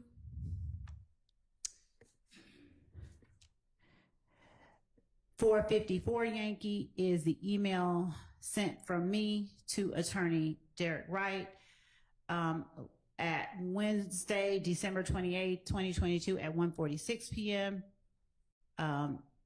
Labeled Sledge Agreement Updated 2.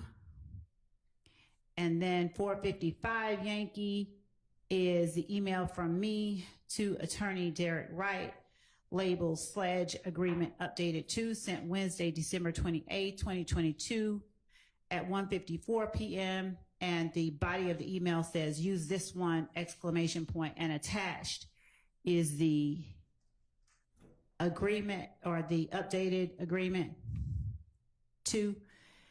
And then 456 Yankee is the email from me to Attorney Derek Wright on Wednesday, December 28th at 2022 at 2:34 p.m. labeled Sledge Agreement Updated 3. Okay. And that's it. All right. And do you plan to potentially utilize all of these exhibits with this witness? Okay. But they're also included. All of them are also included in the email that I sent. Yeah, I see each of those in that email from about an hour ago. So you'll want to take a few minutes, those of you who haven't had a chance to look at them and look at them. All right, I'm going to step off the bench for a minute to handle another matter, but I'll be back in 5 minutes or so.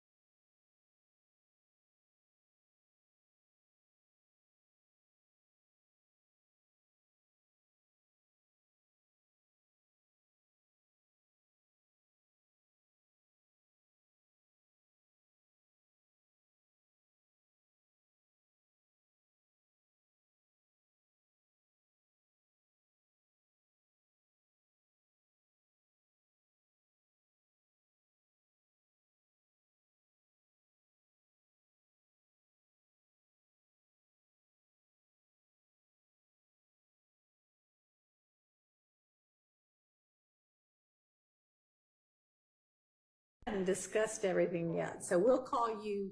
You can go ahead and remain outside. We'll let you know.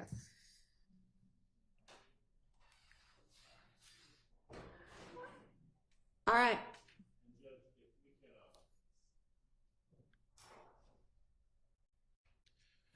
We have, I need a few more minutes. I've got 7 documents that I'm going through trying to parse out what is different between each of those documents. I'm on number 5.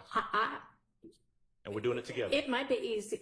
Do you want to tell them what the differences are in each document? That might make it easier. You probably know what they are. If you've gotten through 5 of them? All right, so just on between 5 and 6 and 6 and 7 then.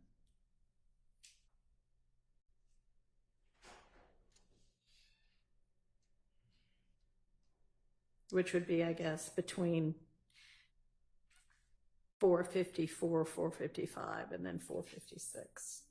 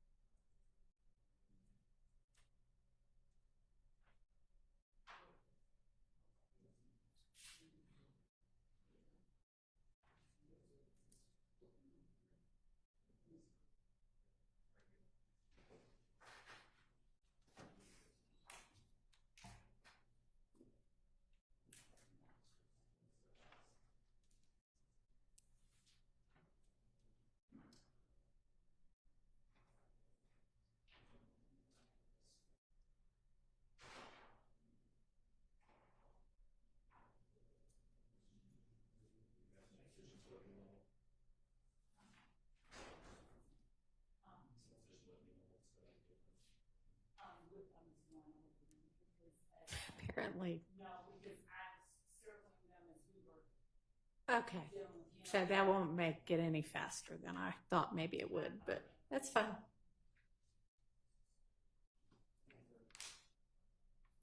So are you going to be asking details about, is it what the changes were or just that there were changes?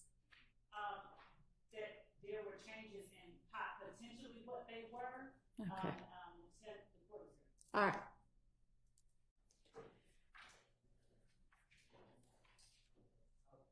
I guess I'll wait until we're ready to discuss the whole thing. I've got a position in regards to the admissibility of all of these documents. Okay, altogether. What's that? Let me say this first, though, because we did have a discussion previously about candor. I made a statement when we were at the bench in regards to what I thought was the applicability of Code Section 24-4-410. Taking a closer look at it, I don't think it applies. I think you're correct that it does not apply. And so let's right. take that off the table. Right. I will tell you that my overall objection is that I'm opposed to any of these documents coming in for a couple of reasons.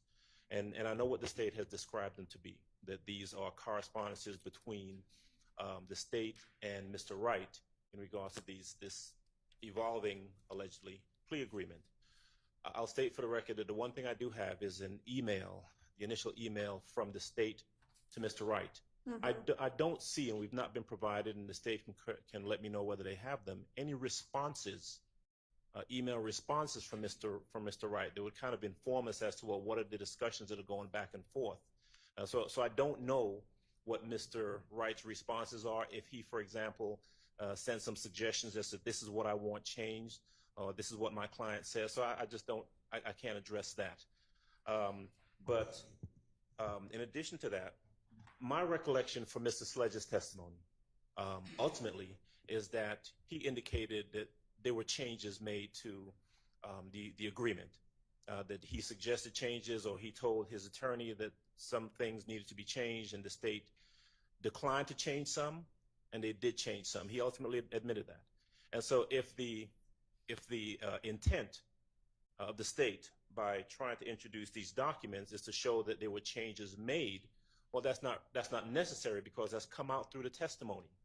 Now, if they want to, if their intent is to say that there was a specific change made to maybe a specific section, that can also come out through testimony. If this witness, Mr. Wright, and I presume he does, that he would know that Section 8, and I'm using that hypothetically, Section 8 of the agreement was changed from this language to that language, and he can testify to that.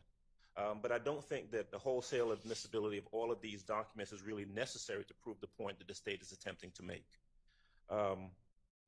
Mr. Sledge was on the stand. He could have been confronted if the state's intention is to give him different versions and say, well, didn't this change from version number 1 to version number 2? He could have been confronted with that. Well, I mean, she could have maybe tried, but I'm not sure that that would have been successful, since these are conversations and correspondences between Miss Love and Mr. Wright, not between Miss Love and Mr. Sledge. So I don't know that. I mean, I think he even said, I don't know what got said between my attorney and her. I just know what my attorney and I said. So that wouldn't have gone very far. Yeah. So do you have an evidentiary objection to these, or just, I don't really want them in? Well, you know, they're not, I don't believe that they're prior, it's not a prior inconsistent statement. I don't know if they're trying to introduce them as impeachment. If that's the case, then I would suggest to the court that they are not prior inconsistent statements of anyone. And I would say they're not relevant, that under 403 it's a waste of time. Okay. It doesn't prove any point that's at issue in this case. Certainly this witness can testify to. All right. Well, at this point, those are overruled.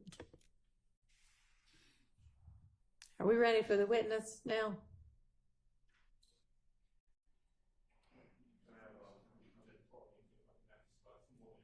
Two minutes. You can have 2 minutes, Mr. Sharp. You can talk during his 2 minutes if you'd like to.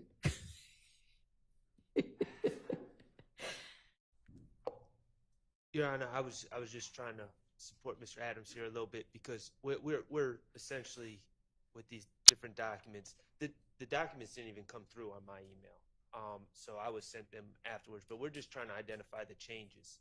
So it's just taking us a minute to go through all. You get 2 more minutes.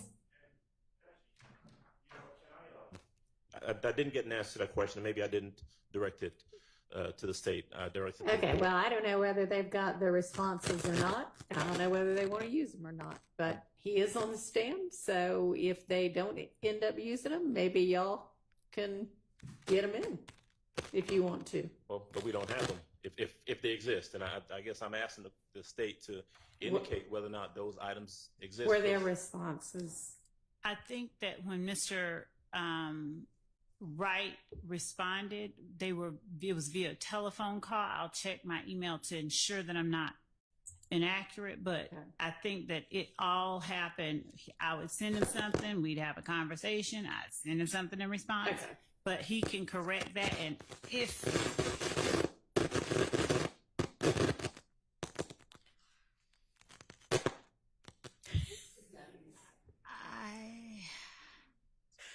I won't touch it.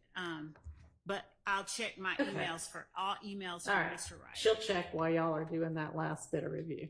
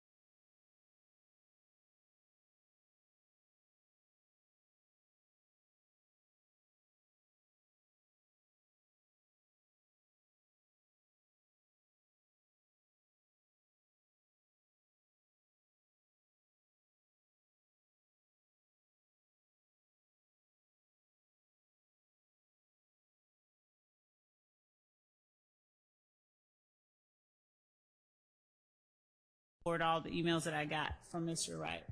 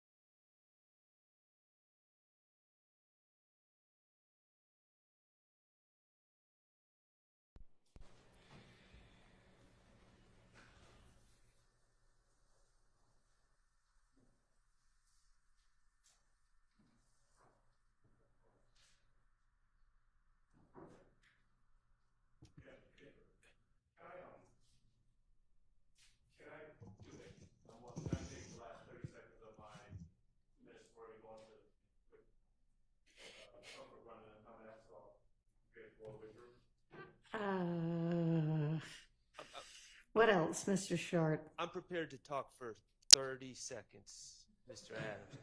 Okay. So, All right. Go ahead, Mr. Adams. my concern here is, again, I don't know the logistics and how everyone's planning on doing this, but for instance, there is a older version that was not adopted by Mr. Sledge that was the version. Mr. Williams, could you pass me, Mr. Williams, could you pass me those? Yeah, thank you. So there's a version, the final version of version 2, which was then changed to the final version of the plea agreement. And it says under number 8, the language, as we've already heard the state read, about laying low. And then it says, and during the meeting, this is the meeting at the home, defendant, which would be Sledge, personally heard a YSL associate state, I caught that N nut down bad. Now, clearly, this is something that Mr. Sledge denied happened and has been taken out of the final plea agreement. But why? What my concern is exposing the jury to things that are not true. So, yeah, I understand that. So I'm not sure exactly what Miss Love's intention is with all of the different versions and whether she's going to ask that it be, you know, that kind of detail come in, or whether it's just going to be, you know, was there some additional quotation or something on there that then got removed? So, Ms. Love, can you shed some light on that? Yes, Judge. As it relates to, I think I have asked Mr. Sledge, in fact, certain things, and the objection was that it was, of course, a document that wasn't in evidence, and I should not refer to it as a prior version, where I was trying to get him to compare something, one document to another. Right. So the intent here is to show the jury that changes were made at Mr. Sledge's request and certain changes were not. And I just actually found, in response to questions from the defense about responses from Mr. Wright, and I just emailed it to them, an email from Mr. Wright to me on from back then. It looks like December 27, 2022, where he's enumerating certain things and responding to it and making recommended changes. So there are certain things that I would agree just don't need to be said. They serve no purpose. And it would be just as beneficial and serve the same purpose to say number 8 is different and I took out certain things as it would to try and put in all that language. And that just doesn't seem necessary to put in that, some language that might be considered inflammatory, that the state thought was the case and they said, no, it wasn't. Just the very fact that they had us take out language is what the state feels is important that the jury knows. Okay. So no, to the extent that, and if I don't think and I guess if you are going to tender that for admission, then that can be redacted and it can just show there was something in quotes that was then removed. Yeah, I like that idea. And I'll, if necessary, I can really quickly go out and talk to Mr. Wright. But right now I don't expect to have him read certain things, and I know he's a lawyer, so he won't do it unless I tell him to. So I think that we're okay there. Okay. All right. But was there anything else I'm sorry, did you have more? I was just saying that I was still sending them over the emails from Mr. Wright. All right. Was there anything else in particular that you feel like if the particular document does come in, part of it needs to be redacted out? I think we're all in agreement Just on got that an email, Your Honor, which has Brady material in it. Was just sent to us. I haven't seen it. It didn't. 10 seconds ago. Yeah, it's interesting. I don't have it yet. Yeah, It's kind of coming through slowly. Some of us Okay. quicker than others, All and right. I'm having it printed out. And I know we've got the jury back there waiting, Judge, and I'm not trying to belabor anything. No. But this is trying to kind of handle this on the fly as we're getting emails I understand. in the middle of this. Okay. Sure, And we're- thanks. And we're also having 8 copies sent over for the court and the defense and whoever.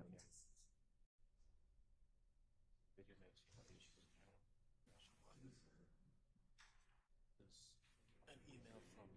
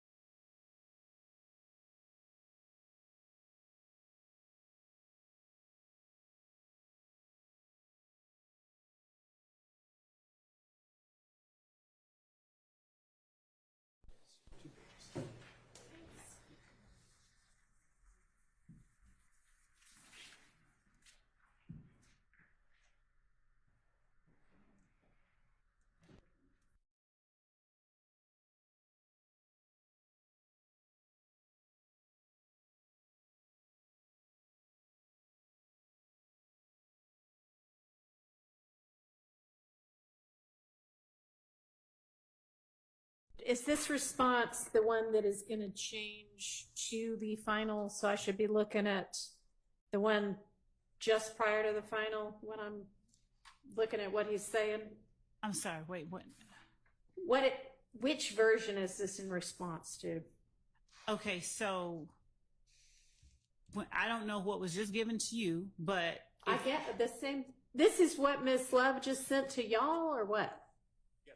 Okay, so whatever you sent over at 4:12:36 p.m. today. That was Mr. Wright's December 27th, 8:43 p.m. response. What? Okay. So the December 27th, let me pull it up. Hold on.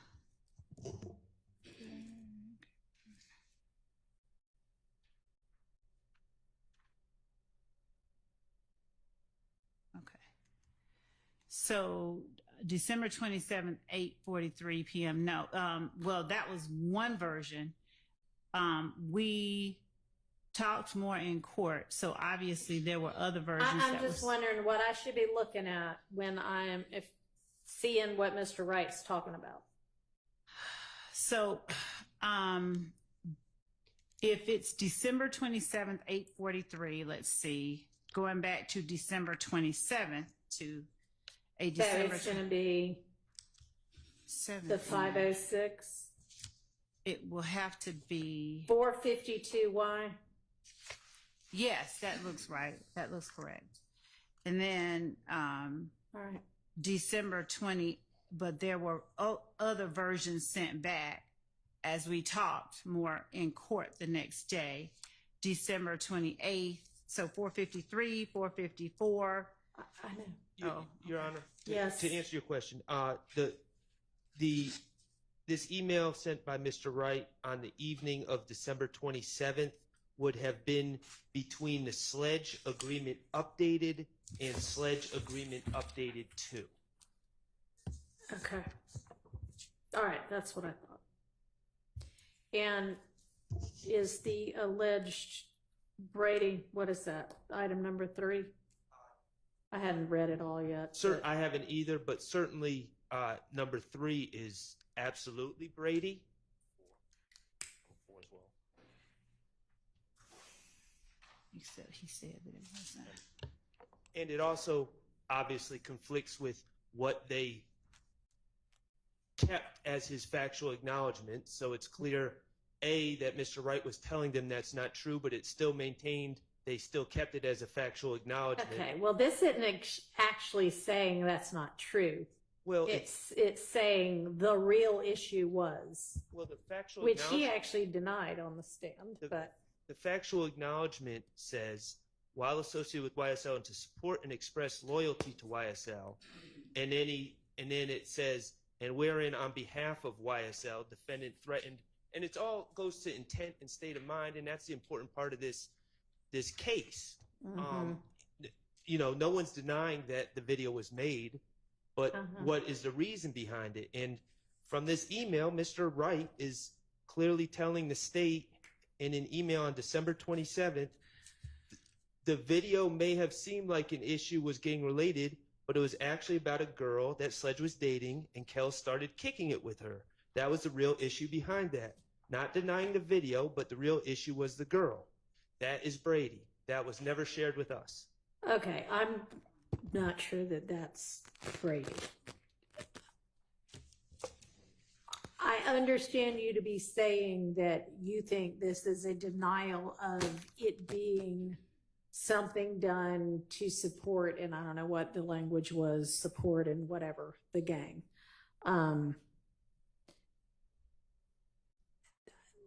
Your Honor, that's the crux of the case. Yeah, no, I know. And a whole lot of this, y'all are going to have to ultimately argue to the jury your various sides, but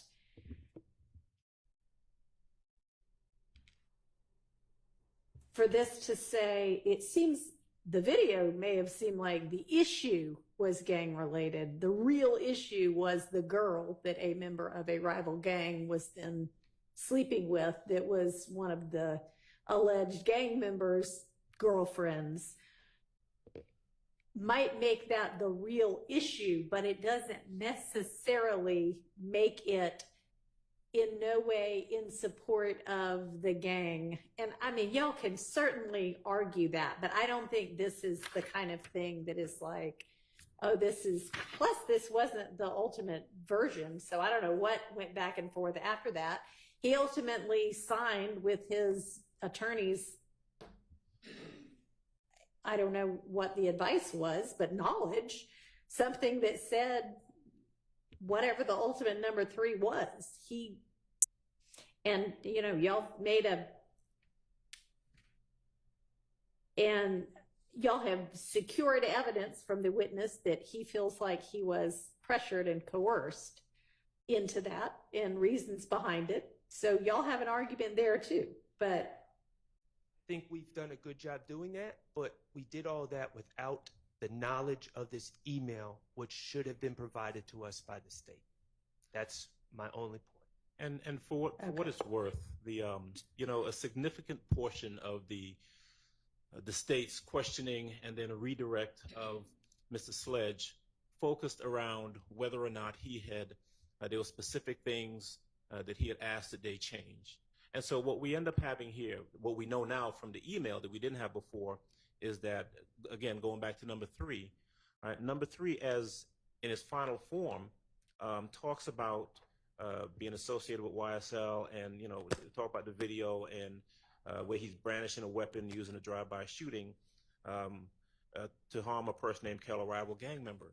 But the state knew, certainly when they were redirecting Mr. Sledge a little while ago, that Mr. Sledge, through his attorney, had given them the information, had specifically denied that number 3 was accurate. all right, y'all are saying had specifically denied, and I don't read it that clearly. I don't think that's a specific denial. That's more of like I'm clarifying that this is really more about the girl than anything else, which it frankly is. So, okay. I mean, I hear what you're saying, but I don't read it that way. If you look at number 4 also, Your Honor. Okay. Number 4 of the defendant's factual acknowledgments, and you got to excuse me because I'm kind of flying back and forth between the different versions. Yeah, we all are. But, you know, number 4 talks about on April 28th, as reflected in the indictment, that the defendant and fellow YSL associate, Demikian Garlington, I'm just reading it into the record so I can perfect it, committed a drive-by shooting using the firearm defendant wielded in the video reference in part 3 of this section. So I'm looking at the email that we just received. Right. And it gives a whole total different accounting of that.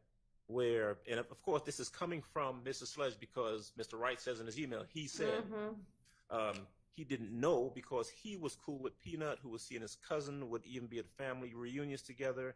He thinks shooting Peanut was not planned, but more impromptu, or at least very short or a little planning. He said he didn't know until after it was done when it came on the news. He had been watching the Patriots versus Steelers games with it, then the news reported it.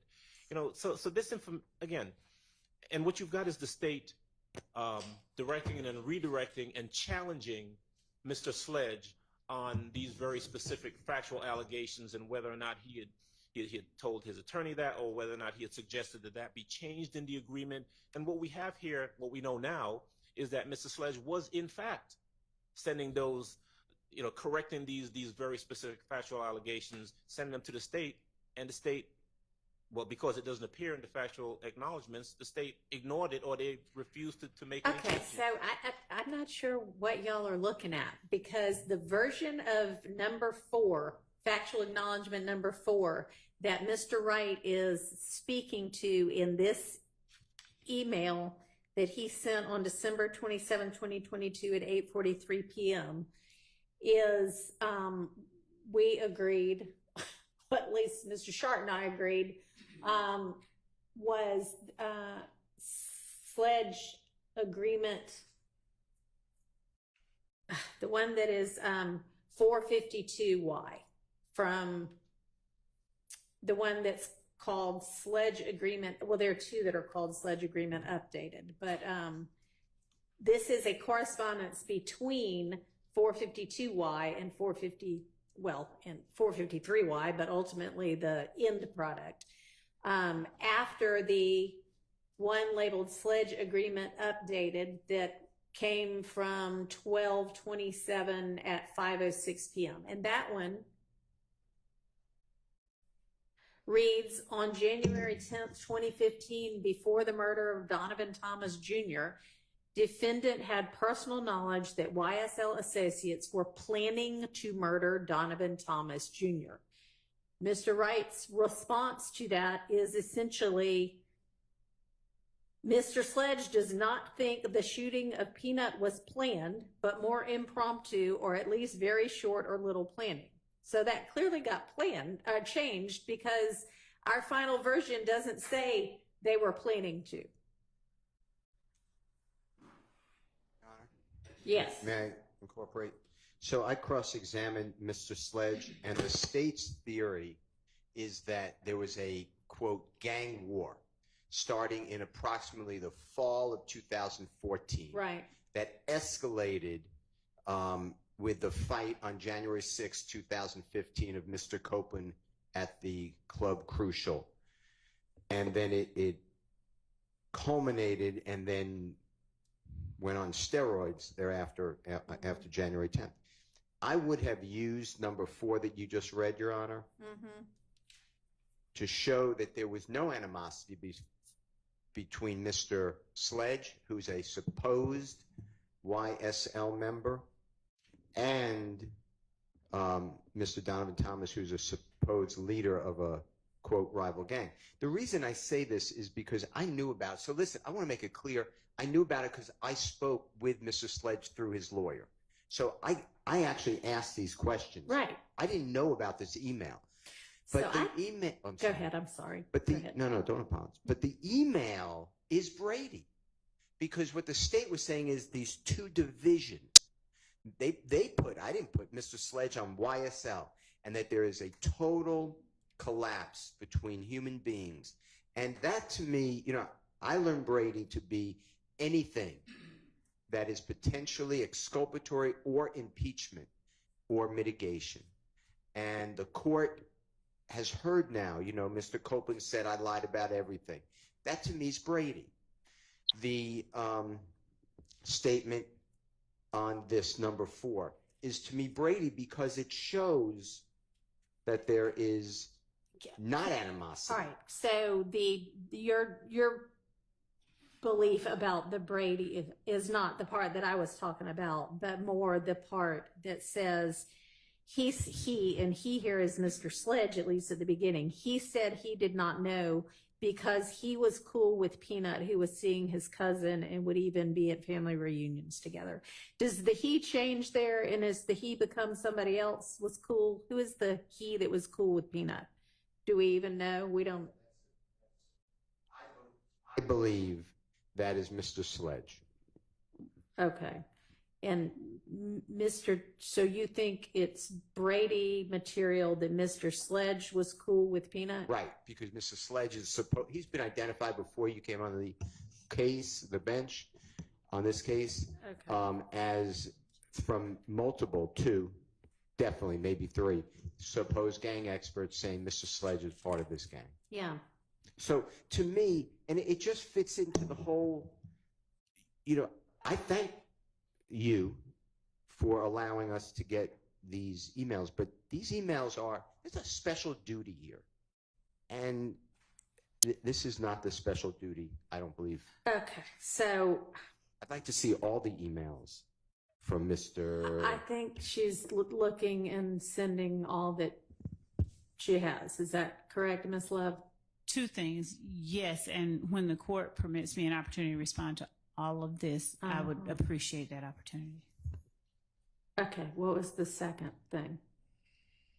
Or one was yes, and two, you want an opportunity to respond. Okay. All right. So Mr. Sledge has been available to the defense to speak to as well. We just heard that from Mr. Wright, in fact.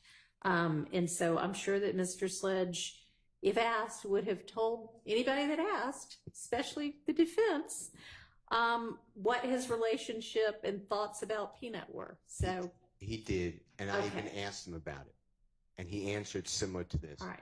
But that really is besides the issue. The issue is that the prosecution has to do.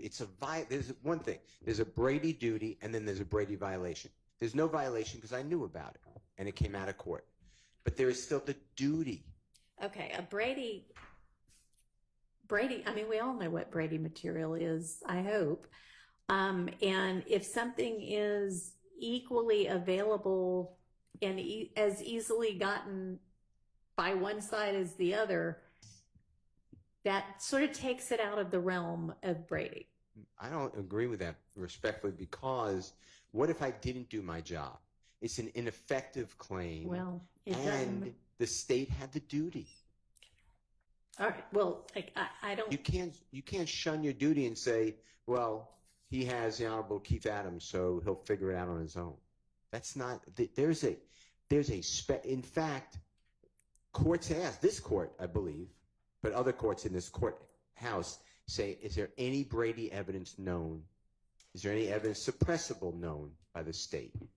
And they give it to you where they're supposed to. So I don't agree that, hey, go find it for yourself. Well, I don't read that part of number 4 to be Brady. Yes. May I respond to number 3, though? I mean, the state provided us with a plea agreement with factual acknowledgments that appear on its face to be Mr. Sledge acknowledging certain things were done on behalf of YSL to further YSL.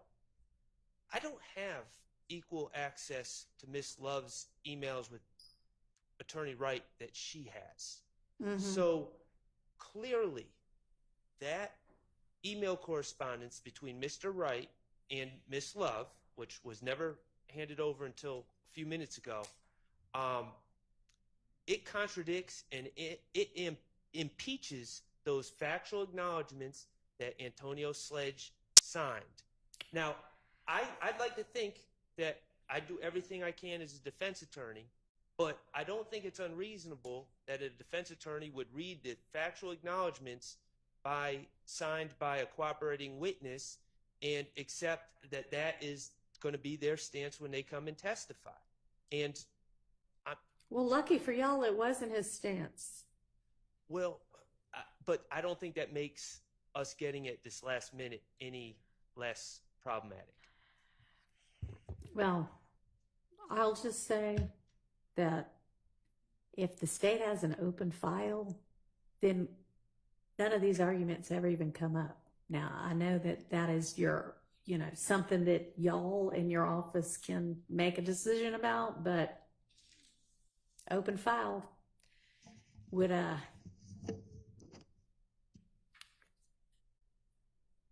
just exactly what I said. So, okay, Ms. Love, what do you want to respond to? What do you feel like there still needs to be a response to? Your Honor, I think that the court sort of encapsulated the position that I have pretty well. So you sort of took away the many of the responses that I had. And so, in as much as anything else that Mr. Wright sent to me is being printed out, I think we have them all printed out. I'm going to send them over and disseminate to the counsel for the defense and to the court. Okay, thank you. Do I understand that to mean that there are more coming? It sounds like it. Should I just send the jury home for the day? Okay. Can you release them for the day? Tell them they're under the same instructions they always are. Thank you.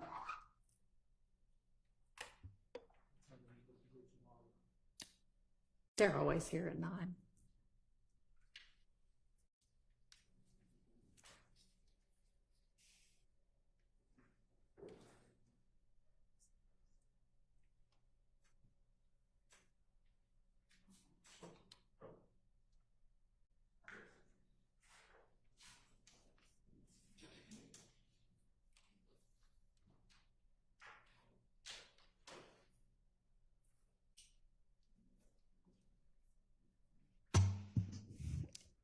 And I'm just going to put on the record that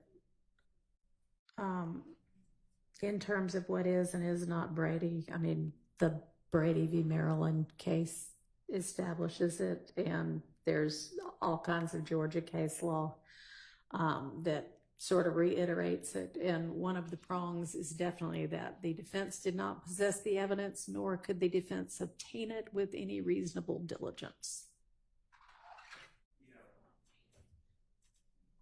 Disagree, respect. That's a I mean, violation. you can disagree with it, but it's what the case law That's a holds. violation. That's because the case law in an appellate opinion is saying the defendant, the accused, convicted person, the criminally accused, is now complaining and wants the case reversed because of a Brady violation.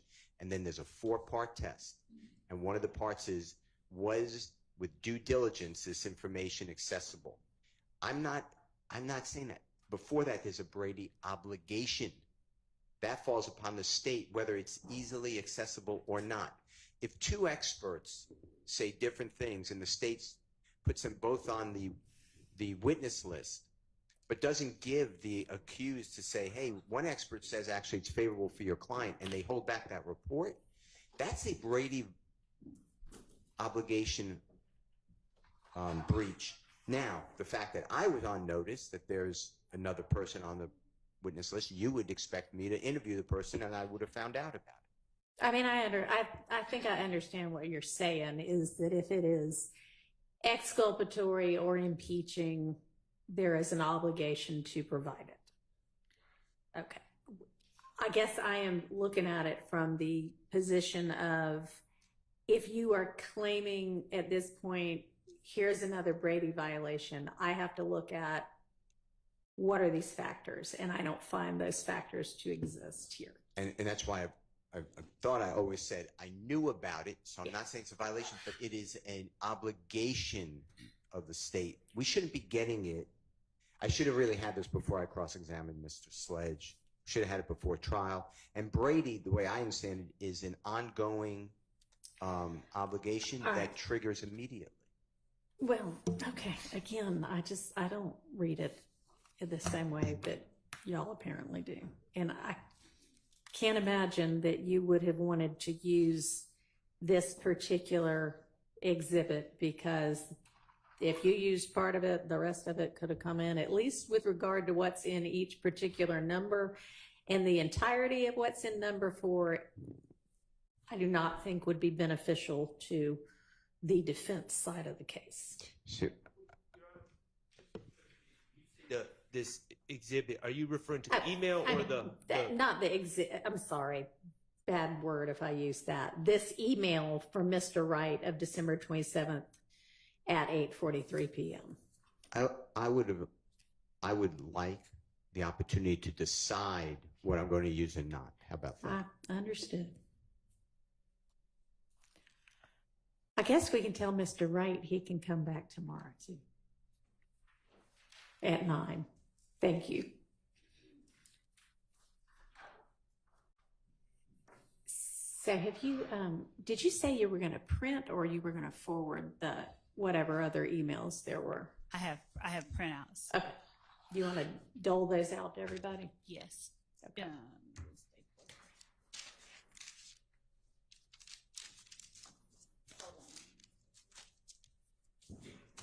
Since I gave the court a staple back, does the court trust me to hold it?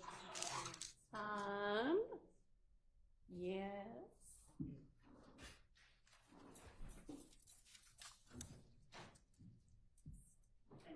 And maybe we need to get an extra stapler down here. Somewhere around.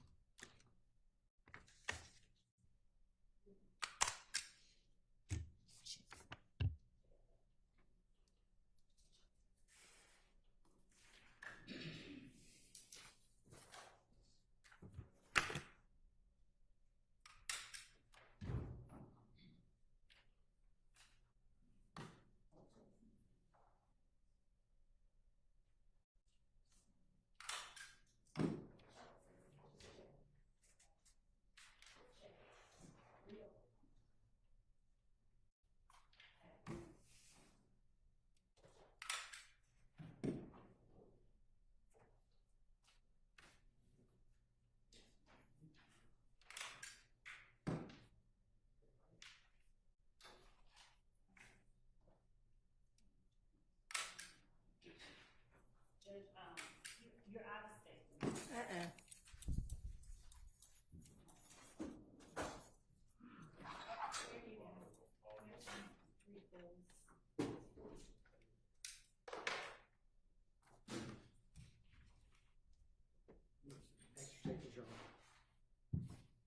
Thank you, Your Honor.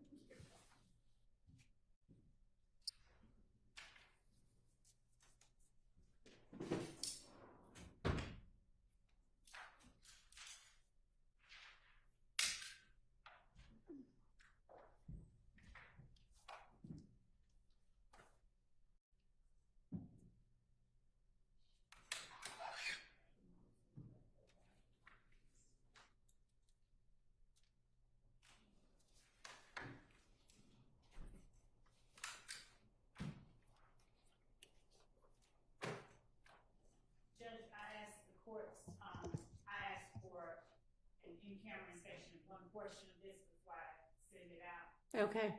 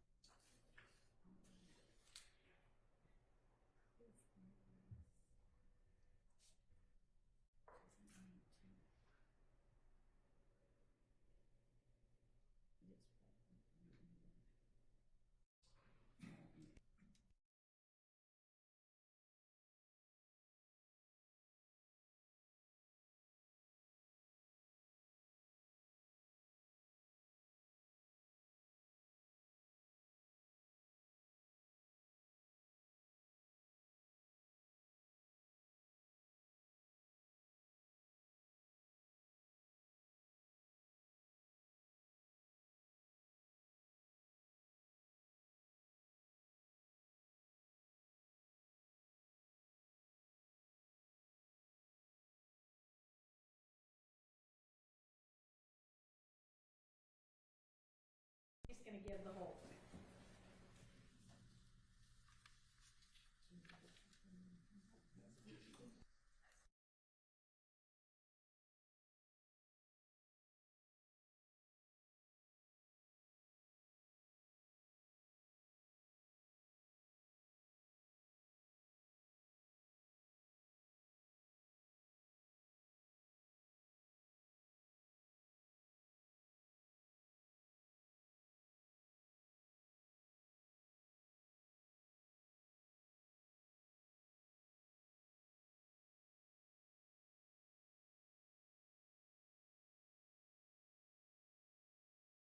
in the record Yep. for you.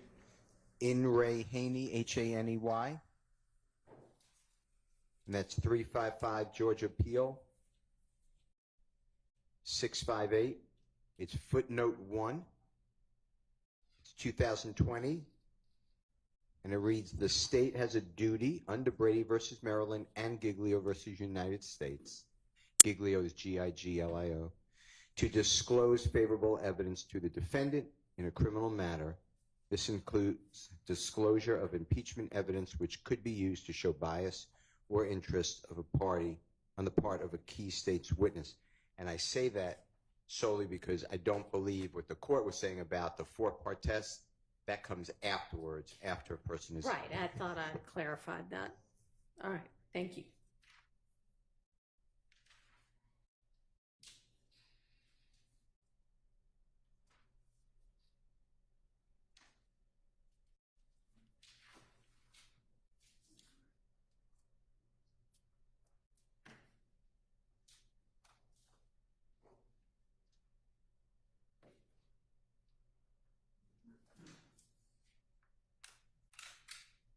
How many, is this just one more email or is this a few?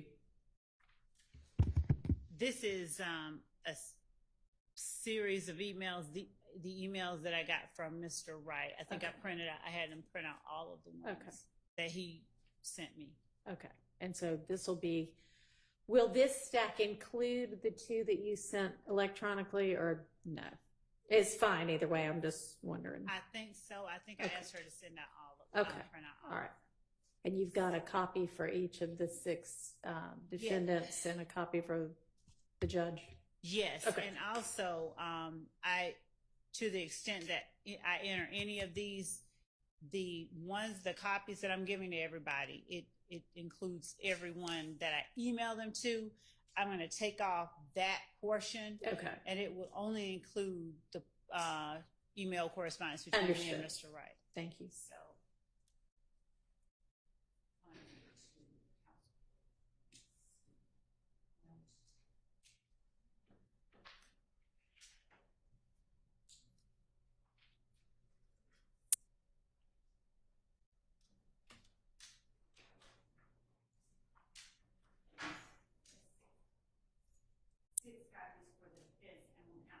Thank you.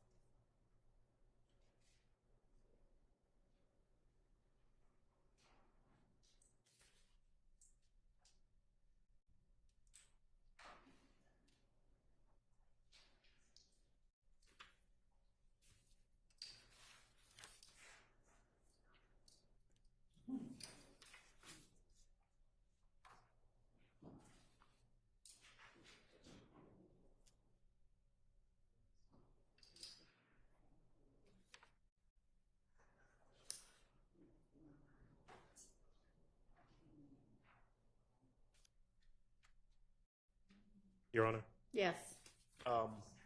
let me inquire of the court because I want to be really careful about this. Okay. Mr. Wright, of course, is on the stand. He's a witness. He's been sworn. He's testifying.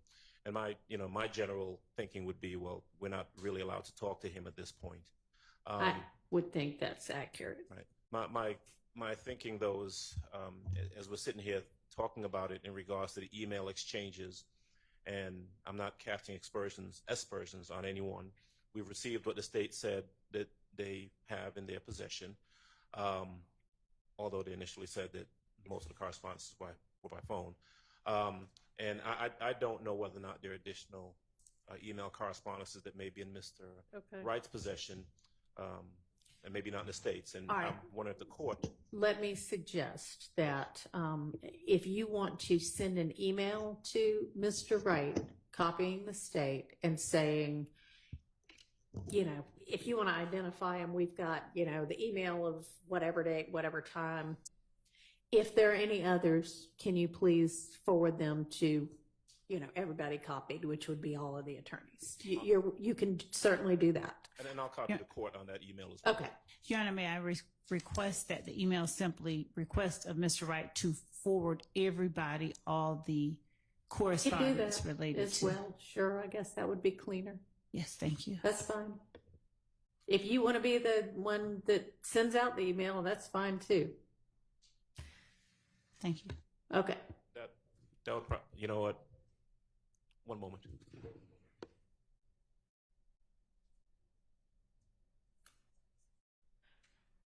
And you know what?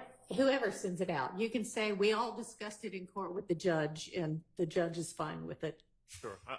We don't have any problem with the state Okay. sending that out. He's their witness technically at this point. All right. So Miss Love, if you wouldn't mind doing that this evening. Okay, great.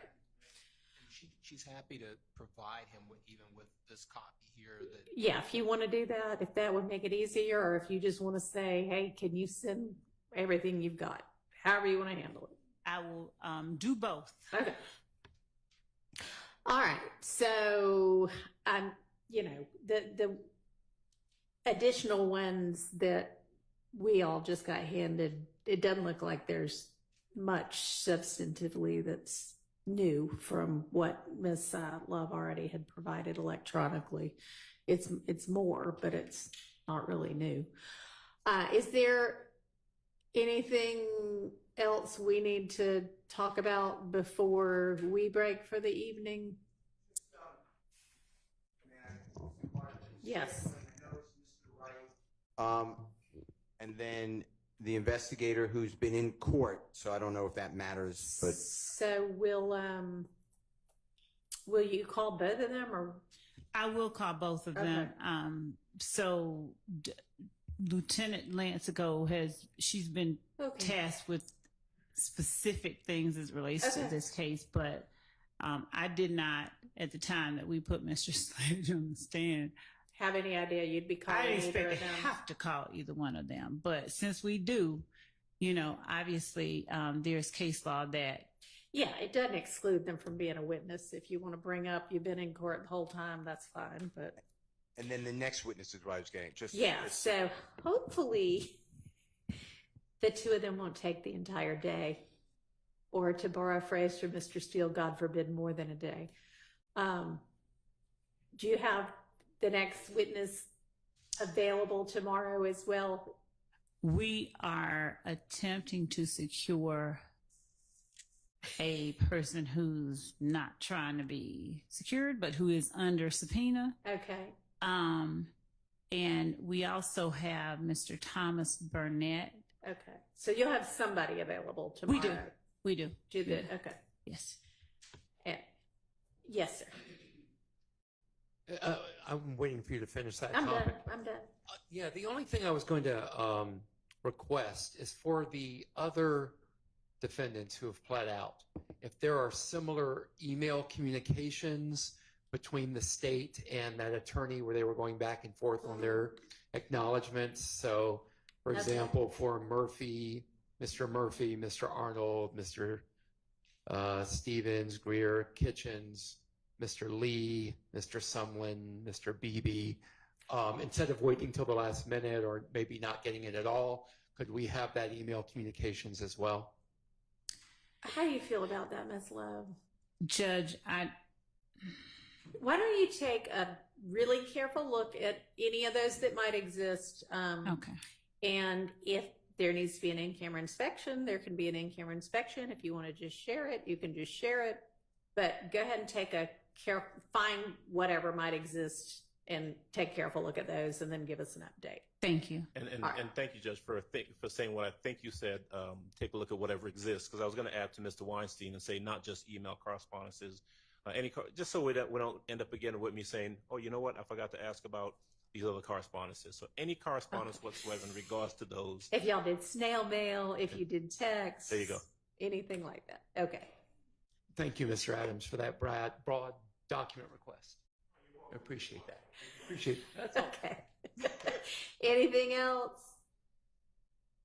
All right. I'll see y'all at. I mean, honestly, y'all, even when we're starting at 8:30, it's 9:30 before we pull the jury in. So I'm thinking since we've got some stuff we might need to be discussing tomorrow, 8:30 8 o'clock? in the morning for all of us. It could be 8. Okay. Hmm? We could do 8. 8? No, I don't want to do 8. Okay. I don't want to do 8:30, but Okay. no, we're not doing 8. I need my sleep. All right. See y'all tomorrow.